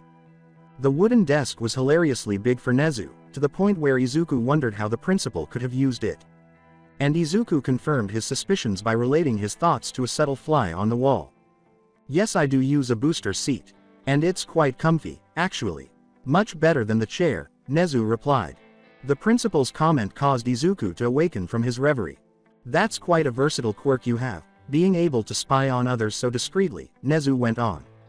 Izuku recalled that the principal had detected Izuku's peculiarity a short time prior and had taken a similar action. He said, "How can tell?" Nezu laughed and asked, "Aside from the obvious." "Well, those would be all of those micro-expressions that you humans use. However slightly the human face moves, it gives off a whole load of signals regarding what you're thinking. You're no different, Midoriya." "Really? But there are some other factors as well. When you activate your quirk, your body stills for a moment. The same goes hand in hand for your bugs when you connect to them. It's quite a simple thing to notice to the trained eye." "Wow," Izuku exclaimed. "High spec really does wonders, doesn't it?" "Ah, you give my quirk too much credit. Even humans can read micro-expressions with enough practice. It just takes them a lot longer to learn how to do so." "Well, then that probably means that you're the best at doing it," Nezu said, perhaps, without disputing the assertion. "Though my skills are not infallible, I will say that you, Midoriya, become virtually unreadable when you're connected to enough bugs, strangely enough. It's quite the peculiarity." "Oh, thanks." Of course. For a brief period, there was silence as the two people exchanged glances, seemingly urging one another to speak first. The first to break was Izuku. Is there something specific that you wish to speak to me about, Principal Nezu?" Nezu uttered, "Oh no. I just want to talk. You're only alone now because I plan to do the same with Kaminari. Simple courtesy, you can call it. His turn is right after yours. That's why he's sitting outside with my secretary. We just need to get through this talk first." Nezu extracted a teapot and coordinating teacups from beneath his desk. "Tea?" he inquired. Izuku eyed the steady stream trail from the teapot's neck and gazed at the elaborate porcelain. Sure." Nezu poured Izuku a cup of the steaming brew and exclaimed, "Great." With his own cup of tea in hand, Nezu then took a seat again on his side of the desk. "Now, you see, I've taken quite an interest in you, Midoriya." Izuku took a sip of the tea and asked, "Oh. I noticed that you were registered as quirkless not too long ago. However, that is obviously not true. Yet, despite that, you've demonstrated tremendous aptitude in the usage of your previously unheard of quirk. Would you mind explaining that?" "Oh, it's nothing all too exciting, really," Izuku went on to say. "I just got my quirk late, is all. I went to sleep one night, and the next thing I knew I could feel all my bugs. I just kind of knew how to use it. Like it came with an instruction manual, you could say. A really unhelpful one, but a manual nonetheless." "Interesting," chirped Nezu. "And its registration, you named it Hive Mind, correct?" Izuku gave a nod. "Nice name. Rolls off the tongue and portrays your quirk nicely," Nezu laughed. "Anyways, continue." "I guess, well, it was so late in my life that I never found a reason to register my quirk. I'm only registered now since my quirk needed to be known when I sent my costume qualifications in. A late bloomer, definitely not unheard of, but nonetheless exceedingly rare. Seems that you were lucky, Midoriya, to get such a versatile quirk so late in life." Nezu sipped his tea slowly. "Tell me, Midoriya, how old were you got your quirk, if I may ask?" Around 8, Mr. Nezu, sir." Nezu's face broke out in a tiny smile. "So no less than 7 years ago, yes." "Yes, sir." Nezu laughed again, but this time it was much more naughty. "You're quite the paradox, Midoriya. Do you know that? Your demeanor, your quirk, how long you've had it, how you responded during the incident at USJ, and then there's your extracurricular activities." Izuku's eyes became hazy. "My extra, what do you mean?" Nezu grinned even more broadly. Is he? Why, your physical training of course. Wah.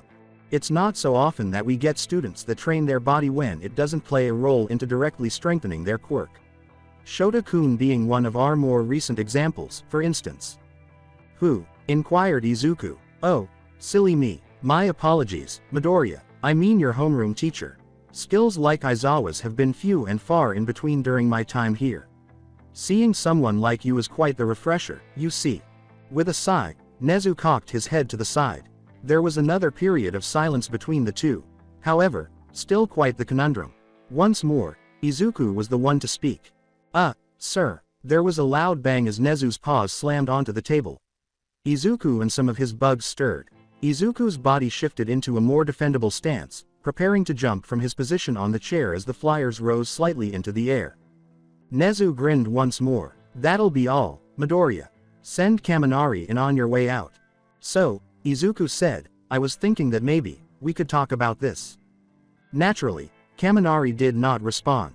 It was a response from the boy that Izuku had become used to since the USJ incident, but that didn't stop him. After all, he still had a final exam to pass. Look, Kaminari, Izuku responded, I know for sure that you want to pass this exam as much as I do. But we aren't going to get anywhere if we don't have any communication between the two of us, especially considering the fact that we're going against Principal Nezu. For a full minute, Izuku kept a beseeching gaze on Kaminari. Kaminari showed no signs of changing his mind. But after a while Kaminari sighed. After giving it some thought, he said, okay. Lay it on me, bug boy. What do you have planned? Izuku grinned. It's not much, but I have a rough basis of a plan. But I say that we don't rely on it if things get too hectic. We're going against a super genius, after all. You never know what he might have hidden up his sleeve. No plan survives first contact with the enemy, as the saying goes, Kaminari murmured. I guess that's something I can work with. Good, Izuku began, since the test doesn't start for another 10 minutes. We have time to come up with some more ideas, I'm sure. 5 minutes had gone by with no sign of the principal, and they had less than half an hour to make it to the exit in the eerily silent cityscape they found themselves in. The two were constantly on edge, ready for an attack from any angle, as the tall buildings forced themselves upon them as they moved. Izuku conducted a brief survey and found that there were almost no insects in the area for blocks around, and the few insects he could detect numbered in the several hundred, and even then, a significant number of them were weak, hardly able to move. Izuku reported, I believe Nezu sprayed pesticides all over the place. Well, there goes plans a through E. Kaminari tsked. Yeah, Izuku concurred, I think I can only now get a couple hundred or so healthy bugs. Not close enough to be able to fight. But I have to admit, it's quite an impressive feat, blanketing so much area and being so successful in exterminating so many bugs in so little time, Izuku said, taking another look around at his surroundings. Particularly considering that the teachers have just 10 minutes to arrange anything they like. Hummed Kaminari, so we're going with Plan F. Yes, Izuku said, nodding. As an early detection method, I have already dispersed my bugs. Hopefully, this will prevent Nezu from getting an advantage over us. You also serve as bait, correct? Kaminari inquired. Didn't even attempt to talk me out of it. Yes, in this manner, we'll. Have you two finalized your plans yet? Repeated Nezu's voice. Izuku and Kaminari both flinched at the sound, putting their backs to each other and assuming defensive positions. Nezu's voice indicated that he was close, wherever he might be. I believed you mentioned that you were keeping an eye on him to prevent him from approaching too closely. Then Kaminari cried out. Yes, I was. Izuku shot back, the bugs didn't detect anything. Nezu went on to laugh and say, don't worry, you two. You're just hearing me through the speakers I've put up all over the city.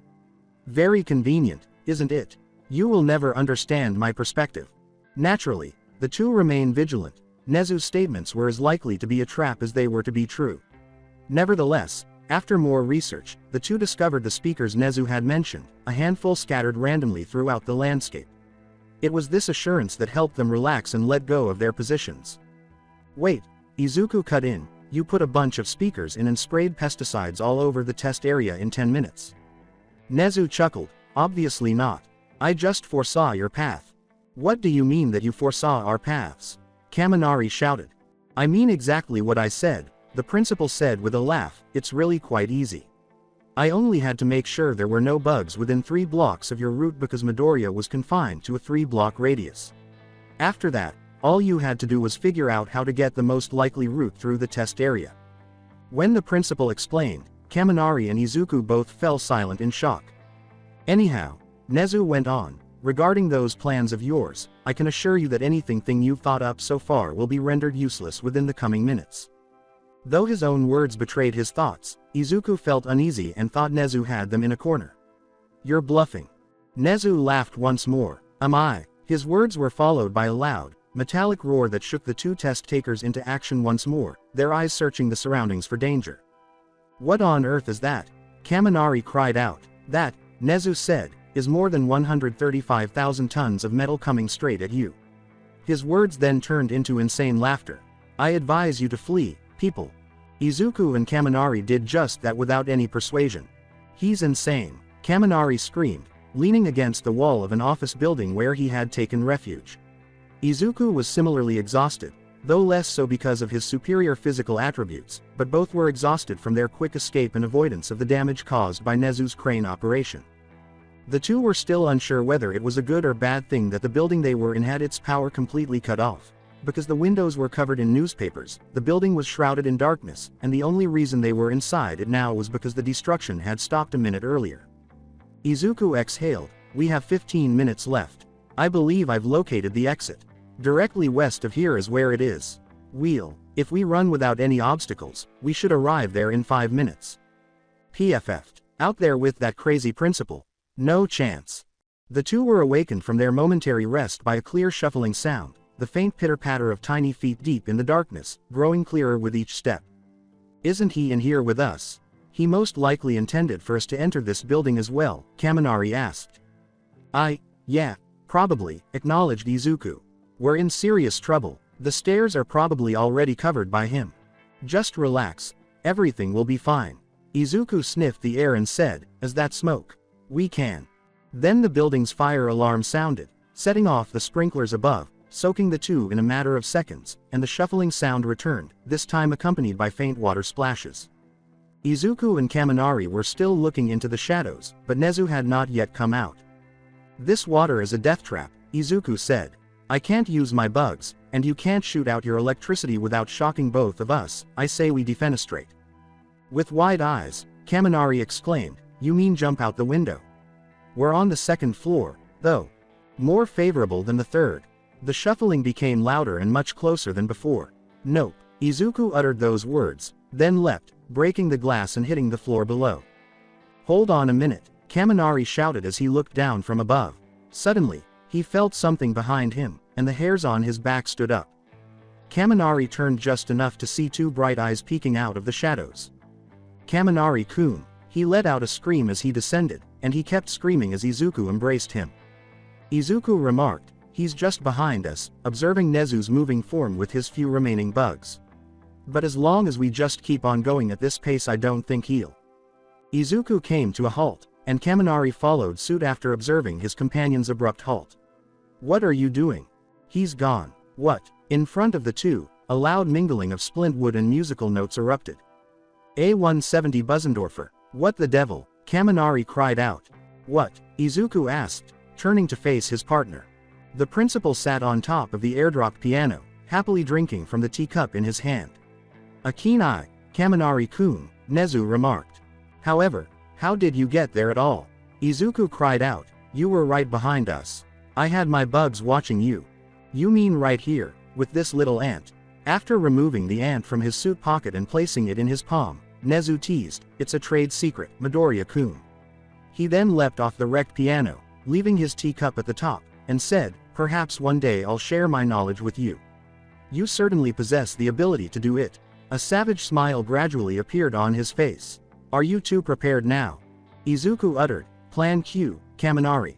"Great. Don't get any closer," Kaminari said, clearing his throat. "Oh." Nezu halted in his tracks and piped, "What are your plans?"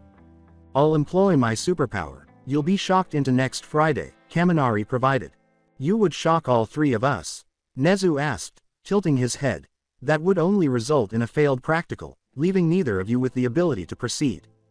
Well, but you're mistaken there. Midoriya told me something that he hasn't told anyone else, Kaminari yelled. His suit is impervious to shock. Naturally, the statement was untrue.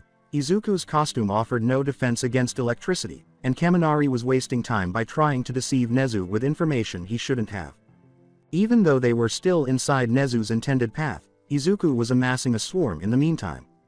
Izuku had no idea why, but he wasn't exactly complaining, and he'd take whatever he could at the moment, even if there were only thousands of bugs available. Somehow, his range had increased ever so slightly, adding another half a block or so. Nezu grinned and said, Midoriya, your expressions are showing. Oh, shoot. Indeed, Nezu replied. A few hundred bugs won't provide you with much to play with, I'm afraid.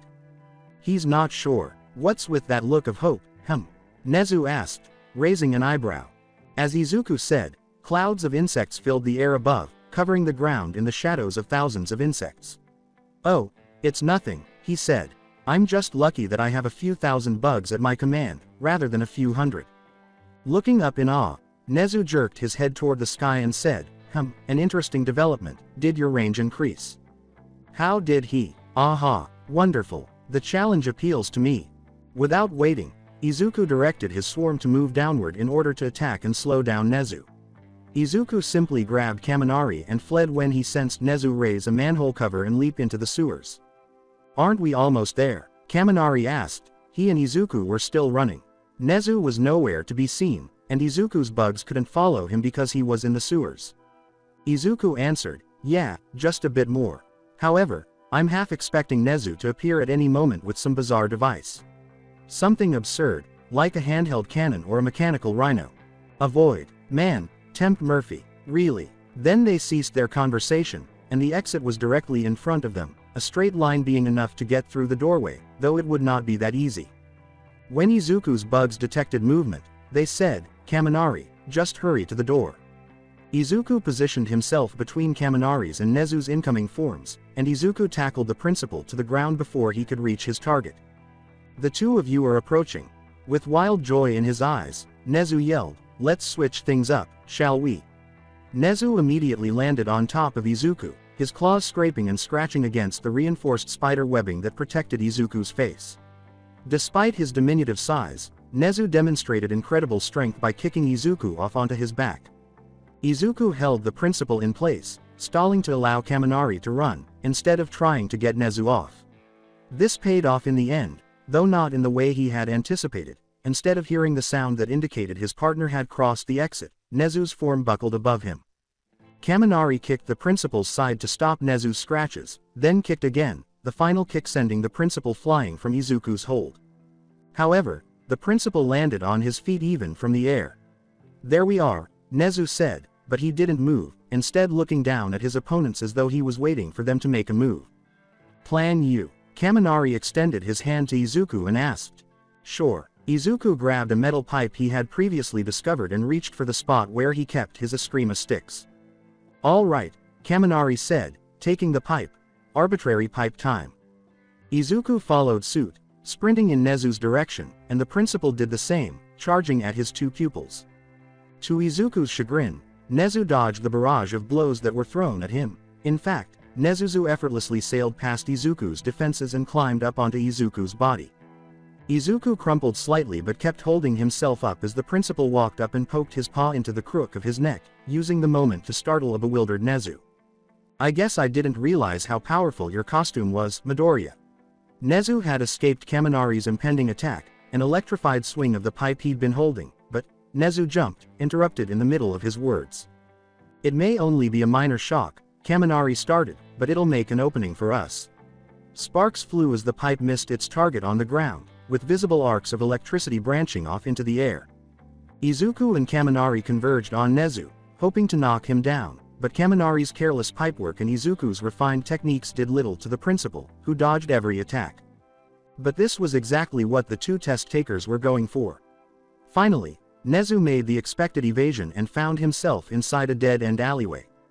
With Izuku standing not far behind him, Kaminari moved right away to block off the entrance with his body. Ha ha, now, Mr. Principal sir, don't move. Kaminari cheered. Otherwise, I'll use my super move. Nezu grinned, a little less crazily than before, and then he sat down on the ground, giving someone the task of sitting where he was. After witnessing firsthand the principal's cunning, the two test-takers adopted bewildered, but exhausted, looks at the display and refused to lower their defenses. What is he doing, anyway? It's not another trap, is it? Kaminari inquired. You believe I'd be aware, said Izuku. Nezu made the decision to speak at that moment, stepping forward a little in the direction of his students, saying, well, what are you waiting for? You're running out of time. I have 1 minute left. As Nezu had said, the announcement system rang out. Son of A. L. Go. Izuku yelled, watch him, I'll go.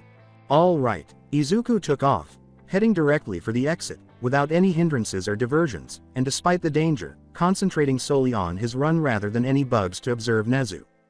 He passed the gate with a good 20 seconds to spare, though, suggesting that his concerns were in vain. They had passed the test in spite of the odds.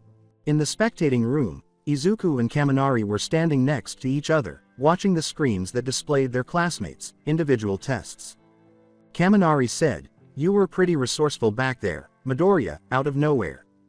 Oh, on one screen, Izuku watched as Todoroki and Yaoyorozu began their match against Aizawa, with Yaoyorozu initially dragging Todoroki aside, as if outlining a strategy for holding Aizawa in check. Yeah, Kaminari continued, I'm pretty sure that our test wouldn't have gone so well if it weren't for your plans.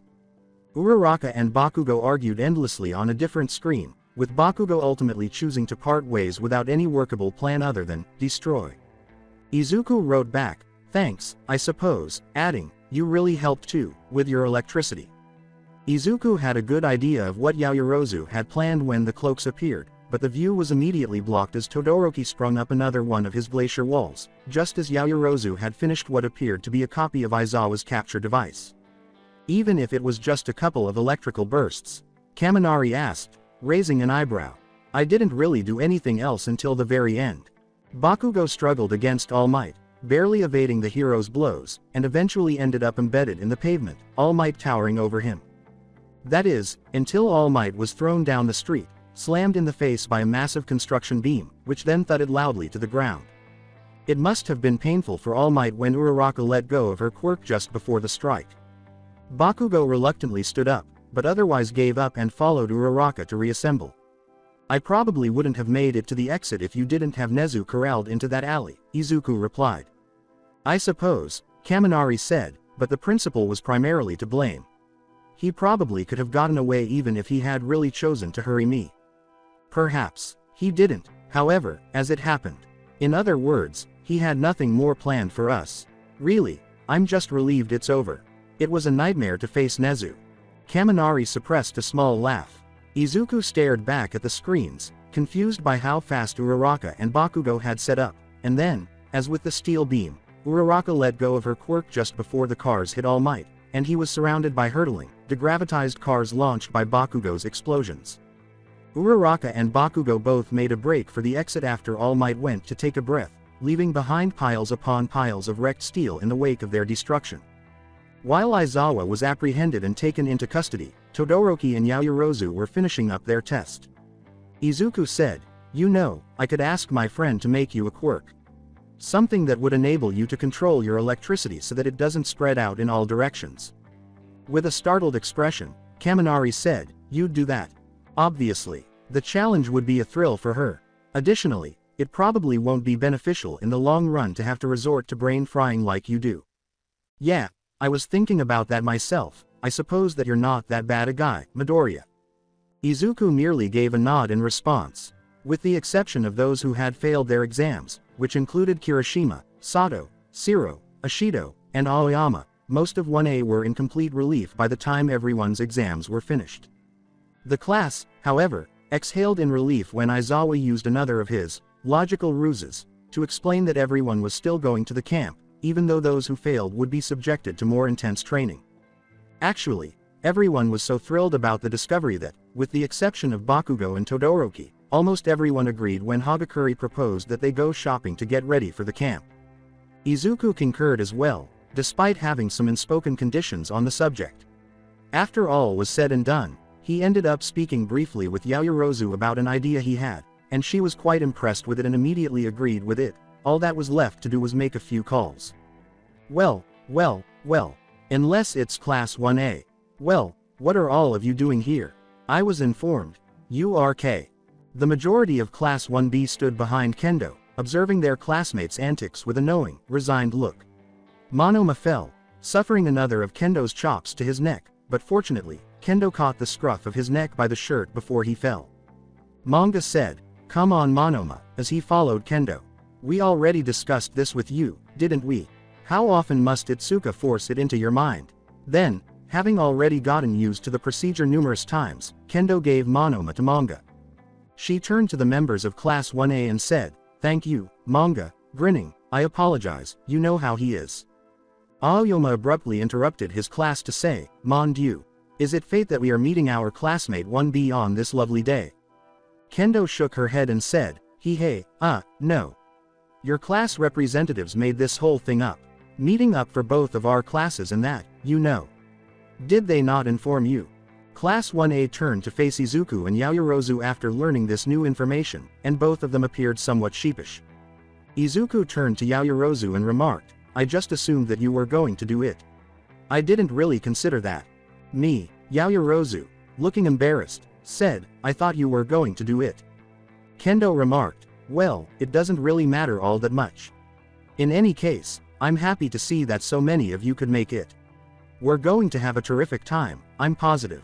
Apparently, those were the words that signaled the classes to separate, and Izuku observed as the various classes merged into various groups, some staying apart while others chose to mix, such as Kirishima and the man from 1B who shared a similar quirk but covered himself in metal to harden, who faced each other and appeared to become friends right away. He appeared to be staying with Kendo for the duration of the encounter, as Manga waved to him but remained motionless.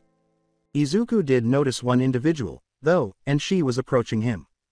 "Izuku," crooned Setsuna, "you considered this. I'm impressed, but I'm also curious about what was going through your mind," she said, gesturing to the two classes.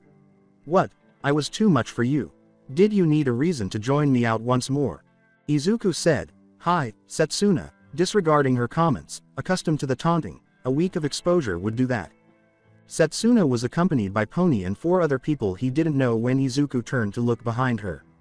"Hey Pony. And hello, I apologize for not knowing your names." "Oh, well," Setsuna cried out. Izuku observed Setsuna showcasing the others in front of him, including the reticent Kanoko Komori, the more reserved Reiko Yanagi and Yui Kodai, and Kojiro Bondo, who reminded Izuku of Kota because of his gentle demeanor and size. "So, what do you have planned?" Setsuna asked, leaning in towards Izuku after the introductions were finished. "Organized." Izuku said it again. "I don't really have any." "What, you chose to hold our classes together without organizing any team-building exercises," Setsuna reprimanded. "You know, I thought we could all just talk to each other. Let the conversation flow naturally. You see, it's already functioning." Izuku pointed to a single group of students that Kirishima and the user of the metal transformation quirk had brought together. "That isn't relevant. The redhead and Tetsu look too alike. They would inevitably come into contact with one another." "Oh well," said Izuku. Setsuna grinned and sighed, shaking her head. "All right, then, will anybody else be joining?" Izuku listed a few more, but the people in question appeared to be otherwise busy. Eventually, he gave a negative shake of his head. "Well, come on then. We can go shopping for supplies later. There's this nice bakery just further into this place." Izuku had to acknowledge that the carapan he was experiencing was not like any he had ever experienced. It was a delicious treat that was equal parts savory and sweet. The treat served as an excellent analogy for the previous hour as well. In contrast to Setsuna, her friends were a strange mix of people who were much more reserved and quiet. If this was the case with the majority of her friends, then it was understandable why she fell in love with Izuku right away. Izuku was also enjoying meeting everyone else, and even though the others didn't express it, he would like to think that he made a few more friends that day. Then the unexpected disruption occurred. He had just gotten up to dispose of his trash when it happened. It wasn't until a hand landed on his shoulder and tightened its hold on him that he realized the figure had sneaked up behind him. "Izuku," the upbeat voice said, "you're coming with me." Wah! Izuku was randomly whirled around, nearly losing his equilibrium. When Izuku eventually regained his bearings, he discovered that Mei Hatsume was the one pulling him violently along. His arm was tightly grasped. Furthermore, it appeared that she would not be letting go of him anytime soon. Izuku said, "Sorry guys," as he turned to face the quickly approaching group of new acquaintances. "I'll catch up later." The Mei was steadily pushing her way through the crowd when Izuku turned back to her. "Mei, what are you? Why are you here? I thought that you said you couldn't come since you were busy with something." I was busy," she said, "but then I remembered that I needed to get some supplies for our trip." "Our trip?" asked Izuku. "You can't come to camp with us, you know. It's a hero course trip." "Well, duh," she said. "Why would I want to go to some random place out in the wilderness? We have an expo to get ready for." I will continue the story in next part. Till then, bye bye.